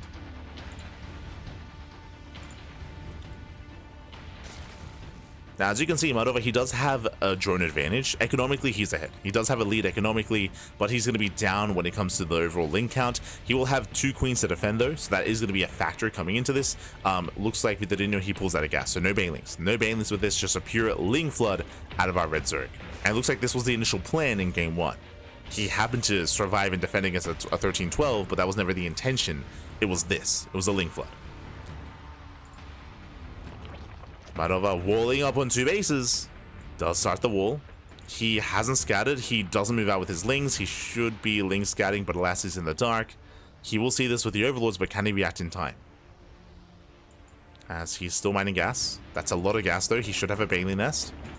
Ooh, Marova is cutting corners. He's trying to play 2-base Roach. Without a wall, he's going to be in trouble. Lings are amassing. Ling speed is almost done. And here we go. Vitorino, he pulls the trigger. He's going for the Ling flood. Marova, he sees, he knows. He just droned. Oh no, oh no. He just made drones. He has no wall. He needs the wall off. Eva chamber on the way. But even with the wall, it's not going to be enough here. As the wall has so little HP. It's such a late wall from Marova. Yeah, the wall's going to break. He breaks through the Evo chamber. That's a kill, not a cancel. Lings, they flood in. They get a surround, and there's nothing to defend. There's nothing here. There's 2 queens and 2 lings. Down to 0 lings and 0 queens. GG gets called. Vitorino, he does pull off the ling flood, and he will take the series 2-0. GG. Whew. GG, well played. He will claim the series, a very fast series, but now we can see what happened in game 1, right? Game 1, Vitorino, he went for the same build, and he blind countered a 13-12. He blindly countered it, he would blindly shut it down completely, and here we see what the initial plan was to go for a Link Flood himself. A little bit later, unfortunately for Madova, unscouted. Usually in ZVZ, with your first 2 Lings, you scout. You move out across the map, you get across, you scout saturation, you scout drones, you scout what your opponent's up to. We saw 0 scouting out of Madova. He was relying heavily on his overlords. Because of that, he didn't know he needed banelings, he didn't know he needed a wall. So late scouts, late reaction, late realization, GG. GG, well played. Vitorino, he does claim the series, does advance on, and now we are getting ready for the decider match. We're getting ready for the rematch between Vitorino and Maffer, a ZVT, the final series of the broadcast. Here we go.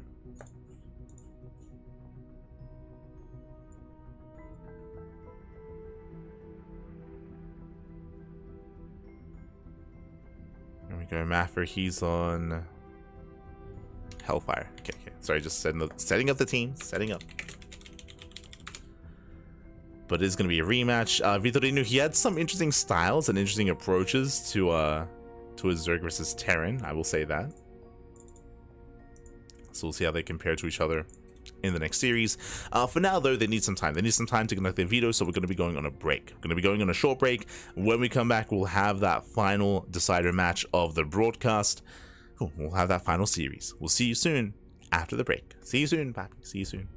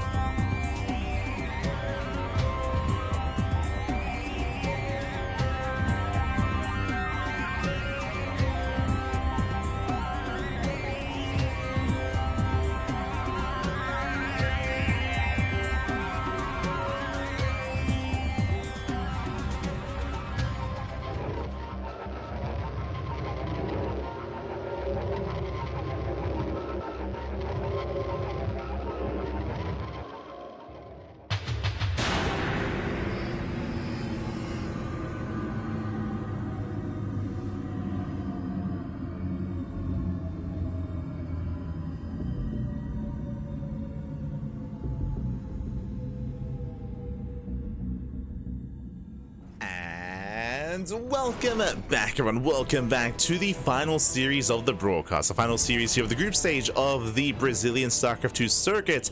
Brasileiro Circuito de Brazil. I already said it. Look, my Portuguese is very rough, Fab. It's very rough. Where's the logo?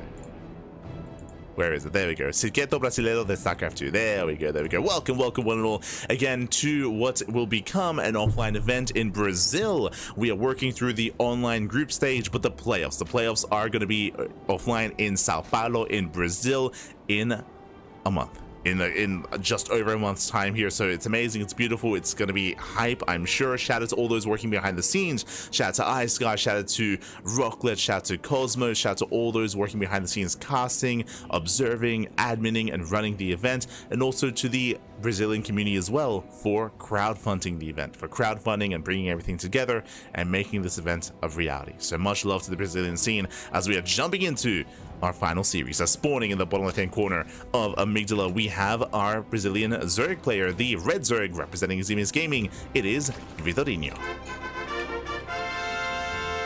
And spawning in the top right-hand corner, we have his opponents. We have the Blue Terran player, also from Brazil, representing Team Hellfire. It is Maffer.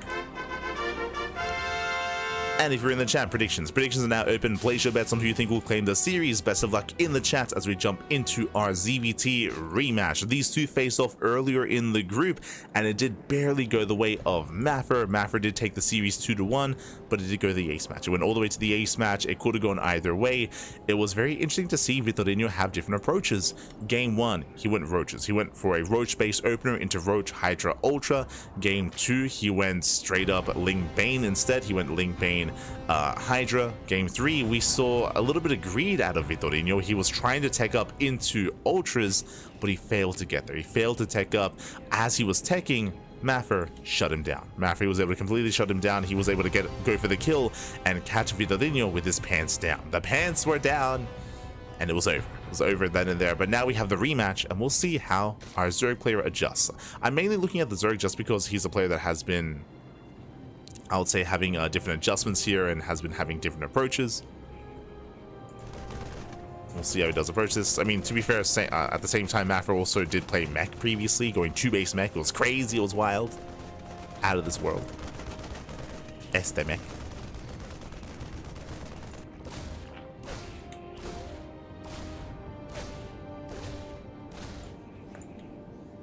Unless that was in a previous series. For now, Hatchgas Pool, standard opener out of our Zerg player. Likewise, Maffer going for a thorough TC before Starport. Economic build out of our Terran. So far, everything looking as it should. So far, everything looking normal.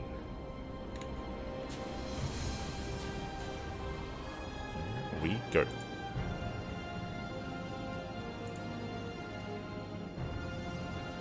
So players are settling in. From here, we have a couple of tech options here from our Terran. We can, from here, go into Banshee play. We can go into BC, which we did see previously, going BC into Bio, actually. Mech was a different game. As there is no second racks, not yet. Likewise, we do have our Zerg player just droning, saturating, making queens, splitting off in between the bases. So far, solid setup here from our Zerg. There's the add-on swap into Cloak Banshee. I say Cloak Banshee, previously in this broadcast, in these games, we have seen Maffer actually has been avoiding Cloak, just opening up single Banshee as a very safe way to play in towards a longer game. And once again, it's going to be quadruple Hellions, so 4 Hellions into an add-on swap with only a single Banshee. I'm not too fond of this opener. It does mean that Maffer has less map control and less map presence with less Hellions. Ooh, meanwhile, 4:15 lair timing, very early lair out of our Zerg player. So early there on the way. Meanwhile, earlier swaps here from our Terran. Overlord does confirm the lack of research on the tech lab, so no Cloak Banshee, just a singular Banshee into Bio. So again, Maffer is very light on harassment potential, as it's only 1 Banshee without Cloak and only 4 Hellions as well.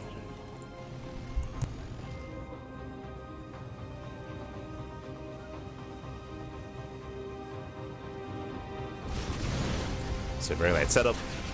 Meanwhile, Lings, they do poke in. They shouldn't get much done though, as oh my god, a bit of a reaction. The boys are being pulled. I tell you. Calm down, Pappy, calm down. It's okay. Goes back to mining.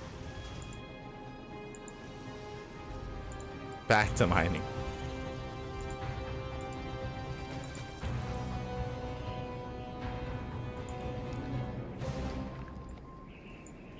As with it, he is building up, throwing down his Evo chambers, getting into his upgrades. We did take note of the earlier lair, but it looks like it's just going to be a Ling Bane with Failing Speed and with 1/1 upgrades.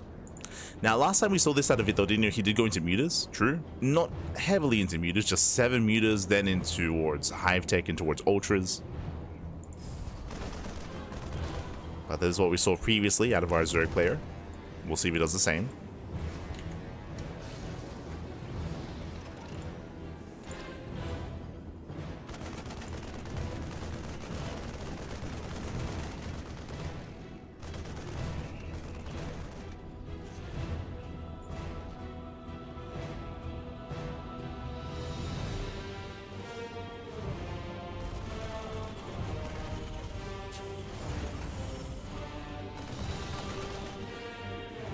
As we mentioned earlier, there it is, there's a Spire.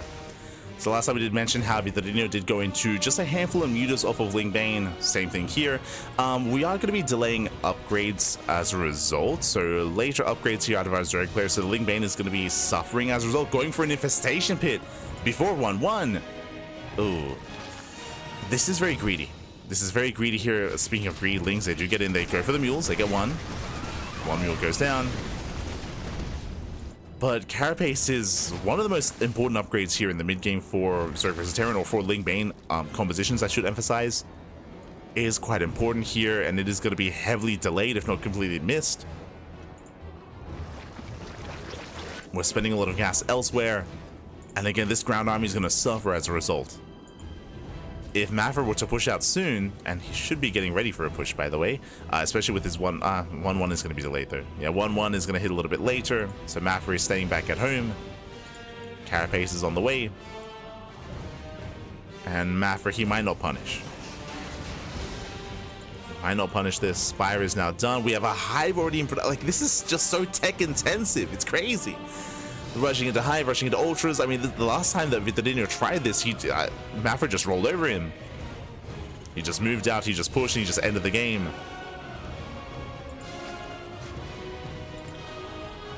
So he's working towards this Hive. This can lead into fast Ultras. Most likely the direction that we're heading in. We have some safety Corruptors on the way for some anti-air. And we're waiting for his push. 1/1 about to finish. We're waiting for the move out. Now, thankfully, Vitorino, he's making extra Lings. He's not joining up to, I mean, he has joined up quite heavily here, up to almost 80 workers, but he should be fine here. He does successfully join up. Banshees, they poke in. They got eyes on the Spire. And Corruptors will reveal themselves. They do reveal. Remember, there's no cloaks, so the Banshees, they're just going to be thrown away. And where's the push? We're waiting for it. 2/2 starts up. There's that Ultra Cavern. Again, this is so greedy here from our Zerg player. Maverick, can he punish this? I mean, he can. We need to send it, Pat. We need to send it. He has enough. He has more than enough. And the longer this goes on, the better it is for the Zerg. Because all this, he's getting away with greed. He's getting away with it. Here comes the move out, potentially. We're waiting for the unsiege. As the Bio Army does come together. He is pushing, but not moving out with all of his tanks. Claiming his fourth.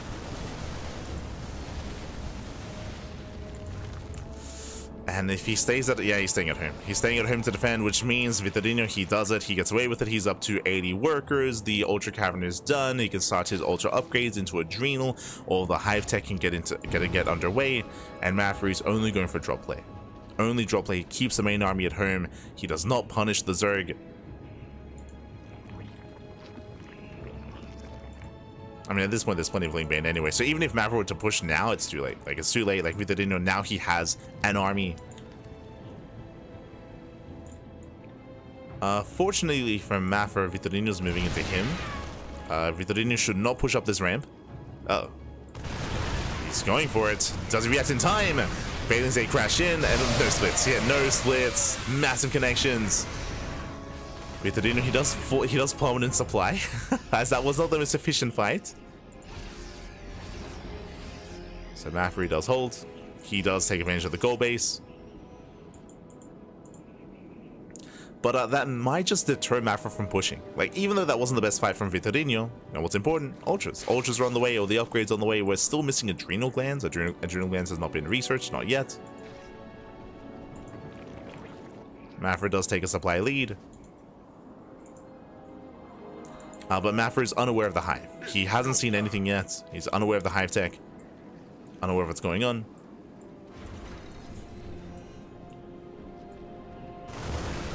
Likewise, drop gets caught out. Mafra has to get the hell out of here. Oh! Does pull away. Does pull away. Viper production has begun. Vitorino, he's kind of getting into his final form here. We're still missing Adrenal, and likewise, we're also lacking +3 attack. So the upgrades are a little bit staggered. They're a little bit delayed. Meanwhile, 3-3 is on the way for our Terran, so the upgrades are on point. Going for another double drop. This shouldn't get much done. Both armies are maxing out. The drops are dealt with. Catching 1, catching 2.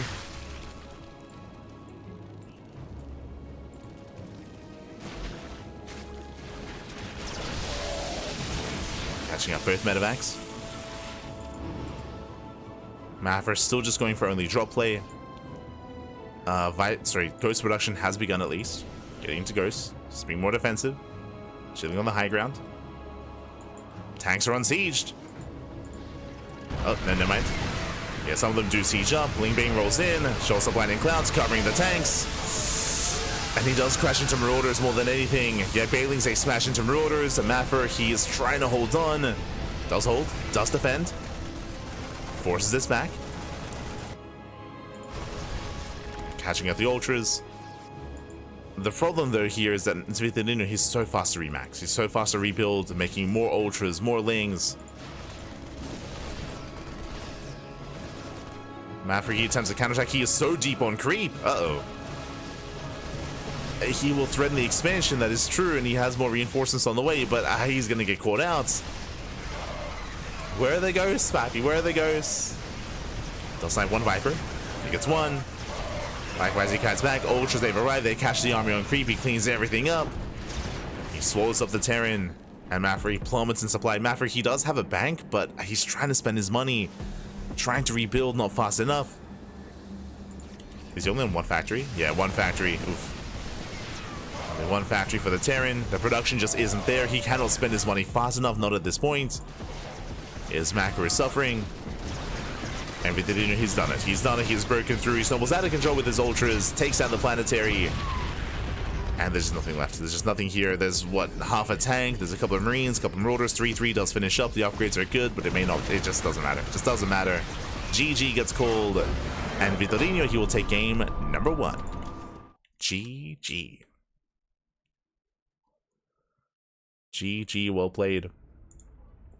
Vitorino, he does take the first game, and with that is one game away from claiming the series. Mafra, he's up against the wall, one more loss and he's out. Again, he had potential when it came to his overall, when it came to the game itself. There was definitely opportunities where Vitorino was just being very greedy and cutting a lot of corners, but he wasn't punished. Mafra was just very passive. When he was finally being active, he was going for drop play, right? He was only going for drop play. He was not going for these main pushes. Likewise, also his production was lacking.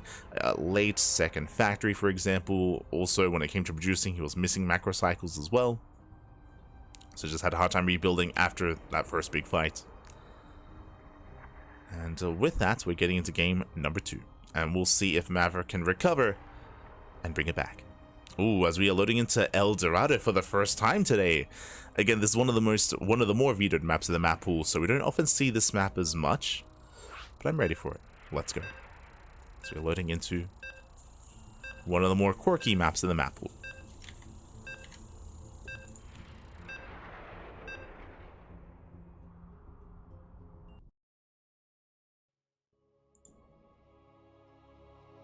Let's go.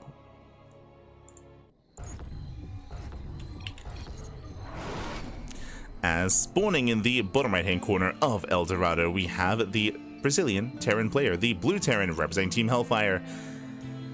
We'll see if he can bring it back. We'll see if he can force that ace match. It is Maffer. And spawning in the bottom left-hand corner, we have his opponent. We have the Brazilian Zerg player, the red Zerg representing Xemius Gaming. It is Vitorino.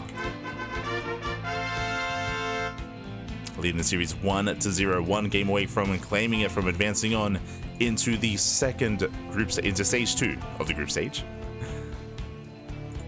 Into the next round. See if he can make it there. Again, exclamation mark B in the chat if you guys want to have a look at the Wikipedia page yourself. This is stage 1. There's also stage 2 afterwards, which is a second group stage 2, if you will. And then we have the playoff bracket thereafter.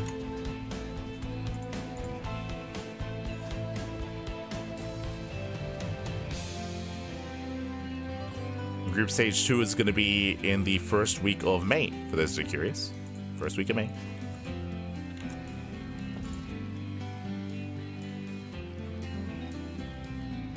It's on the horizon. Likewise, the offline event, I believe, is going to be happening in June. Yes. Will be happening in June, the weekend of the 22nd. Oh boy. I mean, everything's happening. I believe we have the Brazilian offline event in June. We have Cheesadelphia in June as well. There's a lot happening. A lot of StarCraft. Meanwhile, oh my god, we're rushing roaches. Jeez. Let's go. Roach 1 gets thrown down. So early game aggression here out of our Zerg player. So I was just a little bit distracted, but it's going to be a late hatchery. So early pool, early gas, late hatchery. SFV Scout does confirm how late the hatchery is. Lings are already out. He knows. He knows something is wrong, something is amiss. Lings should not be out right now. And back at home, we need a bunker on the high ground. Por favor, on the high ground. Not at the natural. Not again. Por favor. So, the early Lings, they don't really say the whole story. They say aggression, but it could be a Bane Bust. It could be a Roach Rush. There are options here with what this could be. And we're going for the, I mean, technically the bunker's on the high ground, true. Technically. This is still very, very ambitious. It's very risky here from Maffer. As Ling Speed is on the way, Roaches are moving out.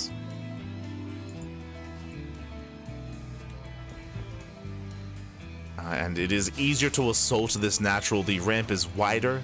There's more surface area here as well. There's less voice to pull to repair that bunker. It's further away from the production. It's just going to be a more difficult defense here from Maffer. We'll see if we can pull this off. Now, what I will say, actually, looking at this, Vitorino, he's droning. He's not going all in. He's droning up. He is going to be poking in with his roaches, but he is not committing. Now, he might still deal damage, don't get me wrong. But can Maffer get away with his defense?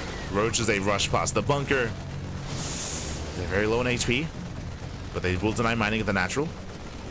Oh, Overlord taking a lot of hits, taking a lot of damage. Roaches, they get 2 SCV so far. And they keep Maffer on a 1 base economy. So he's going to be stuck on a 1 base economy. But Maffer, he should clean this up. I say should. It's going to cost him quite a lot though. Oh my god, 1 Marine does get into the bunker. And should take down 1 Roach. Ravager's morphing in, let's go.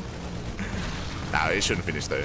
Yeah, in the end, Maffer will defend, he will shut this down, and no critical damage. In the end, he gets away with the bunker on the low ground. Again, this was not a Ravager push, this is just a handful of Roaches. This is not too committed. And Maffer defends. And sure, he loses some mining time, sure he loses some SCVs, but in the end, he holds. Meanwhile, fast lair. Jesus, fast lair here from Vitorino. Now, this could be 2 base Muta. This could be for just a commitment into Roaches. We'll see where this takes us. Meanwhile, we have Cloak Banshees on the way here from Maffer. I don't see any spores. Vitorino, he might be cutting too many corners here. He also has a low queen count. So because of the early aggression, because of the commitment into Roaches, there's only 2 queens. There is 0 spores. Now, the lair does mean that we have access to an Overseer, but in general, Cloak Banshees can do very well in this kind of game state. On top of that, no 3rd CC. So 1-1-1 from Maffer, earlier tank production. Another factory going into mech of all things. Oh, yeah. Going into mech. We're gonna be here for a while back. Oh, no. Not like this.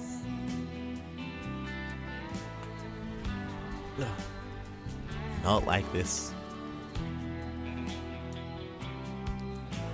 As the Banshee moves out. There are 0 overseers at the moment.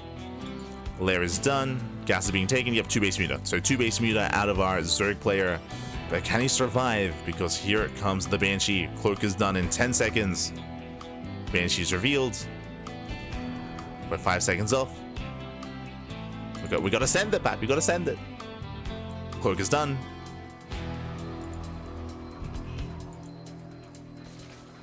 There's still no detection. You can do it. Get in there. All the way. And there we go. Mining is denied. So drone's going to be going down. Then we go. Overseer does respond. Workers have to evacuate. Heading towards the natural. So far, good damage. Now, the Overseer will deal with this. The Banshee does have to pull away. But so far, nicely done. It denies mining in the main. Gets 3 drone kills. Banshee survives.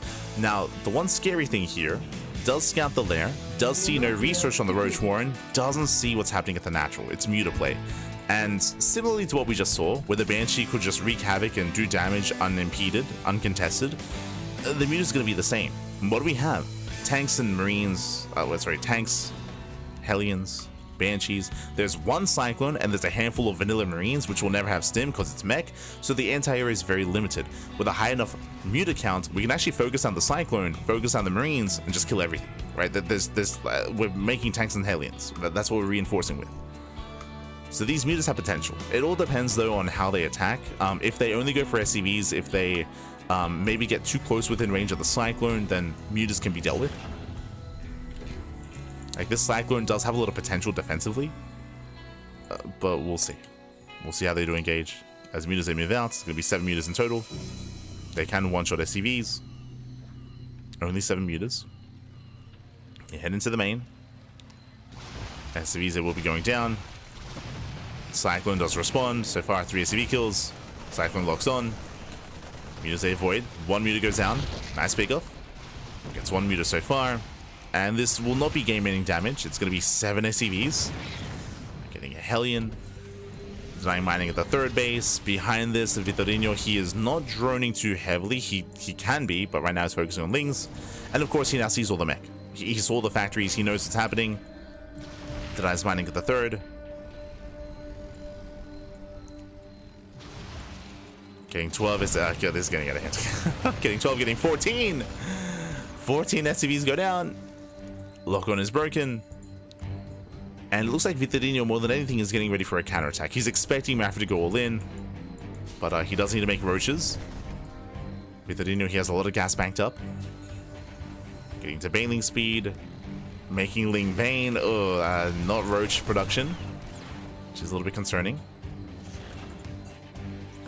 But Mafra is not moving out. It's not pushing. Staying more defensively. Ling Bane getting in position. Now we have a decent amount of Cyclones getting into Thor production. The mutas are less effective. I mean, 18 SCVs went down in total. That is good damage. And we're not done. No turrets. Yeah, we're still not done. No turrets. Nothing in the main. More workers going to be falling. These mutas, they more than pay for themselves. Getting another 7 SCVs. Oh, he's not done. Oh, the mules, the fresh mules. Get out of here. He gets 1 fresh mule. Just the 1. Thankfully. Ah, no. Now, my biggest concern here is that the army that Vitorino's making. He did not get roach speed. He has a roach warning. He did not get roach speed. He's going Ling Bane. Ling Bane, as you can imagine, does not trade well against this kind of army. It trades okay against Hellions, but against tanks and Cyclones and Thors as well, this army is just so tanky and so beefy that it takes a lot of Ling Bane and a lot of Banelings to actually deal a dent to this army. So I'm very concerned here by the composition that Vitorino is building up. It's very lackluster, doesn't scale well against mech. It can be okay against battle mech, sure, but against a tank-heavy style, no shot. So that is a concern. Oh, going Lean Bane into Ultras. Now, Ultras, they can fare better, but they're still a ways off.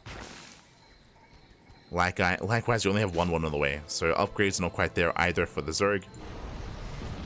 I do feel like there's a lot of strength here in this Terran mech army moving out. There's a lot of potential, and Mafri is pushing. Is pushing. Vitorino, he's in trouble. I'll be honest, I'm not too convinced that he can survive this, but we'll see. We'll see if he can pull this off. Like, if he catches this army unsieged, and if he catches this army move commanding, then maybe, but but otherwise, I can see this army just A moving. Just A moving in. Like, again, Vitorino, he had access to roaches. He could have made some. He could have made some roaches and ravagers, but alas, did choose to commit into Ling Bane. He's setting up for a surround. Best case scenario, tanks are sieged, and here we go. He pulls a trigger. Ling Bane rolls in, and he does good on top of the Hellions. Hellions will go down. Tanks, they survive. Thor survive. The army survives the Ling Bane, and that's it. That's all that there was here. That was left for the Zerg. As you mentioned, Ling Bane tickles this kind of army. It just doesn't have the firepower to deal with mech. And mech, he just started stepping in. We have 6 Ultras on the way. Ultras, they can help, but we deny 1-1. They're going to be 0-0 Ultras, and they're not going to do anything. Yeah, they do nothing to this. The mech is going to snowball out of control, takes down the natural, pushing into the mineral line, going for the tech. Oh, not going into the main. The Ultras, they're slowly building up. The Ultras are arriving. But in the end, it's not going to matter. It's not going to matter. Ultras, they trickle in. Nice blinding cloud. Okay. It is a nice... It doesn't matter. The blinding cloud is good. But the Ultras, they have no upgrades. It's 0-0. Now, Mafri's production is lacking. He's not producing. There we go. Now he does start his macro cycle. So the supplies are close, but the soup does lie. Like, the soup does lie. Mafra is miles ahead. We have 5 more Ultras in production. Mafra breaks into the main. He's going for the tech, going for the Ultra Cavern, the Roach Warren as well. 7 Ultras in production for Vitorino. Oh no, the eggs. The Ultras are being camped. They're popping out one at a time. Down goes the Ultra Cavern. What you see is what you get. Oh no, they trickle in. Yeah, GG gets called. We are going to the 8th match as Maffer. He will take game number 2. And we're going to game 3. Let's go. GG. Again, Vitorino, he did amazing with his mutas. The mutas, they did so much damage, but behind it, what was Maffer doing? He wasn't droning. He was teching into Hive, teching into Ultras, and he was committing to Ling Bane. And as we saw, as we were attempting to emphasize, Ling Bane is not what you want against a mech heavy composition. It can be okay against battle mech. When I say battle mech, I mean like purely like Hellion Cyclone. Like Hellion Cyclone, like Ling Bane can be okay. Specifically like Ling Bane Hydra Viper can be okay against battle mech. But against a more traditional form of mech, against something with more tanks and Thors as well, yeah, Ling Bane it's just not. It's like just ramming up against a brick wall, and the brick wall is solid. Ling Bane does nothing. And with that, GG well played. And there was potential with the Ultras if they had upgrades, right? There were 0-0 Ultras, like 1-1 was denied. There was no kindness plating. So with that, we're going all the way to game 3, and we'll see how this story ends one way or another. This is the final game of the broadcast. Let's go.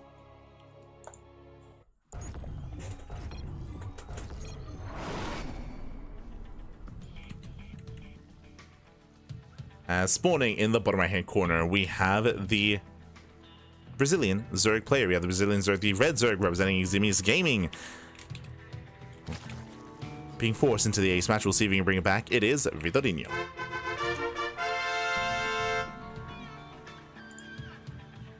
And spawning in the bottom top left hand corner of King's Cove, we have the Brazilian Terran player, the blue Terran representing Team Hellfire. Fighting back, surviving, and bringing us here to the ace match. We'll see if we can go the distance here and make it to the next round. It is Maffer.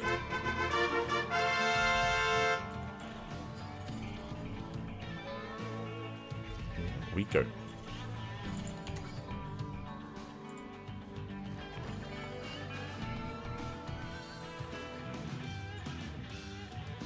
we go. As we are setting up, as we are getting ready. And so far we do have our openers. So far, Hatch Gas Pool, standard setup here out of Vitorino. Remember last game we did have an earlier pool and an earlier Gas Geyser. This time, standard timing with the hatchery. So Hatch Gas Pool, standard build out of our Zerg. Likewise, Maffer going for a standard opener as well. After a more chaotic game 2, we're coming down in game 3. As a reminder, last game we did start with a Roach Rush. It was like a Roach Rush into Lingbane eventually. Roach Rush into Mutaplay, into Fast Lair. And again, the Muse, they did amazingly. They just wreaked havoc. They dealt so much damage. They also scattered everything as well. Like, I should emphasize that it wasn't like Maffer's build was a surprise. Not at all. It was all scattered. It was all seen.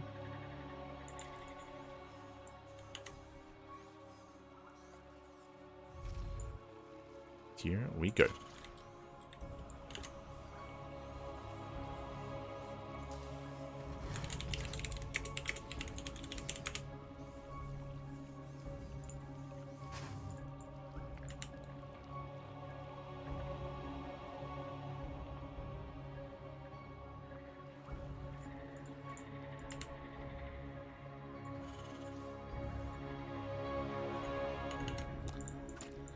Here we go. Vitorino, he does take his third.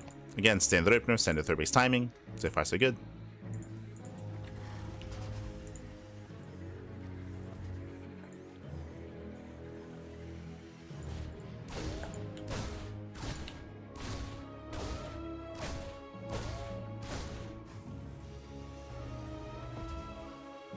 And we do see Maffer getting into his own third CC.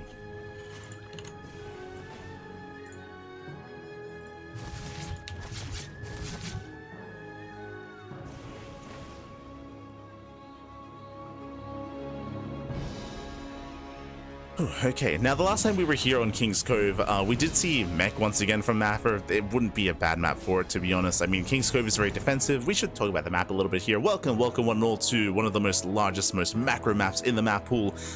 Second only to, say, Abyssal Reef or Neon Violet Square. But coming into King's Cove, you are very fortified on 3 bases. The reason for this is that there is a very narrow ramp coming into the natural, so it is very easy to just wall this area off and to just set and forget this location and focus your defenses at the 3rd base instead.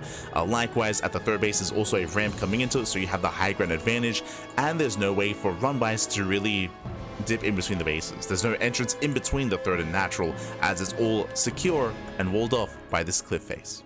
So very easy to secure yourself on 3 bases. The 4th base is more exposed. True, the 4th base is more exposed, is more out in the open. Because of that, we often see a lot more engagements in a later game at the 4th location, in the mid to late game. But typically on 3 bases, we don't really see much aggression here. There's no easy way to break a player on 3 bases, outside of Mutaplay or Nidus play, for example. Meanwhile, Fast Lair out of Vitorino. Meanwhile, Maffer going for his own bio play, not mech. Stim is on the way. Let's go. So we're done with the mech, at least for game 3.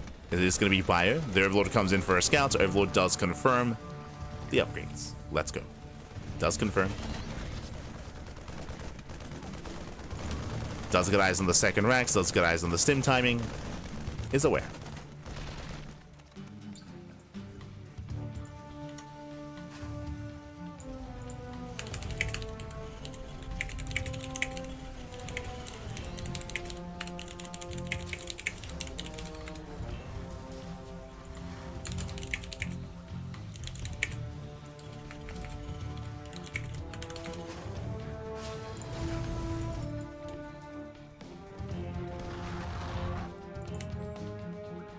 Here we go.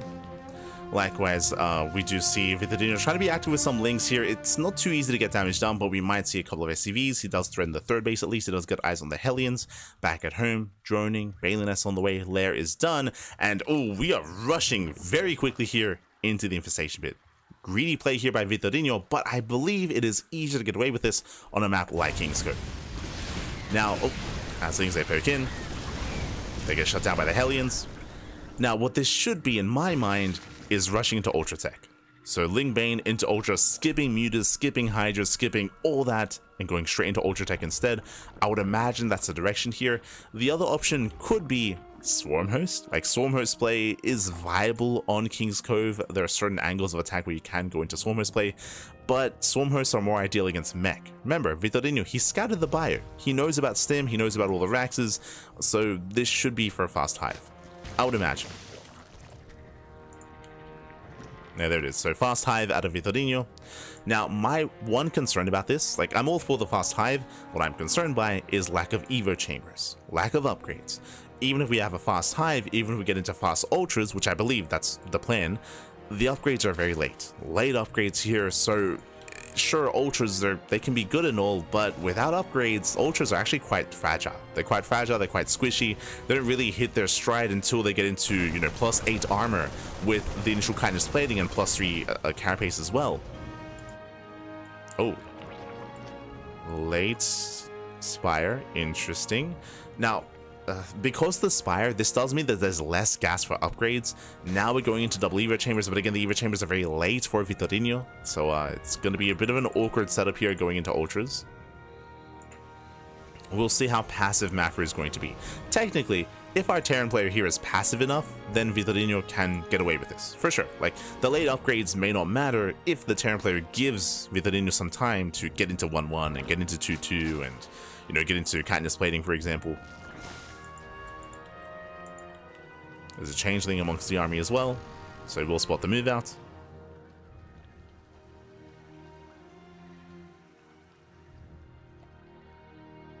There's that Ultra Cavern again, as you mentioned. This did scream Ultra Rush.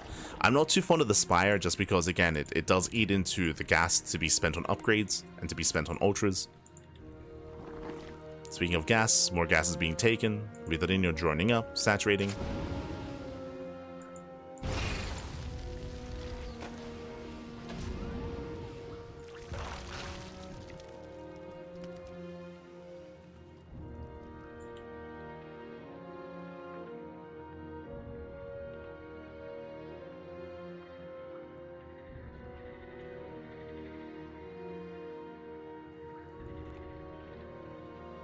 So we go. Mafra does rotate into the main. Does rotate in. Likewise, we have our upgrades on the way. Going for ultra speed first. Interesting choice. I was about to say that this would make sense if we actually just hold back on making ultras until we get into better upgrades, but we already have ultras on the way. Mafra moving out with his double drop. Going for the queens. Gets one, gets two. Takes down two, takes down 3 queens. Nice pickoffs. Just 3. Threatens the base. Threatens the mineral line.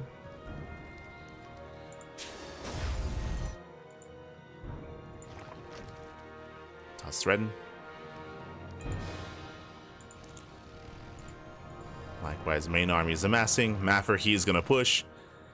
And we've kind of been here before. Now this time they're going to be not 0-0 ultras, they're going to be 1-1, right? There's going to be 1-1 upgrades here for Vitorino, but Mafra, he is committing.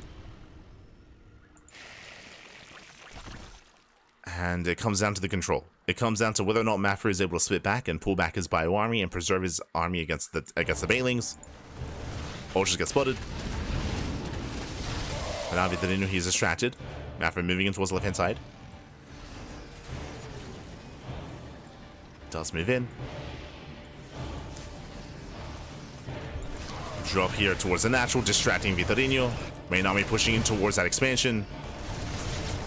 Towards the 4th. See, he's moving in. Drop on the right, takes down the queens, not bad. Queens are going down, drones going down as well. Vitorino, he's having a hard time setting up his army. The ultras, they do respond. We have 6 more ultras on the way. Kindness plating is almost done. Upgrades, they're looking okay. Gonna have what, +4? +4 carapace. The only main does roll in. Oh, attempts to. So far, good pull away here from Mafra. Takes several banes to the face, but the hatchery is gonna go down. And the drop comes back in. Vitorino just having a hard time defending. Does pull back, takes down the queen.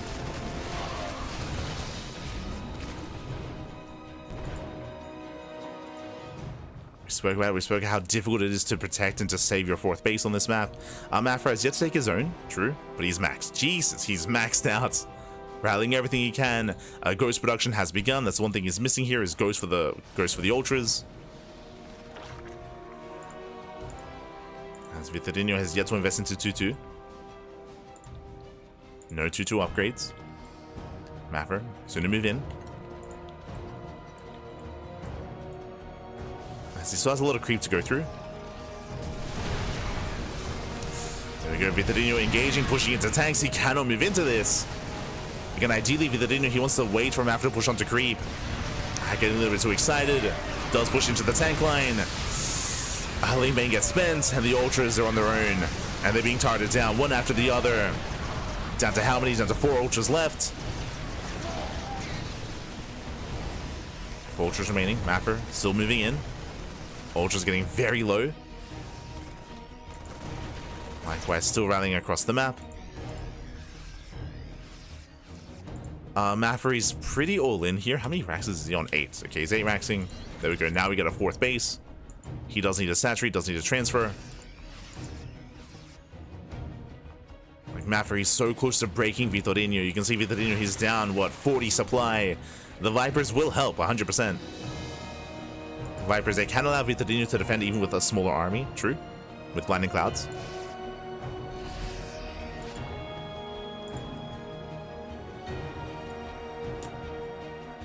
Maffer takes the center base. He's still rallying, he's moving in.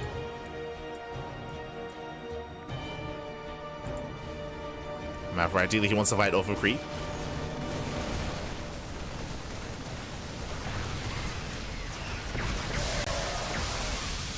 Snipes are going up, catching out the ultras. And the ultras is what? 2 ultras left. We get some blinding clouds. Viper's going to be going down. Brutal losses here, and Maffer, he's done it. He's done it. He has broken Vitadinho. Send it, Papi. Send it. Keep going. Keep pushing in. As he's still rallying. Still rallying over. There's what, 5 ultras in production. That's a lot of ultras. And Vitadinho, he can hope for a better fight on creep. But Maffer, nah, he knows how close he is. Moves in, takes out another expansion, rallies forward with his liberators. Massive blinding cloud. Oh! Blinding cloud on the army. Ultras collapsing in. Not quite able to. Not quite able to. Snipes on the ultras once again. And there's what left? There's 3 ultras remaining. That's what the ghosts are for. Liberation has arrived. We can set up the zones. Ultras, they try to collapse forward. Vipers, they rally in. And that's all we had left. That's all the Vitadinho had remaining. Maffer, he breaks through. Again, it was cheeky to rush into ultras in such a way to rush into Hive. Alas, wasn't quite able to get to his final form. He did eventually get into 2-2 upgrades, but took some really rough fights before Viper Tech. And Maffer has done it. As Vitadinho is down to what? Down to 2 bases. Pushing into liberation zones. Trying to rush in. He's not going to be able to. Not going to be able to. The snipes are just too much. GG, well played, gets called. And Maffer, he will advance on out of the group into the next round. GG. Oh. GG, well played. Did go all the way to the A-stretch from Maffer. He will claim the series. Congratulations. Congratulations to Maffer. And a shout out to Tata Giba as well for also advancing on in first place out of Group B as well. GG. GG, well played, congratulations. A shout out to Vitadinho. He did play well for himself. He definitely had some stronger moments in previous games. Here he was trying to cut corners, he was trying to be greedy. Unfortunately, he didn't quite get away with it. The build itself was, of course, inefficient, as we were pointing out. There were some inefficiencies to it. Did get to ultras in a roundabout way and wasn't quite able to, really support the ultras either. Eventually got into Vipers, eventually got into his spellcasters, but that was after the fact, right? That was after he had already taken some losses, after he had lost a base, after he had lost his initial ultra tech or his first wave of ultras. He just wasn't quite able to get there. GG. GG, well played, congratulations. And again, Maffer, he will advance on, and let's catch up on the bracket. Let's figure out where we are and where we're headed, and also try to explain the event itself, as there might be some people that are curious as to what's going on, as to what's happening. But here we go. We do have the Brazilian circus, the Brazilian circuit of StarCraft 2 2025. Let's go. Again, big shout out to the Brazilian scene for crowdfunding this event, for bringing everything together. As you can see, it is a massive tournament. We have, how many players in total, by the way? 24. We have 24 players in total. As you can see here, we have our set of players. We have our Terrans, our Protoss, our Zerg, and we do have some GMs. We have some pro players, but they are not playing yet. This is stage 1. And there are multiple stages to the tournament. As you can see here, scrolling down, we just wrapped up the first 2 groups. Group A and Group B have concluded. We have Shakti and Sefirofe. To be fair, Sefirofe is Masters and Shakti is GM. But they did make it out of Group A. Here in Group B, we have Tategiba and Maffer also making it out of the group as well. They do make it out of Group B.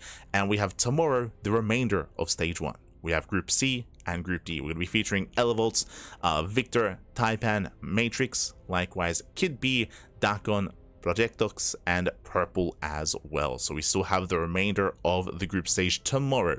Meanwhile, next week, sorry, I say next week, in 2 weeks time, we have group stage 2. We have group stage 2, we have the next set. Now, certain players have been seeded already into the group stage. We have not actually drawn the groups, so don't know who's in each group yet, but that's where you get the big dogs. That's where you get players like Allison, Master, Inexorable, Eric, Claw, Kamikaze, Yanji, and Dominoko. All the top players in Brazil will be seeded directly into stage 2. That is where they will be featured. Right now, it's all about these other up-and-coming players to try to make their way to face off against them. So again, that's going to be in 2 weeks time, and then we have the playoffs, and this all leads into an offline event. There's going to be an offline finals over in Sao Paulo. So again, the Brazilian scene have crowdfunded together to be able to book a venue and to pay for travel costs for the players and to have one big event in Sao Paulo. So I do look forward to it. Again, it's going to be amazing, going to be beautiful, and of course we are going to be the official English casters for the event for the broadcast. So there we go. So here on the CranKy Ducklings, it is at a rough time right now. It is 9:30 in the morning. We started casting at 4 a.m. by the way. 4 a.m. casting back. Oh good. It's now 9:30 in the morning. We made it, but yes, we have the playoff brackets towards the end as well. I mean, of course, because we're in the initial group stage, we are featuring some lower ranked players, like some diamond players and masters players. So because of that, you can see some inefficiencies when it comes to their builds. We can see some otherwise missed opportunities as well. But you know, there's no shame in that. You know, they're still doing their best. They're still playing their hearts out. They're still doing what they can to progress and to make it further in the tournament. So as always, I would refrain certain people in the chat from judging too harshly here. Some of these players already gave a warning earlier to Jinx, so don't be a clown. Don't be a clown in the chat. Aye.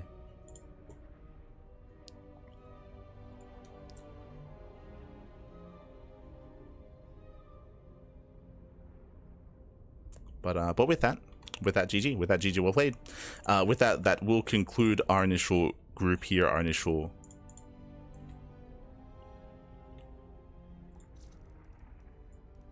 that will conclude our initial group, that will conclude our initial broadcast here. So I hope you all enjoyed yourselves. I hope you all had a great time. For those that are curious, again, Group C and D will be featured in less than 24 hours. Same start time as today's broadcast, but tomorrow. So another 4 a.m. cast. Let's go, baby, let's go. Another 4 a.m. cast is on the horizon. We're also going to be live earlier than that. We're going to be live in around 12 hours. No. 11. In around 11 hours time, we're going to be live on this channel with some more StarCraft with the Firegrow Cup group stage. That is a CIS tournament for the CIS region. So we're going to be featuring the group stage here of Firegrow Cup here for you live on the channel. So we got you covered with some more StarCraft. It's going to be Firegrow Cup into day 2 of group stage 1 of the Brazilian StarCraft 2 circuit. So again, a lot of StarCraft on the horizon. It's going to be amazing. It's going to be beautiful, I'm sure. Otherwise, thanks for watching. Thanks for tuning in. Now, because I did actually nap before the cast, I think I did nap during the semifinals of MSO. I'm quite well rested, and I did actually want to have a cheeky ladder session if possible. So only for a couple of games. Again, our next broadcast is in 11 hours, so I have a couple of hours before I should rest up before Firegrow Cup. So the plan is to stream to have some ladder games. Let's go, baby, let's go. So if you're interested, you can stick around. We're going to be going live on my personal channel with some StarCraft 2 ladder. Otherwise, thank you for watching. Thank you for watching. Thank you for tuning in. Again, we'll see you in 11 hours for the Fire Cup, or we'll see you in just under like around 23 hours time. I should say like 20 hours time. For day 2 of the Brazilian StarCraft 2 circuit. Once again, a big shout out to Roddy. Big shout out to Rotterdam, as he did give us a big raid earlier after concluding the Platinum Heroes April tournament. So thank you so much. Big shout out to the raid. Hope you all enjoyed yourselves.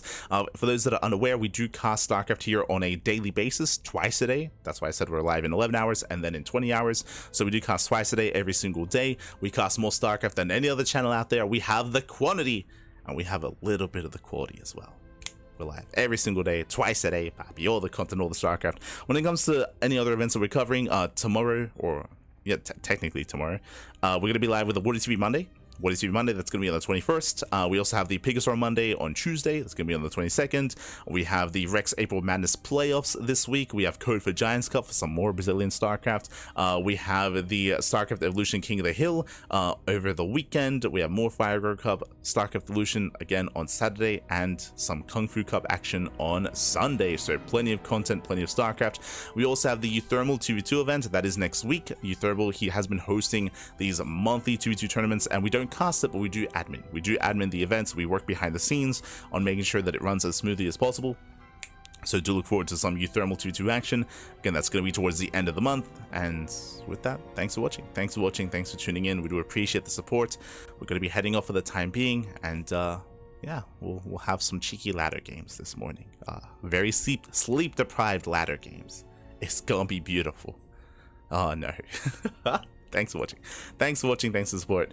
We'll see you guys next time. Until then, hasta luego. Ciao, papi, ciao. Hasta luego. Till next time.